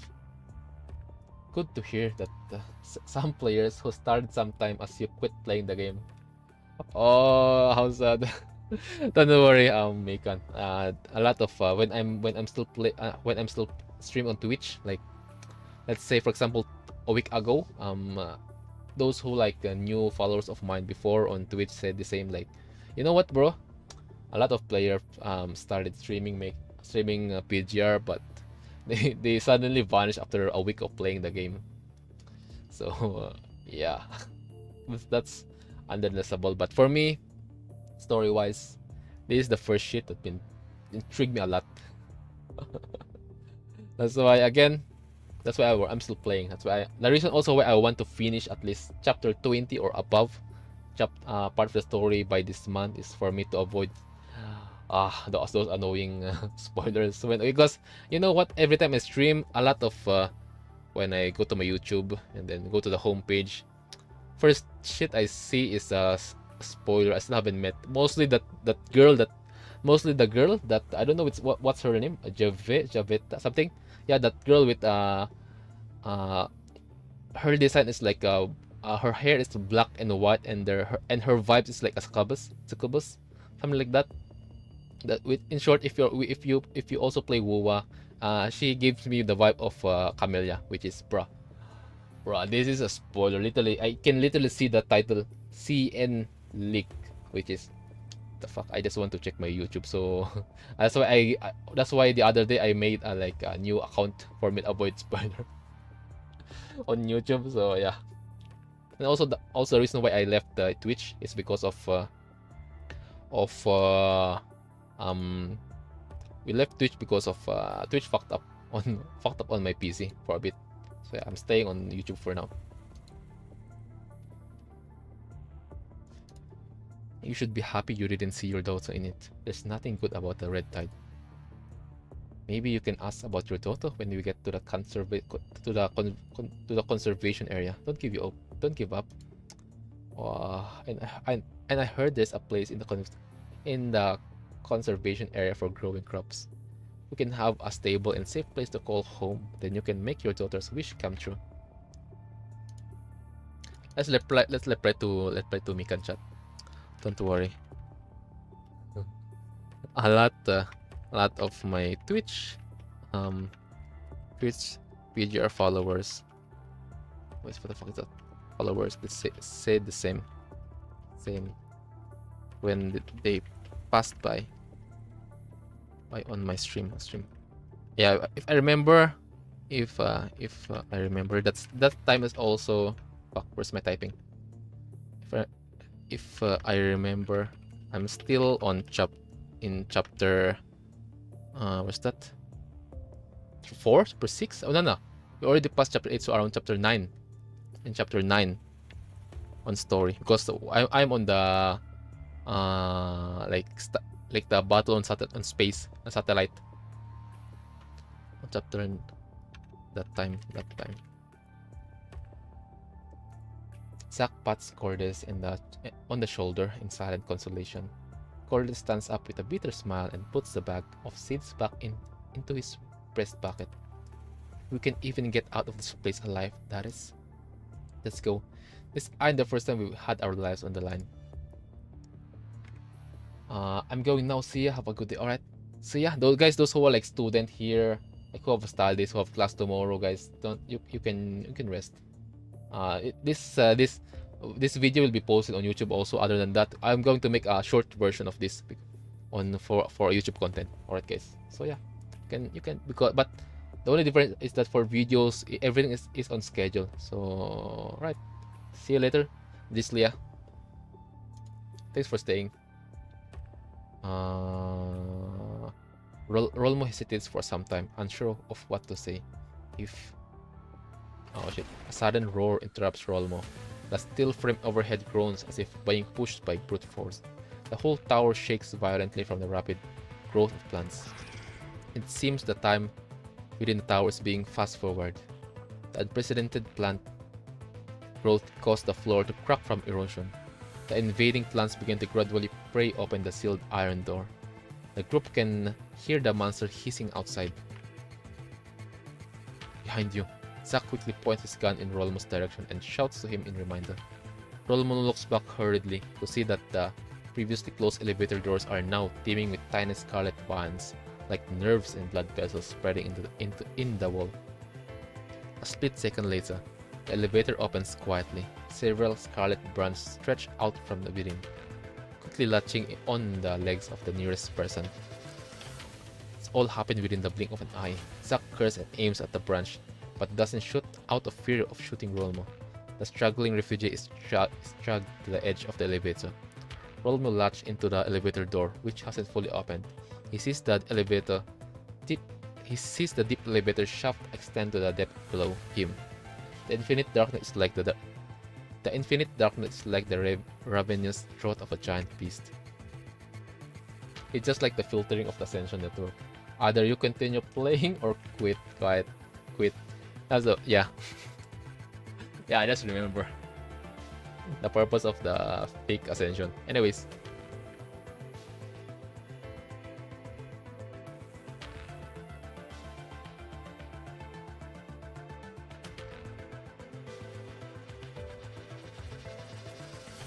Run upstairs, you fools. Before he can finish his sentence, the vine pulls him down into the shaft. Damn it. What do we do now? You heard him get to the high ground. This is a race of great disparity in the strength. After losing their guide, the scavengers have to move on their own. For them, there is no longer a CPF that brings hope to people, but a cave of evil beasts, a place where all fears and disasters are bred. Other than that, I noticed on YouTube the other streamer I saw who continued the game, because I watched her VOD. Because I saw her VOD on chapter 12 on you know what happened in chapter 12, right? We nearly lost Lucia because again. Please don't, guys. Those who are new on YouTube, don't rewatch my video on chapter 12. All right, mostly the last part, guys. I didn't cry, trust me. Anyways, yeah, I just saw this Japanese streamer. I saw her stream, Yomi, I think. She also play Withering Waves, and then she's the first VTuber streamer that I saw on YouTube that played PGR up until now. Because I see her VOD since last month, bro. She's been playing PGR, like not every day, like not like me, like twice or thrice or 4 times a week, but more or less she is continuing the game. Like she is reading the game, which is at least it's a good news. Corruption. There is a slight gust of wind from the elevator shaft. The steel frame creaks with the tension of the chain blade as a figure in the Greek clock slowly descends from above. In one fluid motion, the figure gracefully lands on his feet without producing even the faint. Oh yeah. If I see this tree, yeah, this is on Heterohive Mother. This is the place where the Heterohive Mother is. In one fluid motion, the figure gracefully lands on his feet without producing even the faintest of sounds. If there is a stage and a spotlight, he must be the acrobat garnering all the attention of the crowd. The figure walks down the intricate staircase with the familiarity of walking in one's home. He takes off the hood that has been covering his head, shakes his messy long hair, and gives a curtain call to the petite figure sitting on in the room. Mission complete. Are you satisfied with my performance, miss? Cinderelic. Crazy. I would appreciate if you could make my exit more dignified. With your ability, Roland, you can leave at any time without my help. So I can help making things more dramatic. Is that how it is? I see. She gently nods in understanding and casts her eyes back to the monitors. This is the location closest to the CPF centrifuge array as well as the central hub underground. The real mother grows and incubates here. So Cinderella had transferred it into a greenhouse similar to the underground waterway. A terminal composed of multiple monitors is pieced together in the center of the greenhouse. Each screen displays different images throughout the CPF. The images contain entangled vines, damaged facilities, wandering hetero creatures, and dead bodies quietly drying into the gaps between plants. Most of the screens are static images. Only a few in the middle show signs of human activities. Yeah, guys, let me just reply to Mikan. I think bro is to the stream when I talk. Hold on. It's the same as so when Roland is looking for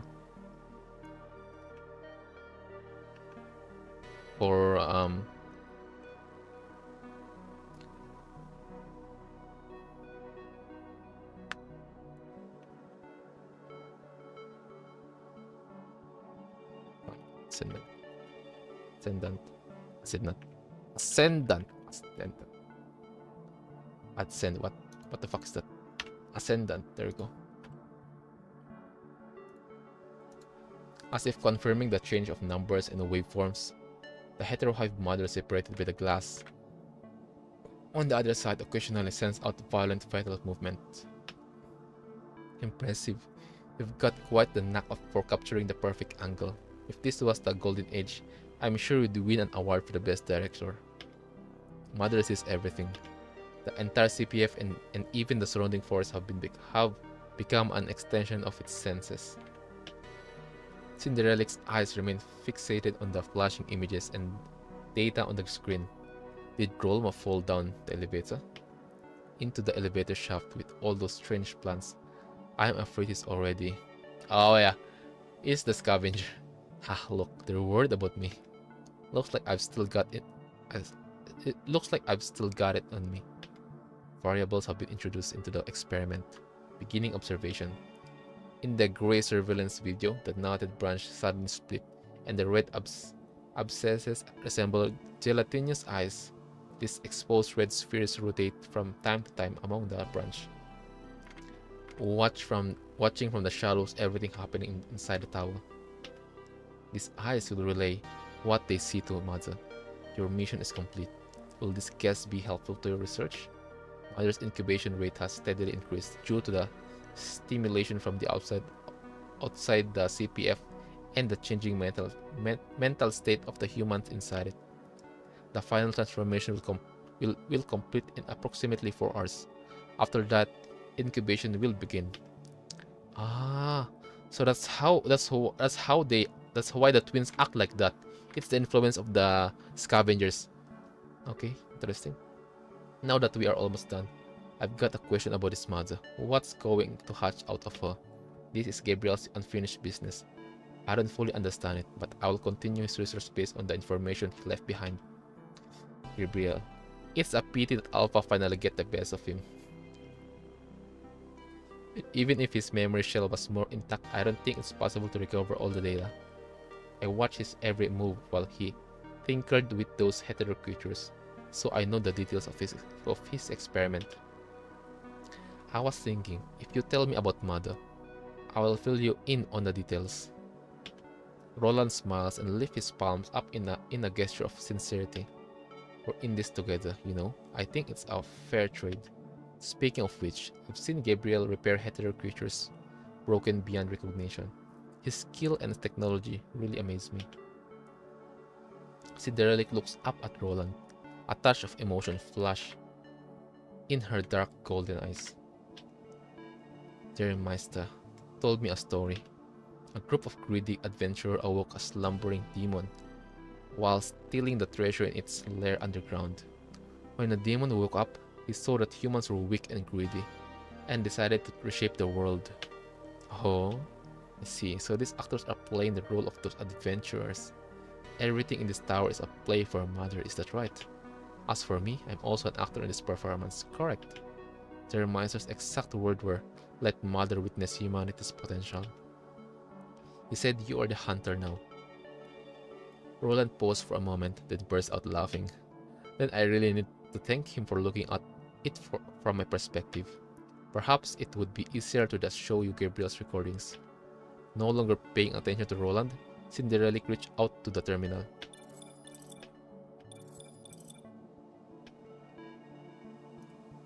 Data generating, initiating final command before shutdown. A sequence of records broadcast on the monitor, containing the entirety of the data from Gabriel's discovery of the heterocore shards, all the way to his ceasing of functionality. Damage sustained by Alpha. Frame in critical condition. Yeah, you're cooked. Available means of attack. Neural circuit losing functionality. Switching to backup memory block. Memory circuits are still intact. If properly analyzed, complete experimental record can be recovered. Looks like I will no longer see the punishing virus final answer. What a pity. Fortunately, as long as their Meister upholds his promise, my unfinished business will continue. I've marked the location of Modzo. Cinderella will pick up where I left off.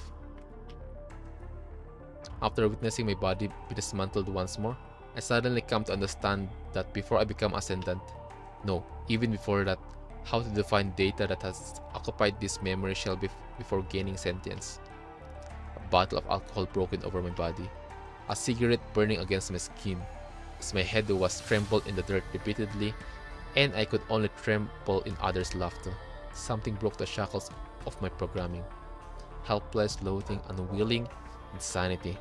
Even now, this meaningless thing occupies my neural circuit. Useless memory data that have been deleted somehow find its way back into my memory shell, but it is too late to find out the cause of this error. Time is running out. I have dedicated myself to the Ascension Network. These are my last words. The recording stops. The rest is intermittent static. The screen turns black, only the red light indicate end. Flashing in the dark, just like red eyes under the mask of the crazed martyr who refused to stay down. Well, I have to go now. I saw your post in PGR PH group, so I visited here. Kailangan ko na umalis. It's nice seeing other Filipinos doing PGR live stream. Alright. Yeah, those who are, again, students, you need to sleep, alright? Then also, good luck for tomorrow, and yeah. I'm good, but if those who want me to stream PGR tomorrow, I'm not sure. But yeah, I will try to think about it. But guys, don't forget to join our Discord server, alright? To be announced when and what time we're going to stream PGR Wooden Waves Nikke. Alright guys? So yeah. Thanks for staying, Mikan. Oh, Jojo. Hello. Welcome to the stream. That's okay. Cinderella ends the broadcast with no expression on her face. Rather than watch the recording, she was staring at Roland's reaction silently. This is all at the data Gabriel left behind. Stubborn bastard up until the very end. The real accumulation of the punishing virus will seems like the thing in this Mother are far more troublesome than the Piteragota Queen. Hell, how you do? I'm good. We're good. I'm enjoying the game the story right now. So yeah, how about you though? Leo, how are you? Honestly, can't say I'm too fond of this. Good thing Babylonians got their hands full for the time being.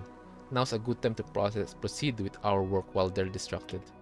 Roland seems to gloat at their misfortune. Yet his narrowed gaze is like surging under current in the depth of a tranquil pool. Now it's your turn to provide details on Gabriel's experiment, not mentioned in the recording.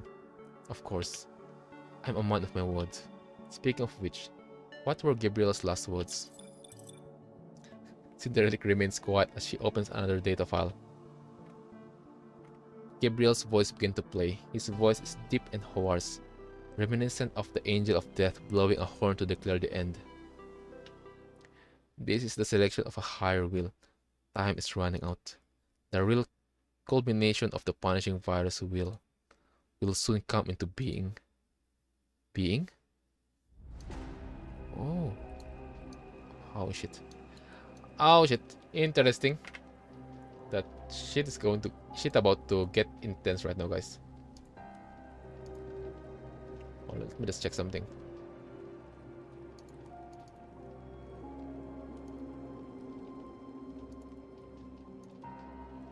Well, let's continue. Movement. Oh, last. 9-9 already. It's last, right? Probably. Looks like this place should be okay. I wonder if we're almost alright. I don't think anyone could survive falling from that height. We've seen our fair share of death along the way, haven't we? Don't let this get to you. We're still alive, that's what matters the most. But now the problem is, how do we get out here? Those plants have completely blocked our way in. So we can possibly go back the way we came. Now we gotta find a new way out. And those damn plants have blocked the evacuation route. The only way out is to destroy the plants from the outside. If those things can even be called plants. Let's blow those abominations straight to hell. Normal plants can possibly grow that fast, can they? Cordres, you're the botanist here. What do you say? They just look like plants, but internally, they're the same as those monsters created by the punishing virus.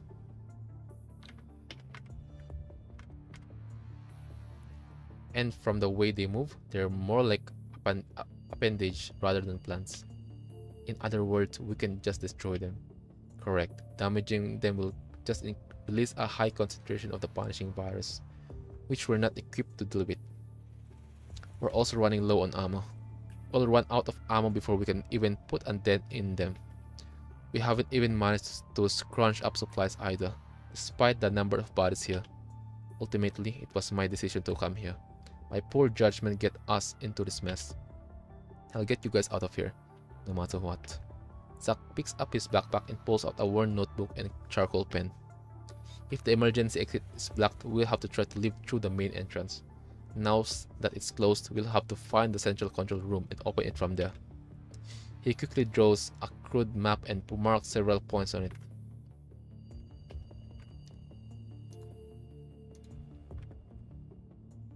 Hold on, let me just check something. Chotomatte. I need to go to the live control panel. Power stream. Okay, at least this is good. Alright. If the structure of each filter tower is basically the same, the central control room is usually located in the middle of the tower. After all, it's in the name. We can use the elevator, so it's up to us. While we are going through the previous area, I noticed that the ladder we climb should mean we're in the lower part of the tower. If we want to get to the stairs on the upper level, we'll have to go through this access corridor. The scavengers draws a long line on the map across the entire tower. My voice. Now that we have our target, let's go. Let's go. Fish-shaped monsters with faint fluorescence roam the dark access corridor, hiding behind the giant machinery off in the distance. The scavengers clench their weapon instinctively. What should we do? We have to go through here to get to the other side. But with this many of them, we've got our work cut out for us. Even if we use all we got, we'll only hold out for half a minute. Wanna try forcing out our way through? That's gonna be tough. Our only option is to try explosives. Wait, won't that blow up the corridor too? You underestimate the structural stability of the CPFs. It'll take a lot more than a few explosives to do that. Ryokai. Birdie nods, then raises his weapon in preparation for Zack's next command. But as if suddenly thinking of something, Corliss raised his hand to stop Zack from taking out explosive from his bag. Wait, it looked like some kind of deep sea fish. Zack, remember those red tide monsters we ran into from before? They have similar forms as animals and behave like them. Those flying insects and scorpions. We use fluorescent rods to attract their attention and escape from the sewer.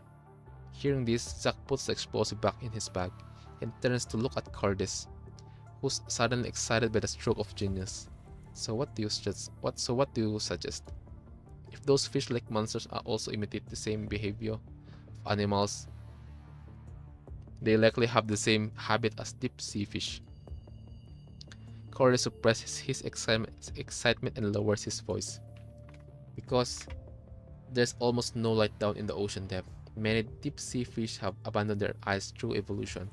Some fish have eyes, but they no longer work. That is to say, they're blind. They don't use their eyes to judge the position on their prey. They locate them using sound waves. So, as long as we can make noise to distract their attention and cover our movement, we should be able to clear a corridor this length in about 8 seconds. I don't think that thing will work, right? Because again, the eyesight and then the brain of the enemies is just like a spider web, and if I think everything's connected to the mother, right? And the heterohive mother is watching them. Let's see if this shit will work. Because their plan is outdated compared to what they experienced on the red tide. You're right. You mean we still need this thing? Zack smirks and grabs explosive again. Yes, but we need to be careful where to throw it. How about over there? Zack points to the energy pipeline at the fork. It is a little far from the corridor, so if it is detonated over there, the monsters on all three sides will drawn to it. The chain reaction from igniting the pipeline should also give them some added time, allowing them to run to the other end of the corridor. Ready? On the count of 3. The other two nod and prepare to make a run for it. As soon as Zack finished counting down, he tossed the explosive in an arc toward the predesignated location. Bro, that's not the sound of an explosion. That's a sound of a gunfire. Crazy. As soon as it lands, Beardy shoots it with a marksman precision. Then, okay. Oh, it's literally a gunfire. Okay. Then with deafening sounds, the explosion of the energy pipeline caused a burst of sound waves. The monsters that were still wandering aimlessly immediately rushed toward the direction of the sound. Run. The lights from the explosion illuminates the corridor, and the scavengers rush forward at the moment of the explosion. Before the end of the vibration and sound generated by the explosion, they successfully step on the platform at the other end of the corridor. In the embers left by the explosion, the severed vines begin to connect. Red light spots extended downward along the vines. Sometimes something has opened its eyes amid the chaos. Not bad. Leaning against the wall, Roland looks at the surveillance monitor and nods. Their seamless cooperation reminds me of teams from Babylonia. Everyone is good at something and bad at others, but when they work together, they're more than sum of their parts. It's enough to give you a headache. The threat level of the scavengers is minimal. It's hard to say. You shouldn't underestimate anyone who can survive in such hostile environment. That master of yours often referred to this as humanity's potential, no? However, I didn't expect to lure in people who know so much about the relics of the post-pandemic age. I'm curious, how far will they make it? What do they think in the relic? Wanna make a bet? Normally, people turn against each other at this point. Lack of supplies, disagreements, fear, anxiety, suspicion, and even emotional disputes.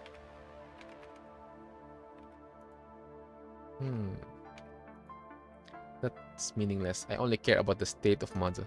Okay, I expect nothing less from Gabriel's pupil. I feel like we've had this conversation before. I thought a change of scenery would be entertaining, but it's just as boring as before. Show me how long you can struggle. It's not every day that I get to see you acting differently. Keep me entertained for at least for a while, alright? Crazy. Center of the show, or not? We made it. Yeah, we made it. Nearly at their limits, the scavengers stand in front of the doorway. A dusty nameplate with the words Central Control Room written on it hanging on the open door. Is this what we're looking for? I didn't expect to find it. Seems like there aren't any monsters here. Maybe because we're in such a high floor. Excited for April's update, but feels like time is passing in slow motion. Well, because you are looking for, because you are staying at the time, all right. You're like so much. Yeah, just don't mind the the days. Just focus on your thing, and then it will suddenly go pass by like without you realizing that it's already April. It's alright. I didn't expect to find it. Seems like there aren't any monsters here. Maybe the monsters can climb stairs, or maybe we're just lucky. CPFs with earlier serial codes are often prototypes. The government feared a punishing virus leak, or that the technology wasn't fully developed, so they were often built in less populated areas. Looks like it's a smaller in scale and the interior hasn't been fully optimized. It's easy to say lol, almost anxiety kicks in, so it's so even harder to focus. Well, maybe it's maybe hard for, but for me it's fast because again I'm all around streamer. So and other than that, I also like do illustration. So yeah, I don't really much like focus time, because time for me as an illustrator is I focus on quality of my illustration compared to quantity. So yeah, I don't really. The next time I know after I finish my illustration is already like next month. Oh, fail artist, yeah. I'm just a normal normal illustrator, so don't mind me. The central control room is the most important place in the tower, so it's relatively easy to find. Entering the room, Zack smells a dusty, stale odor, indicating that the room hadn't been open for quite some time. Zack shows a subtle expression, like a long and tangled hatred, but with a flash of memory. His eyes spell a sense of hatred towards something he cannot separate from. Zack touched the console, causing the interface to light up. Looks like it's still working. Zack's hand trembles slightly with excitement. He puts his hands on the console and slowly exhales. You work on that. I'll go see if we can find anything else in the room. Zack nods, then begins to study the complex control system. First, I need to locate the first floor door and the entrance. Do I need to input a command? Damn it, where the hell am I supposed to find the commands? They were probably set ages ago. Guess I'll see if I can at least open a side door. Wait, the last time this control system was activated, it was during the end of the post-pandemic age? Since the door to the tower was never opened, why is it still running? There hasn't been anyone to maintain the centrifuge array. There's no way it should still be in operation. Isn't that sus? Zack, what's going on here? If the tower is still functions normally, there shouldn't be so many hetero creatures here. What's wrong? Your face is pale. Wait, they don't know that? Do these scavengers don't know the existence of Ascendant or Agent?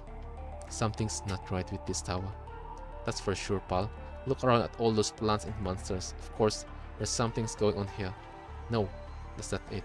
I thought this tower was started recently. That's what the operation log states. But the control system shows that it was last activated during the post-pandemic age. So how was the tower activated? Who can bypass the control authentication here and start the tower? Zack puts his head in his trembling hands, muttering to himself. This tower has been in operation for at least 2 months. Something's wrong with that. To put it plainly, the CPF is just a super large air conditioner. With the operation of the centrifuge array, the filter tower can separate gases with different densities, allowing it to pull the punishing virus from the air and transfer it to the filter element at the base of the tower. Therefore, it's necessary to do routine maintenance on the centrifuge array and clear that filter once it's reached max concentration. Generally, CPF in areas with larger populations need to have routine maintenance once a month due to the air quality, but even CPFs in the forest cannot go 2 months without maintenance. But the punishing concentration here is low, and we can still breathe here safely. Is someone maintaining it? Impossible. It's too complicated. Each step needs to be carried out strictly according to special instructions. Even the slightest error can lead to disastrous results. We can joke around with the lives of everyone who live within a 12-kilometer radius. I get it now. You know, I've been meaning to ask how you know all of this. I know that you are a mechanical engineer, but I didn't know that you used to work in CPF. Was a mechanical engineer. Zack quickly corrects him. I didn't participate in the construction of any tower. I just had to maintain the centrifuge array once, since no one wanted to go near it. After all, it's not easy to maintain it. Any mistake will lead to infection. It's nothing but bad news. The only reward was Nutristic. In retrospect, I was taken advantage of. If that's the case, where is the filtered punishing virus going? That's the problem. The plants and monsters we saw on the way here. I don't think things are that simple. After Zack pressed a few buttons on the terminal, the projection screen suddenly lights up, showing an image. Even Birdie, who had no knowledge of the CPF, can see the seriousness of the situation. The image is covered with red warning and data. What's this? Oh shit, mother. The image is an indecipherable 3D model. It looks like a heart, but also an egg of some kind of creature. Countless red cables stretch out from it, each with a high concentration of punishing virus. The cable look eerily familiar to the scavengers. They have an uncanny resemblance to the umbilical cord of the humanoid creature in the forest or the plants in the cracks of the tower. These umbilical cords are like pipelines of energy supply, providing this with punishing virus. The punishing virus, which should have been sent to the filter element through the centrifuge array, is being redirected into whatever the hell this thing is. Zack clenched his fist on the console even tighter. Its level of concentration. Corley's voice trembles. He doesn't even dare to look at the alarming data that continues to escalate. Holy, we're done for. Compared to the red tide, this is a whole new level. What's this progress bar? Beardy points to the progress bar at the bottom of the screen. It's visibly ticking up as they watch. 89.6%. What happened when it's full? Zack shakes his head in silence. Even if they can get the answer, they know that when the progress bar is full, nothing good will happen. What should we do? We can handle one of our 3 headed creatures, but this looks completely out of our league. Should they escape and act they didn't see anything? The trio exchange glances, apparently all thinking the same thing. The existence of something like this is a huge threat. We can just let it go. Besides, the conservation area we're going that isn't far from here. Help. Call for help. This tower was built by the world government. There must be a communication system on the alarm system and a special emergency frequency. If we can send a message, even if it's a radio signal, even if Babylonia's army doesn't receive it, as long as someone can receive it, someone might come to the rescue. Yeah. Why didn't I think of that? I'll give it a try. Look at them trying to call for help. You have no idea that we can see all their running, hiding and struggling, and even trying to call for help crystal clear on the monitors. Looking at the scavenger with a serious look on the screen, Roland laughed heartily, but his eyes are not smiling at all. Inside them are only deep and complicated emotions. He hears a distant noise in his MIND, like quietly dusting off an old roll of film and playing it again. Of course I do. First the screen went black. After that the camera kept changing, but I saw everything. You running and looking for a place to hide, then ending up in that conference room. I saw the whole crisis. Roland shakes his head, forcing himself to recover from the chaos of noise. The scavenger's on-screen performance continues. They are anxiously checking the large operation panel in the central control room, trying to find a way to contact the ground force or Babylonia. But the filter signal had long since been jammed. No one will hear their desperate cries for help. The scavengers in the image seem to realize this. They stand around the console, their face pale as a ghost. Roland has seen these looks of despair countless times on helpless constructs and hopeless humans. And what else is in their face? Fear. Anyway, please call the police ASAP. Crazy.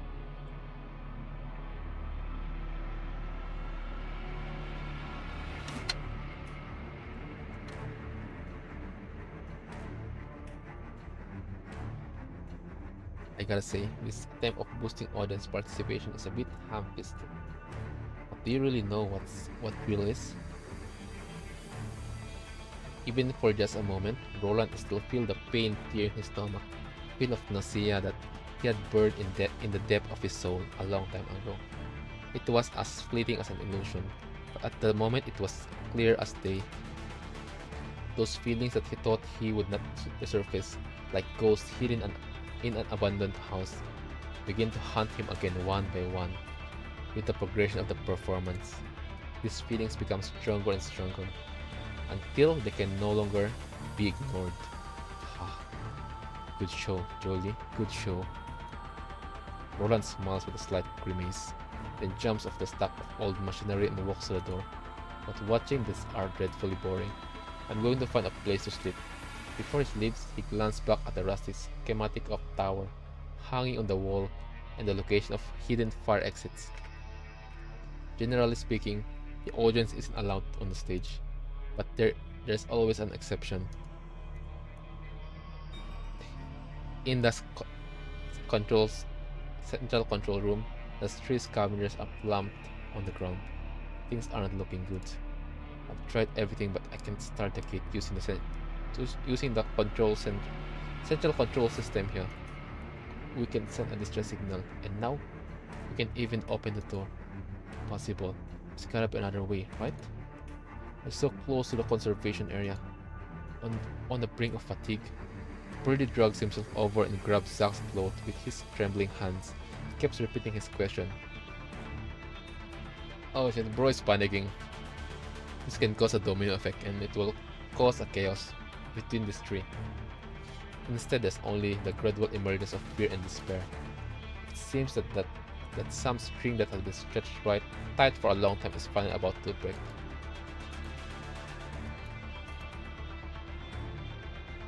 No one responds. The central control room is almost immediately silent. The intermittent hiss of the CPF being strangled by the plants outside knocks out their hearts. The projection screen is still lit, and the progress bar reading is still growing. No. It's not over yet. Zack stands up slowly, punishing virus corrupted. This is all they're doing, dang it. As if all his strength has been pulled away, he holds into the console for support. However, his eyes are transfixed on the bright red color on the projection screen. That's because of an oversight before I went to sleep. I didn't notice the mechanical abnormality. No, that's because I've been lying.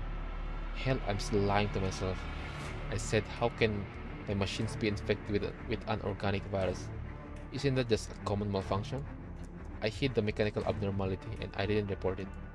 When I woke up, I opened the door and voila! They've been infected. All the machines I was familiar with now had red eyes, their bodies stained with red blood. The anomaly I should have paid more attention to harmed my family.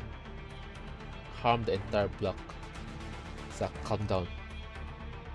Zack closed his eyes and take a deep breath. His hand on the console clenched into a fist. CPF are machines built to protect people. A conservation area was built around the CPF. Countless refugees were reunited under the tower. Mechanical engineers built these towers. How could we let these disgusting monsters act so recklessly? Zack puts his hand on the keyboard and begins to type rapidly. Several pages spread out on the projection screen. Each page displays the number of status of various groups of centrifuge. I'm going to destroy the tower's centrifuge area, cut off power and put a stop to the CPF. Even if we can destroy the monsters, we can at least prevent that progress bar from increasing. The CPF should be a hope for humanity, not a lair for these monsters. Wow. An ear-piercing alarm begins to echo throughout the entire tower. Warning, that's fast. From Sector A to go in Sector B. You didn't anticipate that, Cinderelic. You didn't anticipate that. The metric and oscillograms on the screen have changed significantly. This reading. Is Mother afraid? The progress bar that is about to come to an end stops slowly and buzzes repeatedly with a warning sound. Going down. Then the reading starts to slowly retreat. Mother. At the moment she sees the reading begin to retreat, Cinderella's dark golden pupils suddenly shrink. She immediately looks toward the Hetero Mother, which was previously in a stable state and is now crying. After the scarlet umbilical cord lost their supply of punishing virus, they fall to the ground like a rapidly withering and rotting plant. The remaining red umbilical cords, hungry for more nutrients, slowly crawl with Mother to the place with the highest punishing concentration. Mother is starving because of them. Centrifuge arrays. 4 of them are already irreparable. Why? This problem has never occurred in the previous experiments. You're hurting Mother. No, I can't let this happen. Unfavorable factors in the experiment needs to be screened out. Cinderella raises her hand and gently sings a lullaby. The lullaby is calm and long, passing through the stacked steel frames and iron pipes. The hetero creatures hiding in the dark, as if having obtained some enlightenment, go in a certain direction under the guidance of Cinderella. Mother needs more space for delivery. Cinderella commands the hetero plants that has penetrated through the cracks to rip open the ceiling. Cross-shaped light projects onto Mother. As the cracks widen, Cinderella can now see what's above. As Mother gradually moves in that direction. You've got to be joking. Despite all of the hetero creatures they have seen along the way, none frightened them as much as the scene in front of the scavengers. From the glass wall in front of the central control room, they can see the scene inside the CPF. Only a faint skylight at the top of the tower illuminates the base floor, which had been eroded by the hetero plants. The sturdy, solid vines break upon the floor to form a hatch. A huge black shadow appears from deep within the darkness. Something rises gradually on the branch and vines. The sounds of the CPF wall being scratched and squeezed echo in the nearby fortified space. The dense black shadow is like a giant parasite living in the tower, climbing up among the lingering branch step by step. Is that it? I didn't expect it to be hiding under CPF. Is it climbing outside because it can't absorb energy from the centrifuge array? This is only the beginning. Zack lowers his head and quickly operates the control terminal. Sweat drips from his forehead and falls into his trembling hands, which does nothing to impede his work. I need to violate each safety protocol one by one. I never thought I'd see such a day, but who could have thought that doing such a thing would end up helping humanity resist the punishing virus? As Mother began to rise, the vine became more aggressive and continued to bang on the door to the central control room. To combat this, Chorus and Birdie barricade the door with heavy objects. Both of them slump on the floor with their back against a heavy object. and look at Zack, who is hurriedly working in front of the console. Birdie looks like he has recovered to his usual appearance and smiles bitterly at his empty gun. Now we really have no way back, Zack. Hey Birdie, think these flower seeds will grow if I ingest them? Heh, you're always calling me an idiot, but turns out you're the real idiot. I may not know much about plant, but I do know that burying a body under a flower patch burns their roots. I just feel sorry that I couldn't make my daughter's wish come true. If I die, I just hope I don't see her there. I hope that she's alive, that she lives to see when dawn of a new day comes. Cordes. Yeah, guys. Again, imagine if her daughter is the same person as what Liv saved. The short hair, silver hair. Given how long it's been since we've seen her, if she's still alive, she should be all grown up by now. Cordes takes out a photo tightly wrapped in a clear plastic from his breast pocket and gently strokes it. In doing so, a small bag of seeds is squeezed out and falls gently into the floor. But Cordes doesn't pick it up. His eyes remain firmly locked on the photo for a long time. In the yellowing photo, the girl with the white hair and pink clothes looks like a gentle flower.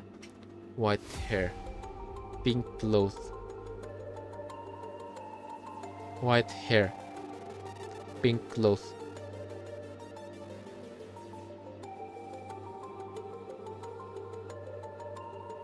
There's no way this is the father of our daughter Liv, right? No, there's no way, because as we know, Liv is already like adult, right? When she's a medic, when she's a human. So so the world that he's talking about is either the one that Liv saved. She's my pride and joy. Pride and joy. Sorry. If I hadn't insisted on coming here, you wouldn't. No point talking about such useless things at a time like this. You all know that we couldn't have reached the conservation area with the supplies we had. And obviously, you can't leave us. At least we'll die fighting alone against an entire tower of hydro creatures. This would make for one hell of a movie. We'd be the heroes. Even now, Birdie tries his best to liven up the mood. Maybe because this is the role he has always played in the team. Or maybe he simply doesn't want his partner's sad expression to be his last memory as they die together. Yeah, you're right. There's even someone to play the role of pulling out his daughter's picture right before he dies. We've got all roles covered. Zack chuckles. He lowers his head and swallows the guilt in his eyes as he looks back at the projector screen. Good.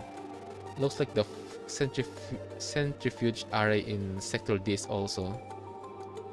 His abdomen feels ice cold at first, followed by intense heat and agonizing pain.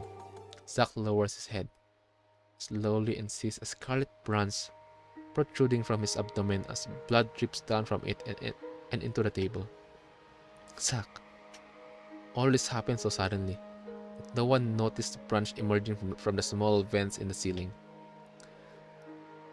Due to the intense pain from the stab wound in his abdomen, Zack can no longer support himself and falls to the ground slowly. The wound quickly shows symptoms of punishing infection. A burning sensation rapidly spreads to his limbs. Cordes, serum. Here.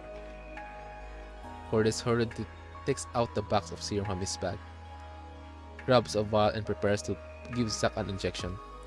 Don't, it's no use. Don't waste it. Zack reaches out and stops Cordes' hand holding the serum, shaking his head. But you... I've had it coming.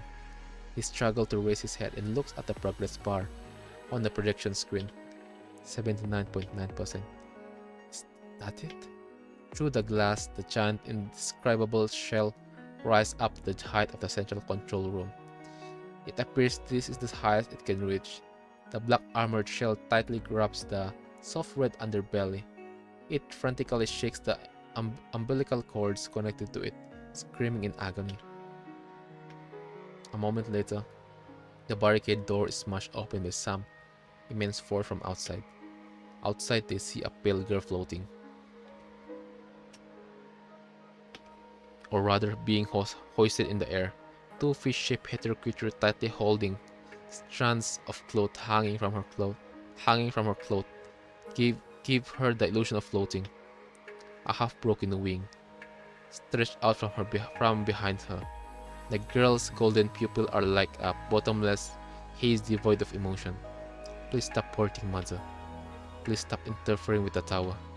The girl raises her slender wrist and points the huge shell hanging in the distance. Mother is about to go through the most crucial stage. I can't let her be in danger at this time. You should have come to help incubate Mother. Instead, you heard it. This is an unforgivable sin. With her light, gentle tone, the appeal on this thin girl looks vulnerable. But the scavengers knew the moment the door was torn open that she is no ordinary human, nor she is on their side. Now, please turn into a bucket of red flowers for Mother. She delivers them the most crucial death, sentenced in her most gentle tone. Right as Cinderella points her finger at the scavenger, a giant hole is blown out of the wall beside her with a sudden bang. Scrap metal and cement fly past her. In response, she quickly commands her fish, allowing her to escape unharmed. However, the sudden blast interrupts her attack. Oops, sorry, my aim was a little off. I didn't hurt you, did I? Looks like my aim has suffered from being so weak right now. Oh my god, it's Roland chat. Wow, it's Roland. Oh my god, bro is doing this on purpose. Again, I repeat again. He smiled during after the hidden story in chapter 5. Roland's smile is again he is planning to literally become the parasite on Vonnegut. A figure appears in the breach wall. He shakes the chain blade in his hand and the dust from the explosion slowly settles. Roland? I'm fine. Please be more careful next time. The figure emerged from the dust, shaking the dust off his hair. He smiles gracefully. Good, I didn't miss a climax, did I? They hurt Mother and hindered their master's plan. They have to pay the price. Hey, looks like they're already scared out of their wits. Think I can have a word with them? Cinderella silently floats to the side and lands in the corner of the room. Thank you so much. Roland looks at the scavengers with a smile. What a pity. Special you.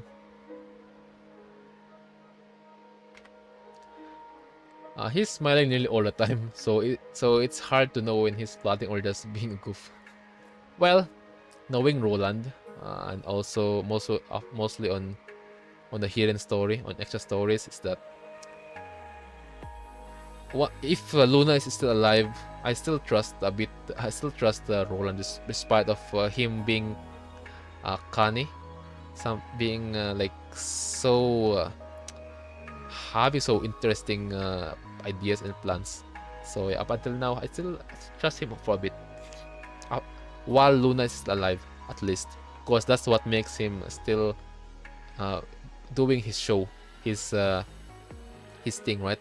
That's what making him still continuing this kind of stuff. What a pity, especially you, Zack. That wound sure looks serious. I'd advise you to leave him behind.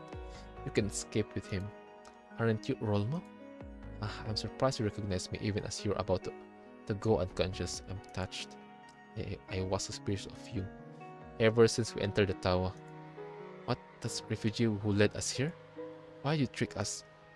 The scavengers, surprised in realizing that they were deceived, was just as Roland had imagined. But their reaction lacks in intensity, probably because they were already past the point of exhaustion. I didn't trick you. The forest, the tower, the supplies, every word I said was the truth. You saw it with your own eyes. I gave you intel and warned you about the intel, but it was ultimately you who made the decision to come here, didn't you? So far, everything was in your own volition. I just led the way.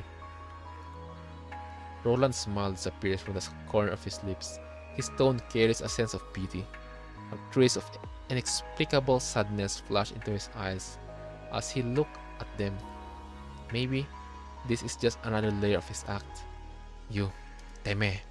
Don't be angry. What if I said you have a chance to survive? Think we'll believe your lies? Right, may apologize. What I said wasn't forthright enough. Roland reached out and gestured with a finger toward Birdie and Cordis. You and you. If you leave Zack here, I'll ensure your safe departure from this place. How does that sound? I can smell that the way how Roland said that I'll ensure your safe departure from this place. Bro, gonna shoot them peacefully. Gonna kill them painlessly. In a painless way. Kill them without pain. Cut your bull. Even if we die, we will die together. Carlos and Birdie struggle to lift up Zack, who is nearly unconscious. Stop pretending. I've been with you long enough. It's not like I don't know how much you two want to live. But we're not just going to leave him here to die. Sai, I'm just giving you your best option. Why are you making me out to be the villain? Don't worry about me. Hurry. Only you two can survive. We're not leaving you here. Nothing puts the audience at the edge of their seats like, you go first. No, I won't leave you. Roland opened his arms in a grand gesture, mimicking a classic scene in the movies, then shakes his head. Normally, I wouldn't mind relieving some boredom with this kind of scene, but unfortunately, there's no time for that. Don't you feel the punishing virus concentration rising? That's all thanks to you destroying the centrifuge array. Roland sighs with regrets. Then the next second, the chain blades flash a ray of cold light as he attacks the three scavengers sitting motionlessly on the ground. The two remaining conscious close their eyes and prepare for death. However, their anticipated death does not come. Everything around them suddenly began to spinning, as if they were tied up and fiercely thrown out. Before falling into the dark stairwell, Cordis feels a cold card in his hand and someone whispering in his ears. Walk along the direction shown in the picture. The basement has access to the outside. By the way, the mess has been cleaned up. Don't be too grateful.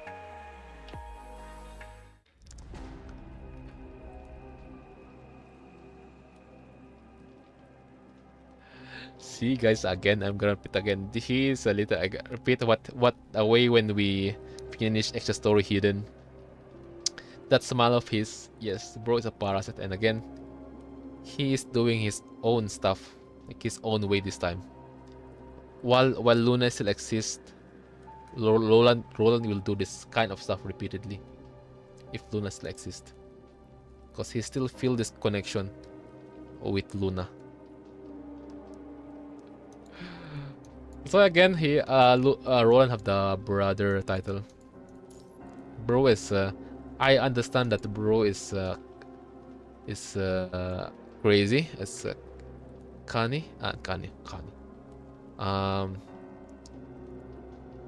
Yeah, bro is like a clown, but an interesting clown with this kind of intrigue me. The last serum. Phew. Roland stands by the hole which has been tightly blocked by a collapse. Cement block, and pats his hands as if he has just completed a warm-up exercise. Why'd you let them go? They were the only variable to have any direct effect on Mother. As you can see, Mother has had emotional fluctuations similar to fear for the first time. Only when it knows what fear is can we know it's evolving in the right direction. They still haven't left the sensory range of Mother. Don't you want to know what kind of stimulation can be generated by the only surviving variable so far? It would be a shame to let such a precious sample die so soon. Think of it as an anchor. I'm also curious to see how far they can make it. It's much more interesting than those dramas in the tower, isn't it? Cinderella furrows her eyebrows faintly. This isn't a part of the plan. Report this to dear Meister. Let him make the final decision. Roland shrugs, neither agreeing or disagreeing, as you wish. Roland connects his comms link and Vonnegut's image appears on his terminal. How's the situation? Roland leans to one side, arms folded, and looks at Cinderella leisurely as he waits her to brief Vonnegut on the current situation. My negligence resulted in the centrifuge arrays that provided Mother with nutrition being destroyed. Without a constant supply of punishing virus, Mother has grown considerably weaker than before. Without human interference, Mother would have completed the task by now. Is that so? Vonnegut doesn't show any sign of anger upon hearing the sudden change of events. He only raised his eyebrows out of interest. I tried to repair the contrifuge arrays to ensure that the CPF can complete the final punishing supply despite low power. Incubation has been postponed also. Under incomplete conditions, the thing in the mother's body may have unpredictable defects. Oh, defects? You call the twins defects? We're crazy. Nomato, you've done well. You and Mado have completed your mission with flying colors. And Roland, thank you for your efforts. I'll hold up my end of the bargain. Thank you. Babylon has found the location of Mado, and they've sent their contract force to investigate. Take all the resource materials and evacuate as soon as possible. But I'm afraid that Grey Raven will be joining them. Are you confident you can win without any consumption? We have more important matters to attend to. I understood. Good girl. As for your mother, don't worry. Her time will come. Since the incubation of Mother will be delayed, better to have Babylonian troops be its last guest.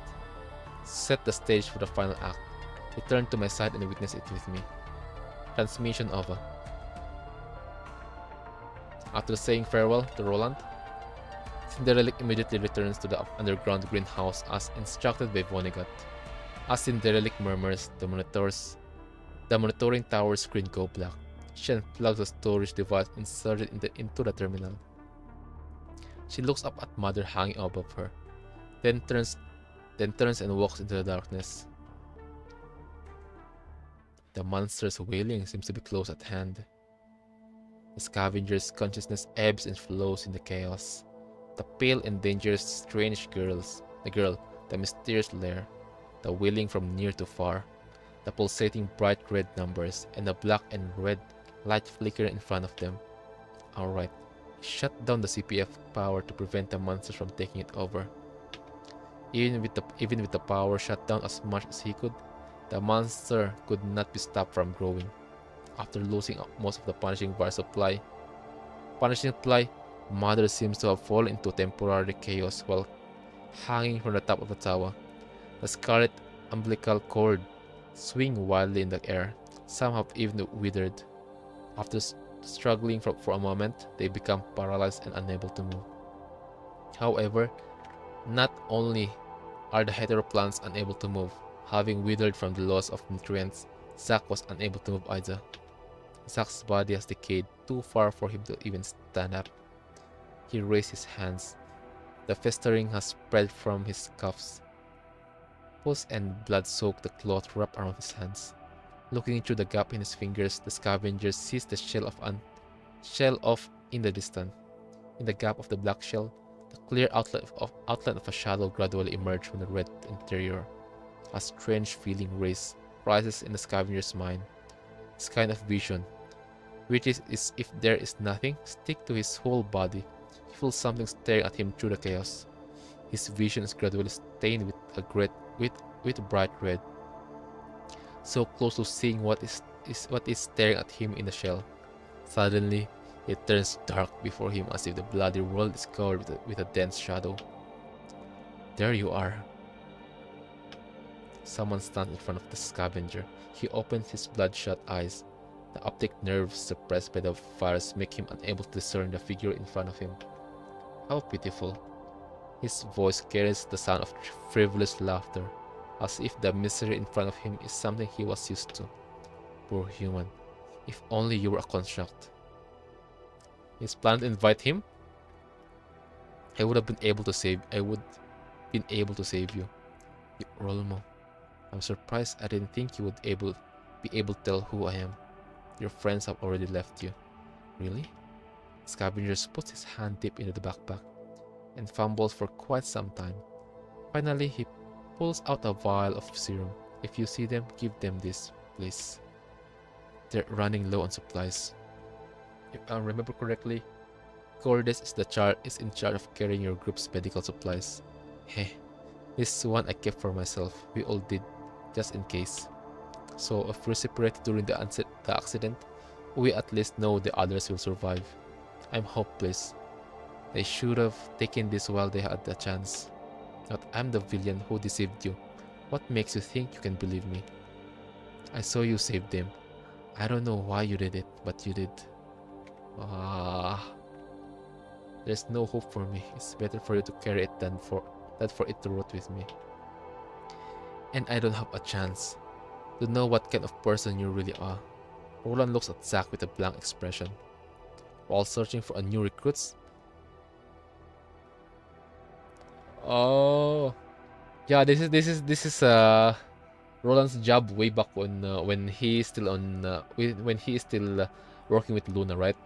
While searching for new recruits, many contracts had reached their hand out much in the same way, in desperation to survive before being devoured by the virus. Roland, the actor, had seen countless tragic plays, and Roland, the Ascendant, has experienced countless tragic realities.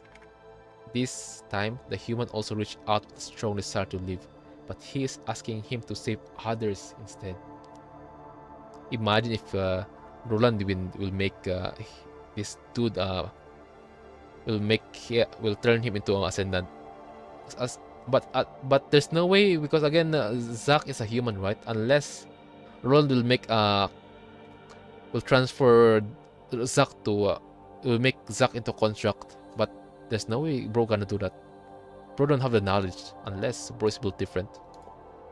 Is this a trick to win pity, or does the truth come out in one's dying breath? I just want everyone to live. I just wanted to get as much supplies as possible until we find a place where we can live, a place where Kurdos can plant his blue hydria and watch them sprout in beautiful flowers. Maybe we could have found out the whereabouts of his daughter in that conservation area. We wouldn't have to wander around because of the virus and get into ridiculous disputes anymore. Birdie wouldn't have to try and cheer us up anymore. Tears spills out of his eyes as he trembles with pain. The scavenger's voice is so weak it's almost disappearing among the roar of the tower. You mentioned that movie. Want to know how it ends? The brave knights reach to the top of the tower. He finds out that the place where the secret treasure should have been is empty, and the knight dies of despair. At least that's how it should have ended. But the lead actor of the film didn't agree with the script. And the actor is Roland. At the time, he was so naive that people laugh at him. He believed that people could achieve happiness in their own accord. He said that reality is bitter enough. Why film a tragedy with tragedy that will only break the audience's heart? So he convinced the director to change the ending. Right as the knight is about to be engulfed by despair, the god sleeping in the tower finally wakes up. He witnessed the hope, struggle, and despair of the knight, and realized that there is such a powerful force in the heart of humanity, whom he once viewed as weak. Roland's voice is quiet and calm, like he is intimately familiar with the story. So the god gives humanity the kindling of hope and tells humanity that the disaster would one day pass. That's a better ending. Isn't it ridiculous? He can even control his own destiny, but he wants to change the fate of the fake character. What's the meaning of this? Meaning? Of course, I know it's fake, but I really like that he never gave up. Isn't that the point of a movie? As long as someone performs a role and people watch it, the role will live on their hearts of the audience. Yes, that's true. That's the purpose of humanity, of a movie. As long as the feeling that at that moment are real, what difference does it make? Does it make if it's all an act?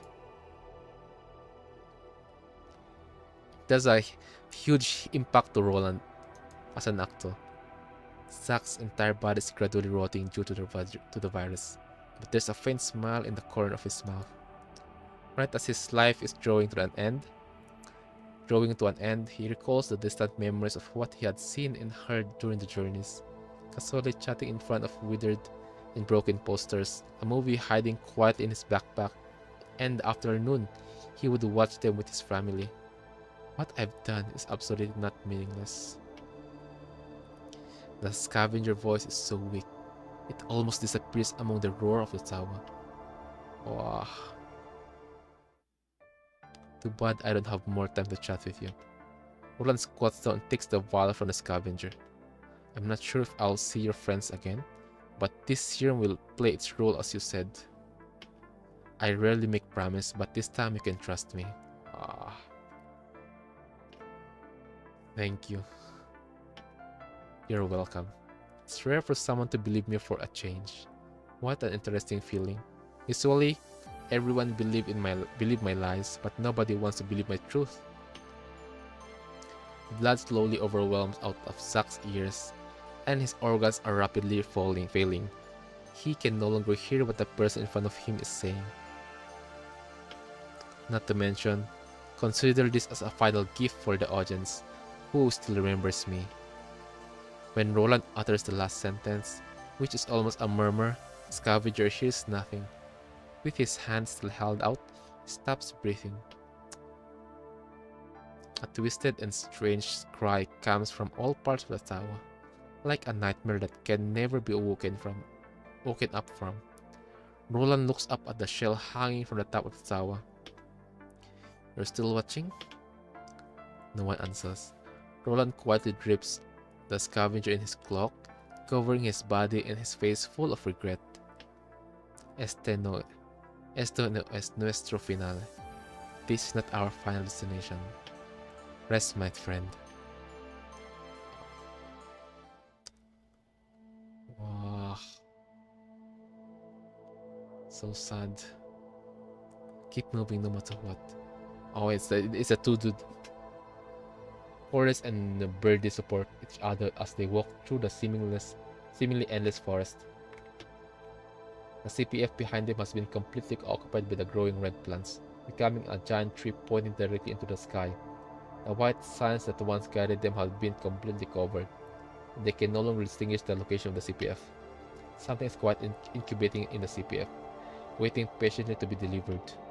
This CPF, which was once the hope of Scavenger for survival, has become an eternal nightmare on their hearts. This CPF, which was once has become a hotbed of human suffering. The strange cries of humanoid monsters come from the jungle. They can even pick out Zack's voice from the rising and falling calls. But now, Zack has become a permanent resident of the CPF. Those weird and deformed figures, with the voice of their sacrificed partner, squeeze indescribable scream from their throat and attack them. They don't want Zack's expectation to go to waste. But no matter how hard they try, this is as far as they can make it. Birdie looks at Cordis, then takes out their last remaining grenade. Is that necessary? Roland's here. Something flies across the night sky and lands right in Birdie's hands. It's a clear vial of serum. I didn't expect to see you two still alive. Looks like you've really opened my eyes. An approaching monster's obliterated by a shotgun blast, lassoed by Roland's chain blade and throws deep into the forest. But on the plus side, at least I get to fulfill a promise. If that didn't work out, I might have been a little disappointed in myself. It's you. I don't think now's the best time to fight, amigo. I'm your savior after all. Where are you off to? There's nowhere else for us to go. Cordis covered his bleeding left hand. His backpack had been lost in the escape. Of course there is.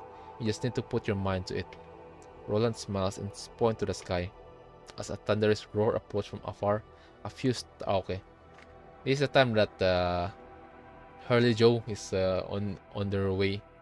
Woodcock is on their way here for their mission, right? A few stars will twinkle in the night sky. No, those aren't ordinary stars. They're transport craft approaching the forest. As if sensing the arrival of the uninvited guest, the giant trees behind them unleash a strange roar. The rustling and cries of hetero creatures can be heard all throughout the forest, just like a warning given by a giant animal when it exposed its fangs.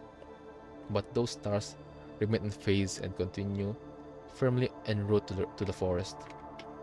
Like shooting stars, those are transport craft from Babylonia. You're right. Now's the time to call for help. The wanderer walks on the desolate battlefield. In front of him is a scorched land filled with disfigured remains and broken weapons. The roar of gunfire or the cries of agony are long gone. Nothing but the arranged silence lies here. The source of the disaster was already gone. Burning trees toppled to the ground, and craters are filled with bubbling red liquid in its wake. It is impossible to tell whether the liquid soaked in the scorched earth is bodily fluid from hetero creatures or vital fluid from constructs, or even blood from humans. The wanderer stopped in front of unidentified remains. Nearby, he picks up a vial of dirt serum. Smoke looms in the night sky, refusing to disperse. Even the moon is obscured by the thick blanket, leaving only a faint silver glow. Staring at the scene, which can only be described as an illusion, Roland hears a mysterious voice in his mind. Let's screenshot something. I need this asset for my illustration. Okay, we're done. Let's continue. Roland hears a mysterious voice in his mind. It's a distant and cold voice, but with a trace of imperceptible confusion. What kind of world do you want to see? Roland looks back again at the scorched earth he has long journeyed through. Cutscene.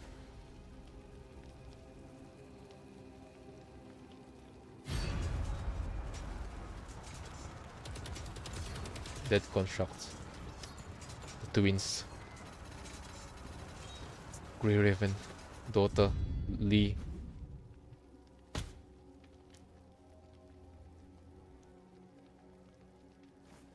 これって本当に悲惨な現実だね。絶望に打ち砕かれて再構築された世界。これが君の見たいものかい？ You would want. 君ならきっとこういうはずさ。それじゃ幕を開けて願い事を叶えに行こう。 Interesting. Yeah, fake Ascension playing in the background. Yep. It's a fake Ascension BGM. Crazy. Oh my god, guys. Oh my god. We're done. We are done. Wow.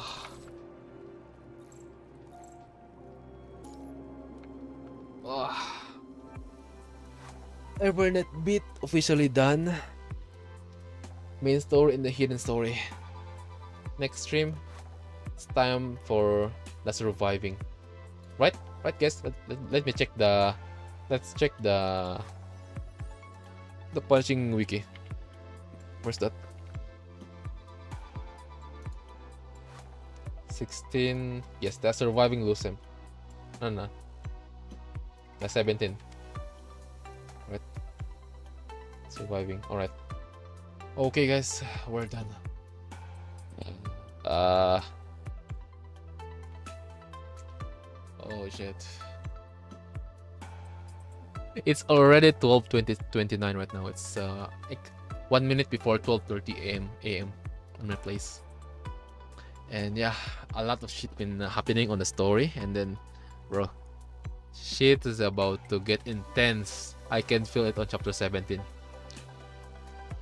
Because this is a fight between two sides of this is a fight of Babylonia and a group of Vonnegut. So I can feel that on the next chapter we can literally face Vonnegut himself, probably, because bro is preparing to fight Babylonia using also the existence of the heterohive mother. Let's see what will happen though. So okay, we're done. Oh shit. Let's do our dailies before. Anyway, guys, how are you guys? How are you? How is your day? Oh shit. Oh my god, I still haven't finished my weekly. Oh. Let's finish our weekly before we end the stream. We must not miss the. I still haven't done it, right? Yeah, we still haven't done it. We must not. That missing our weekly reward is a sin. 私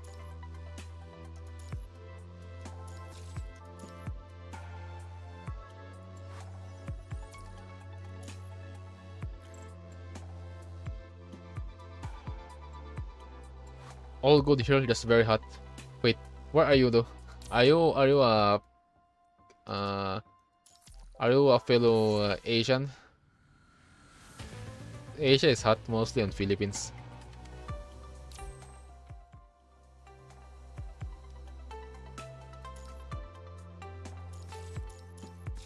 Okay guys, before we end the stream, guys, we officially finished the story. Chapter 16 and the hidden, and then we will do the chapter 70 probably later tonight. Yeah, I'll just sleep and then do my illustration for like 3 hours and then take a sleep again, then stream at night. Yeah, I think, how many hours did we stream though? Including the hidden. 5 hours 41 minutes. 5 hours 41 minutes, and then let's see if we can do the chapter 17 half, or if we can finish it as a whole later on our next stream. Nope, Brazil every day is hot here around 8:30.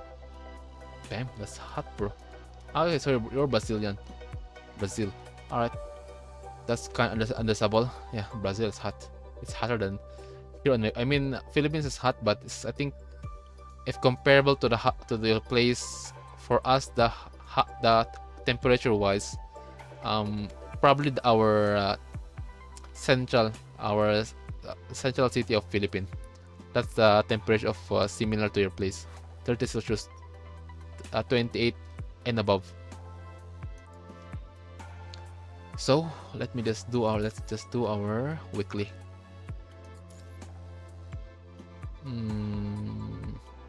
What's that? Not you.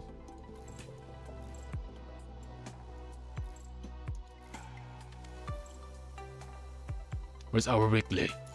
Chatamate. Pain Phantom Cage. Alright, here we go. Pasago. Different countries, same Tojo. Alright. Right. Let's just do here. Finish here.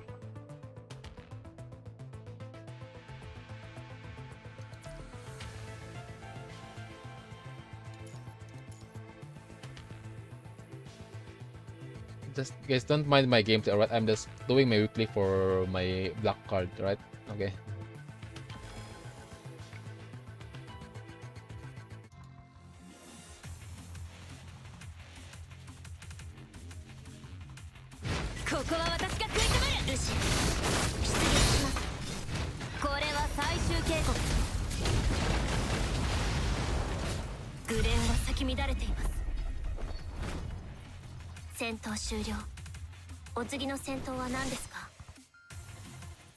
It's some peanut.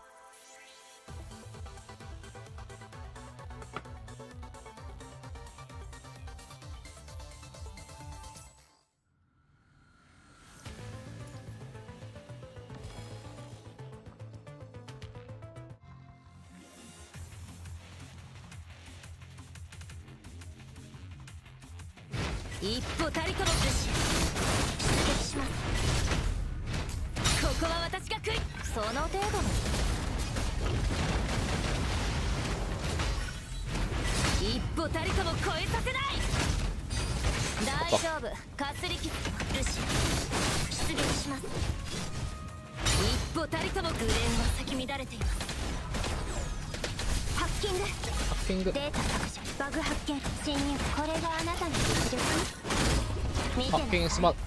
Okay, wait, bro, you're still not sleeping? What the heck?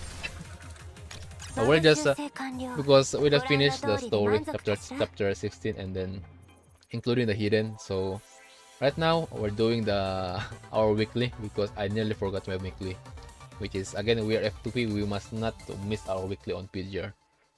Yeah. Do our stuff before we end the stream. Okay, Exumal, what did you do? What did you do?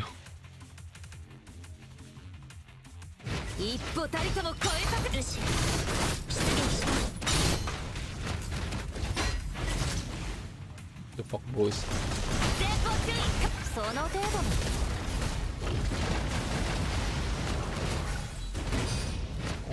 大丈夫ルシウ出撃します。ここは私が食い止める。デバッグ完了。 Just use my teddy. バグ発見ハッキング命令確認直ちに執行。 I'm just joking. 必ずまた会えるはずです。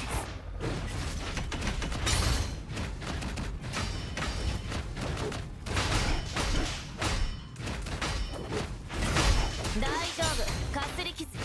これは最終警告。 He didn't say anything.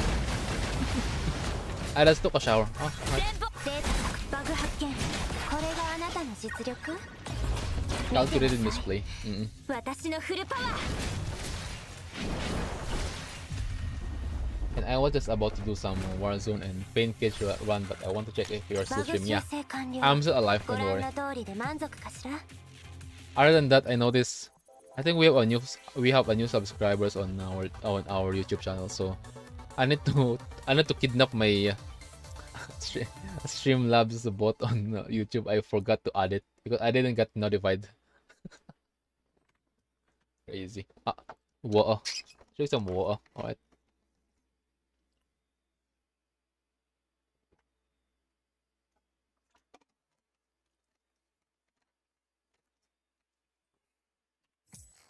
Okay, we're done. Sige. Which is better? Rosetta or Vasago? Mechanism to introduce lightning. Lightning. In house Rosetta. Okay, I don't know that, but let's go with the Vasago for now. はい。みんなを守 Wait, ります。 how to use Uncle Watanabe again? I forgot. Wait. Yeah, let's just fuck it. Let's just do it. I don't know how to use. I forgot how to use him. I haven't used him for a while. 純粋な骨に救いをもたらします。耐えられます。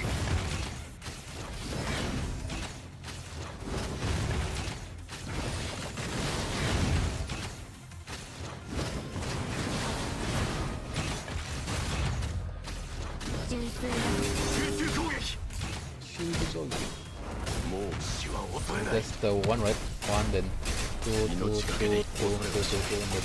one, and trigger, normal, and then ult. I forgot. I think that's how you use Watanabe.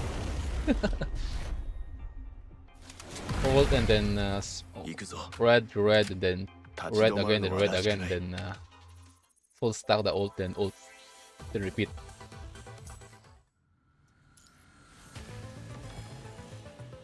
Next card I need to study is next thing that I need to study is the white hair leaf. もうできるように。集中攻撃。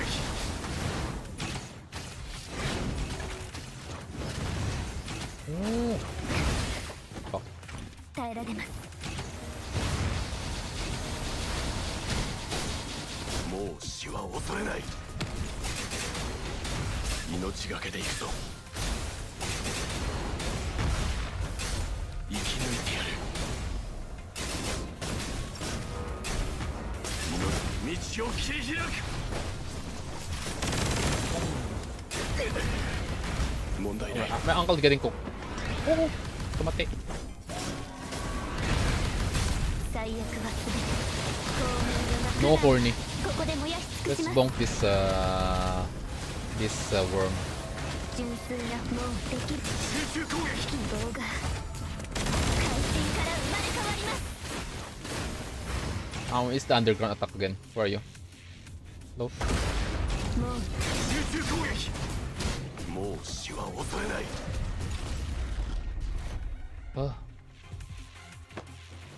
行くぞ。行くぞ。立ち止まるのはらしくない。Okay. Keep 2 piece, Cody. I already have 2 piece. Oh, don't worry, guys. My memory is already full equipped for. I already fully built Uncle Watanabe. I just forgot to upgrade it. Yeah. I already fixed the call button way back. When I said when I'm asking our our chat to like how to like make the set up the memory of Uncle Watanabe. 純粋な骨にもう死は恐れない。 3 attack first. 生き抜いてやる。おごりない成果。道を切り開く。 Oh shit. Fuck, forgot. 問題ない。 Bruh. One more. Do it one more. 1, 2. 最悪はもうできるように 集中攻撃。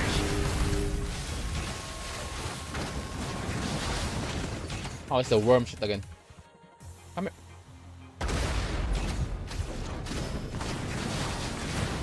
もうできるようになりました純粋苦難はここで No 燃や horny. し尽くします There you go. もうできるように集中攻撃。希望が怪人から生まれ変わりますもう死は恐れない。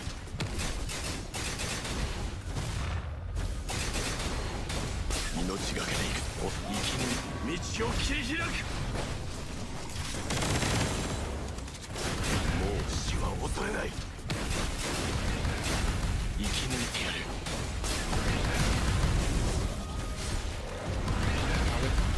Sugi. 行くぞ。 Ah. 立ち止まるのはらしくない。 Our first, second weekly done. Next. I think that's good. Well, good. We only need to do two boss, right? Fuck, it's 30. I still haven't built. Which character should I add in here?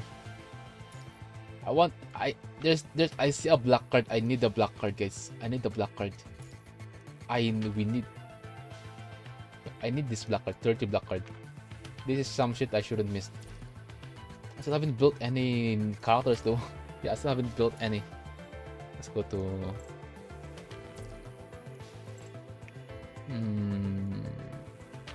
you. Oh, nope. Nope, not gonna do it. Not gonna do it. Roland Soul Rosetta. I don't have Roland. I don't have Roland. Oh. What if we use this? What if we use 21? Right, I don't. Anyways, I think I still. Okay.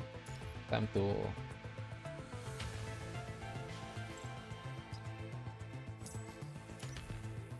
Wait, do I have another character? Oh, I think you can use Veritas. Let me just upgrade first. Upgrade the 21. Where are you?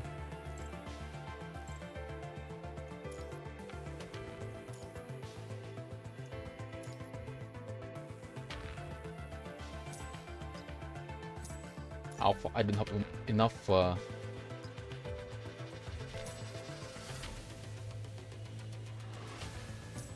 Ah. That's. Wait, what? I'm lost. Hold on, Chotomate.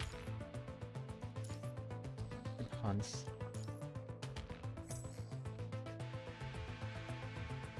Let's go straight. Camo 21 Teddy. Let's just use 21 for now. I don't have enough.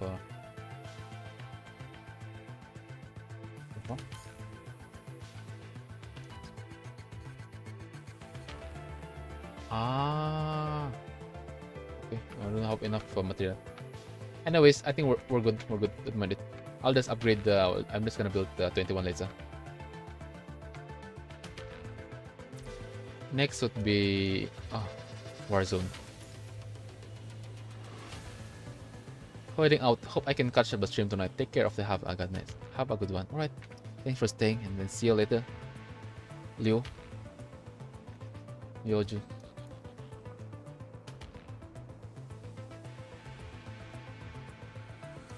Ice. dark damage.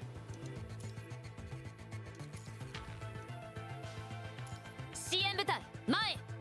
支援部隊前。Alright.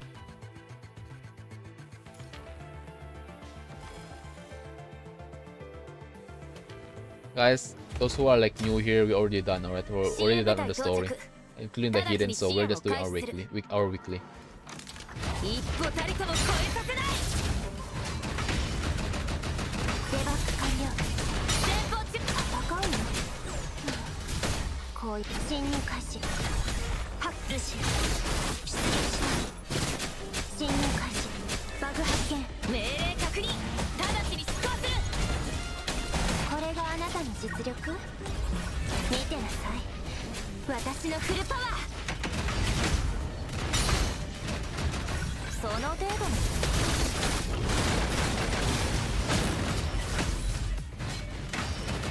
大丈夫。かすり傷。おお。前方注意。回避して。デバッグ完了。前方注意。回避して。一歩たりとも越え。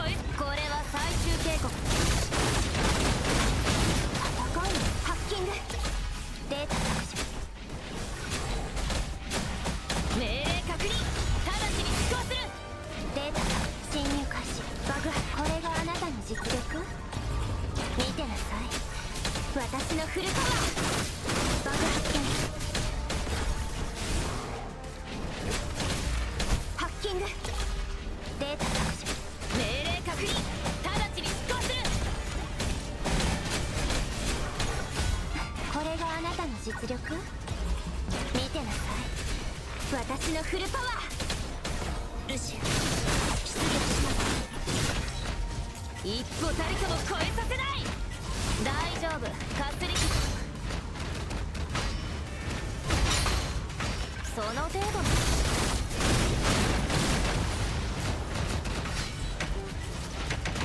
前方注意。回避して。Anyways, yeah. 危険対象相当完了。勝利の感覚は最高ね。次。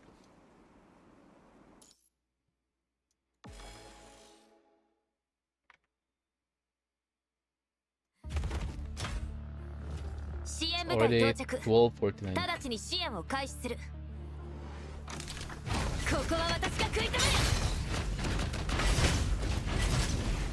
Whoa, 一歩たりとも bro is 越えさせ。 taunting me. これは最終警 Crazy. 告。一歩たりとも越えさせない。大丈夫。かすり傷。前方注意。回避して。戦うの？侵入開始。ハッキング。バグハック。メルシア、出撃します。クリーン。データ削除。やるじゃない。なら次は私に任せて。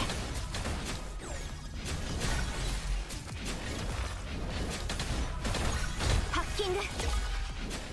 侵入開始。バグ発見。命令確認。直ちに出航する。データ削除。侵入。これがあなたの実力？見てなさい。私のフルパワー。侵入開始。ルシア、出撃します。ハッキング。バグ発見。データ削除。侵入開始。これがあなたの実力？見てなさい。私のフルパワー。前方注意。回避して。大丈夫。かすり傷。その程度の。デバッグ完了。前方注意。回避して。戦うの？データ削除。ルシア、出撃します。侵入開始。命令確認。直ちに出航する。バグ発見。これがあなたの実力？見てなさい。私のフルパワー。Yeah. バグ修正完了。ご覧の通りで満足かしら。 2 waves. Don't mind the wave. I'm just doing it for weekly. I don't plan to do like rank up. It's a mosquito. The fuck. So I can get all the card that I need. The black card. The black card is a priority. Okay, top 5. Oh, bro, it's Japanese Nihonjin. What's this? Mangan Berkat. Ah, bro, it's Indonesian. This Hikari. Okay. PGR boy. PGR boy. Anyways. What can I buy here though? Anyways. Okay. All clear. Oh. All clear. We are all clear, fam. We are all clear. Weekly done. Chapter 16, including hidden. We're done. Later, tonight, it's already 12:51, 52. It's like few minutes before 1 a.m. We'll continue chapter 17. Is either if it's short, if it's long, we go with to cut the story in half. Or but if it's short, we can go straight. Because if let's say if 4 hours enough, because wait. Wait, today is Monday, so other than that, if it rain on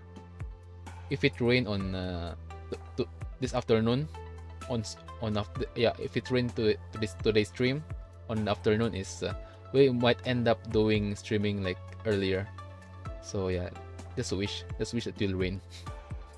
Alright guys, because I don't want to stream, because I can literally stream after I wake up, but I don't want to because it's hot. I don't want to fucked up my like live reaction on the story. So yeah guys, you know what's crazy guys, I'm planning to raid the other streamer, but fucked up. This is not Twitch, this is YouTube. Guild weekly still not done, bro. I don't have guild. We're going to make our own guild later once we have guys who haven't joined our server. We have our server. Wait, where's our server? We have our server guys. Alright, and also join. Yeah, join. Anyways, yeah, we'll do that. We'll do all stuff. Main risk. What this? Okay, I don't know what's that. Okay. Anyways, guys, other than that, are there any spoiler safe event here on the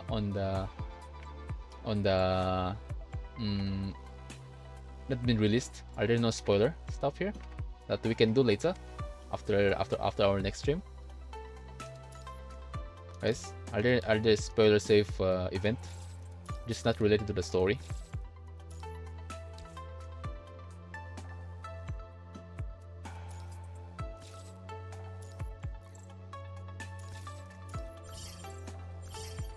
Small, yeah. Which event? It's not. This is safe from spoiler, or even giving us a clue. Which event? Pain of Don Juan. Where's the end of the 4-2? Yeah. What are the events that we can do later in our next stream? I can feel that this also. Where's that? Are these two spoiler free? Is this good? Alternate these two: Recitative, the Fantasia, and Curse Waves.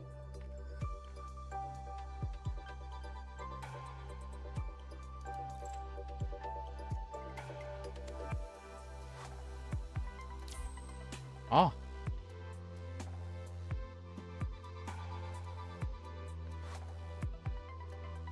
Okay, there's a lot of shit. Yeah, it's rogue like. Ah, okay. Resistive is a character story. Ah, okay. So I think we were going to skip that. So that's all this. What's that? So which which of this stuff is safe from spoiler. Because again, my main purpose of doing the event is for our black card, alright? So yeah, which of this is good for us to do later? All?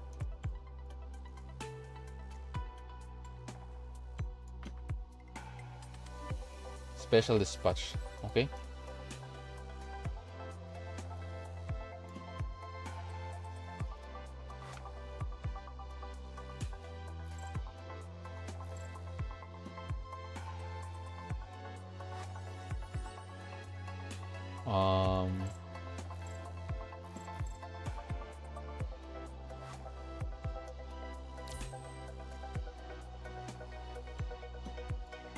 I'm blind, bro.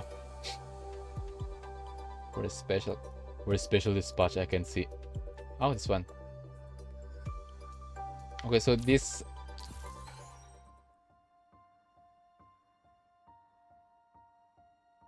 What? What is this? Huh? Huh? Okay.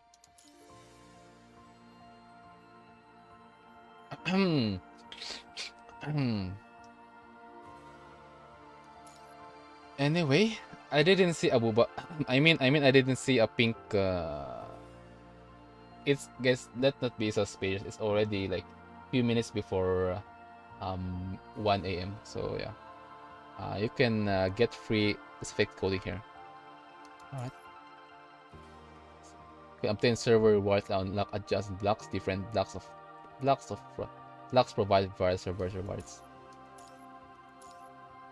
Special missions are a new feature in this operation, which require your independent completion. Complete this mission to obtain EXP and gradually unlock power.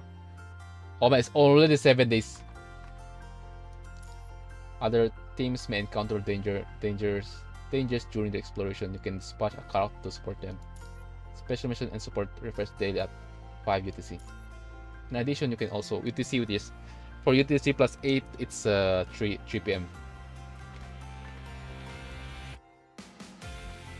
In addition, you can also get trial prototypes from daily block battle and completing event mission and exchange them for awesome reward in treasure supplies. Okay. For more, okay. Okay. So we have 7 days. We have 7 more days. So I think probably tomorrow before we end the stream, we're going to do this, or we have a specific stream for this event. So other than that, other than this, which other stuff do we need to like? Blood. I forgot. I thought it's blood. I thought I'm nose bleeding again. Anyways, other than that, which event is spoiler safe that we can do? Other than that we can get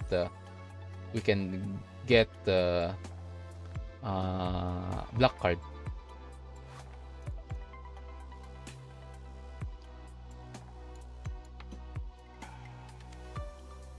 Because I think I just missed some event like this past few weeks.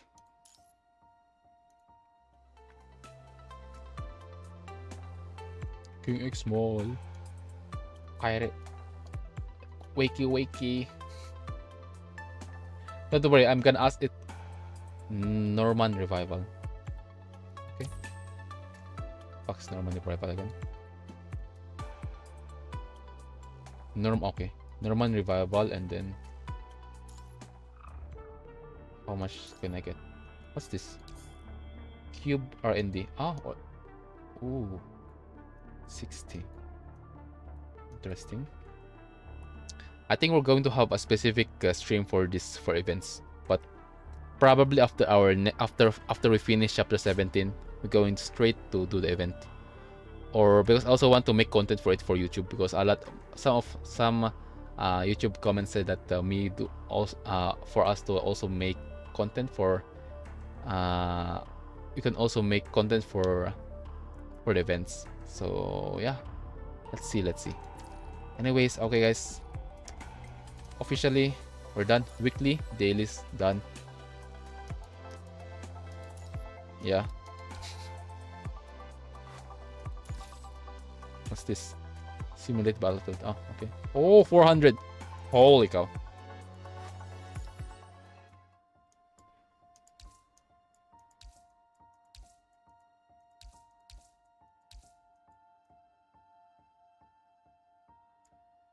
Can borrow my number 21. Let's see though if I still remember. I mean, I'm gonna remember you though because you've been like appearing a lot on my chat. Oh, what's this? Kuang Fu. Who the heck are you? Bread. Fuck. Bread. Let's chat on channel 1. Bread. Anyways, yeah, bro forgot to claim. Don't mind me, just me being yabai every time when I open the game. Anyways, guys, officially we're done. So yeah, by this week we will finish chapter 17 PGR, second Wuthering Waves, companion story of Brant, and third probably we can do Nikke, maybe, I'm not sure, but yeah. Okay guys, thanks for staying. Lingering Star, where's that? Oh, that's one. Okay, Lingering Star, okay, I'll take note of that. Lingering Star, Special Dispatch, and then what the fuck is that? Norman. Okay, Lingering Star, Norman, and then the Special Dispatch. Okay guys, see you later. Yeah guys, don't forget to sleep. All right. 指揮官さえいてくれればどんな未来が待ち受けている。 Bread.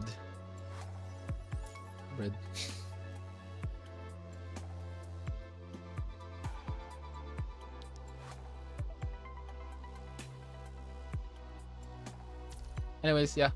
Again, literally every single event give you a gacha material. Oh, all right, noted. So yeah, guys, sleep. Time to sleep. See you later. Bye bye. Bye bye. Mata ne. I don't have an end screen, guys. I'm lazy. Bye bye.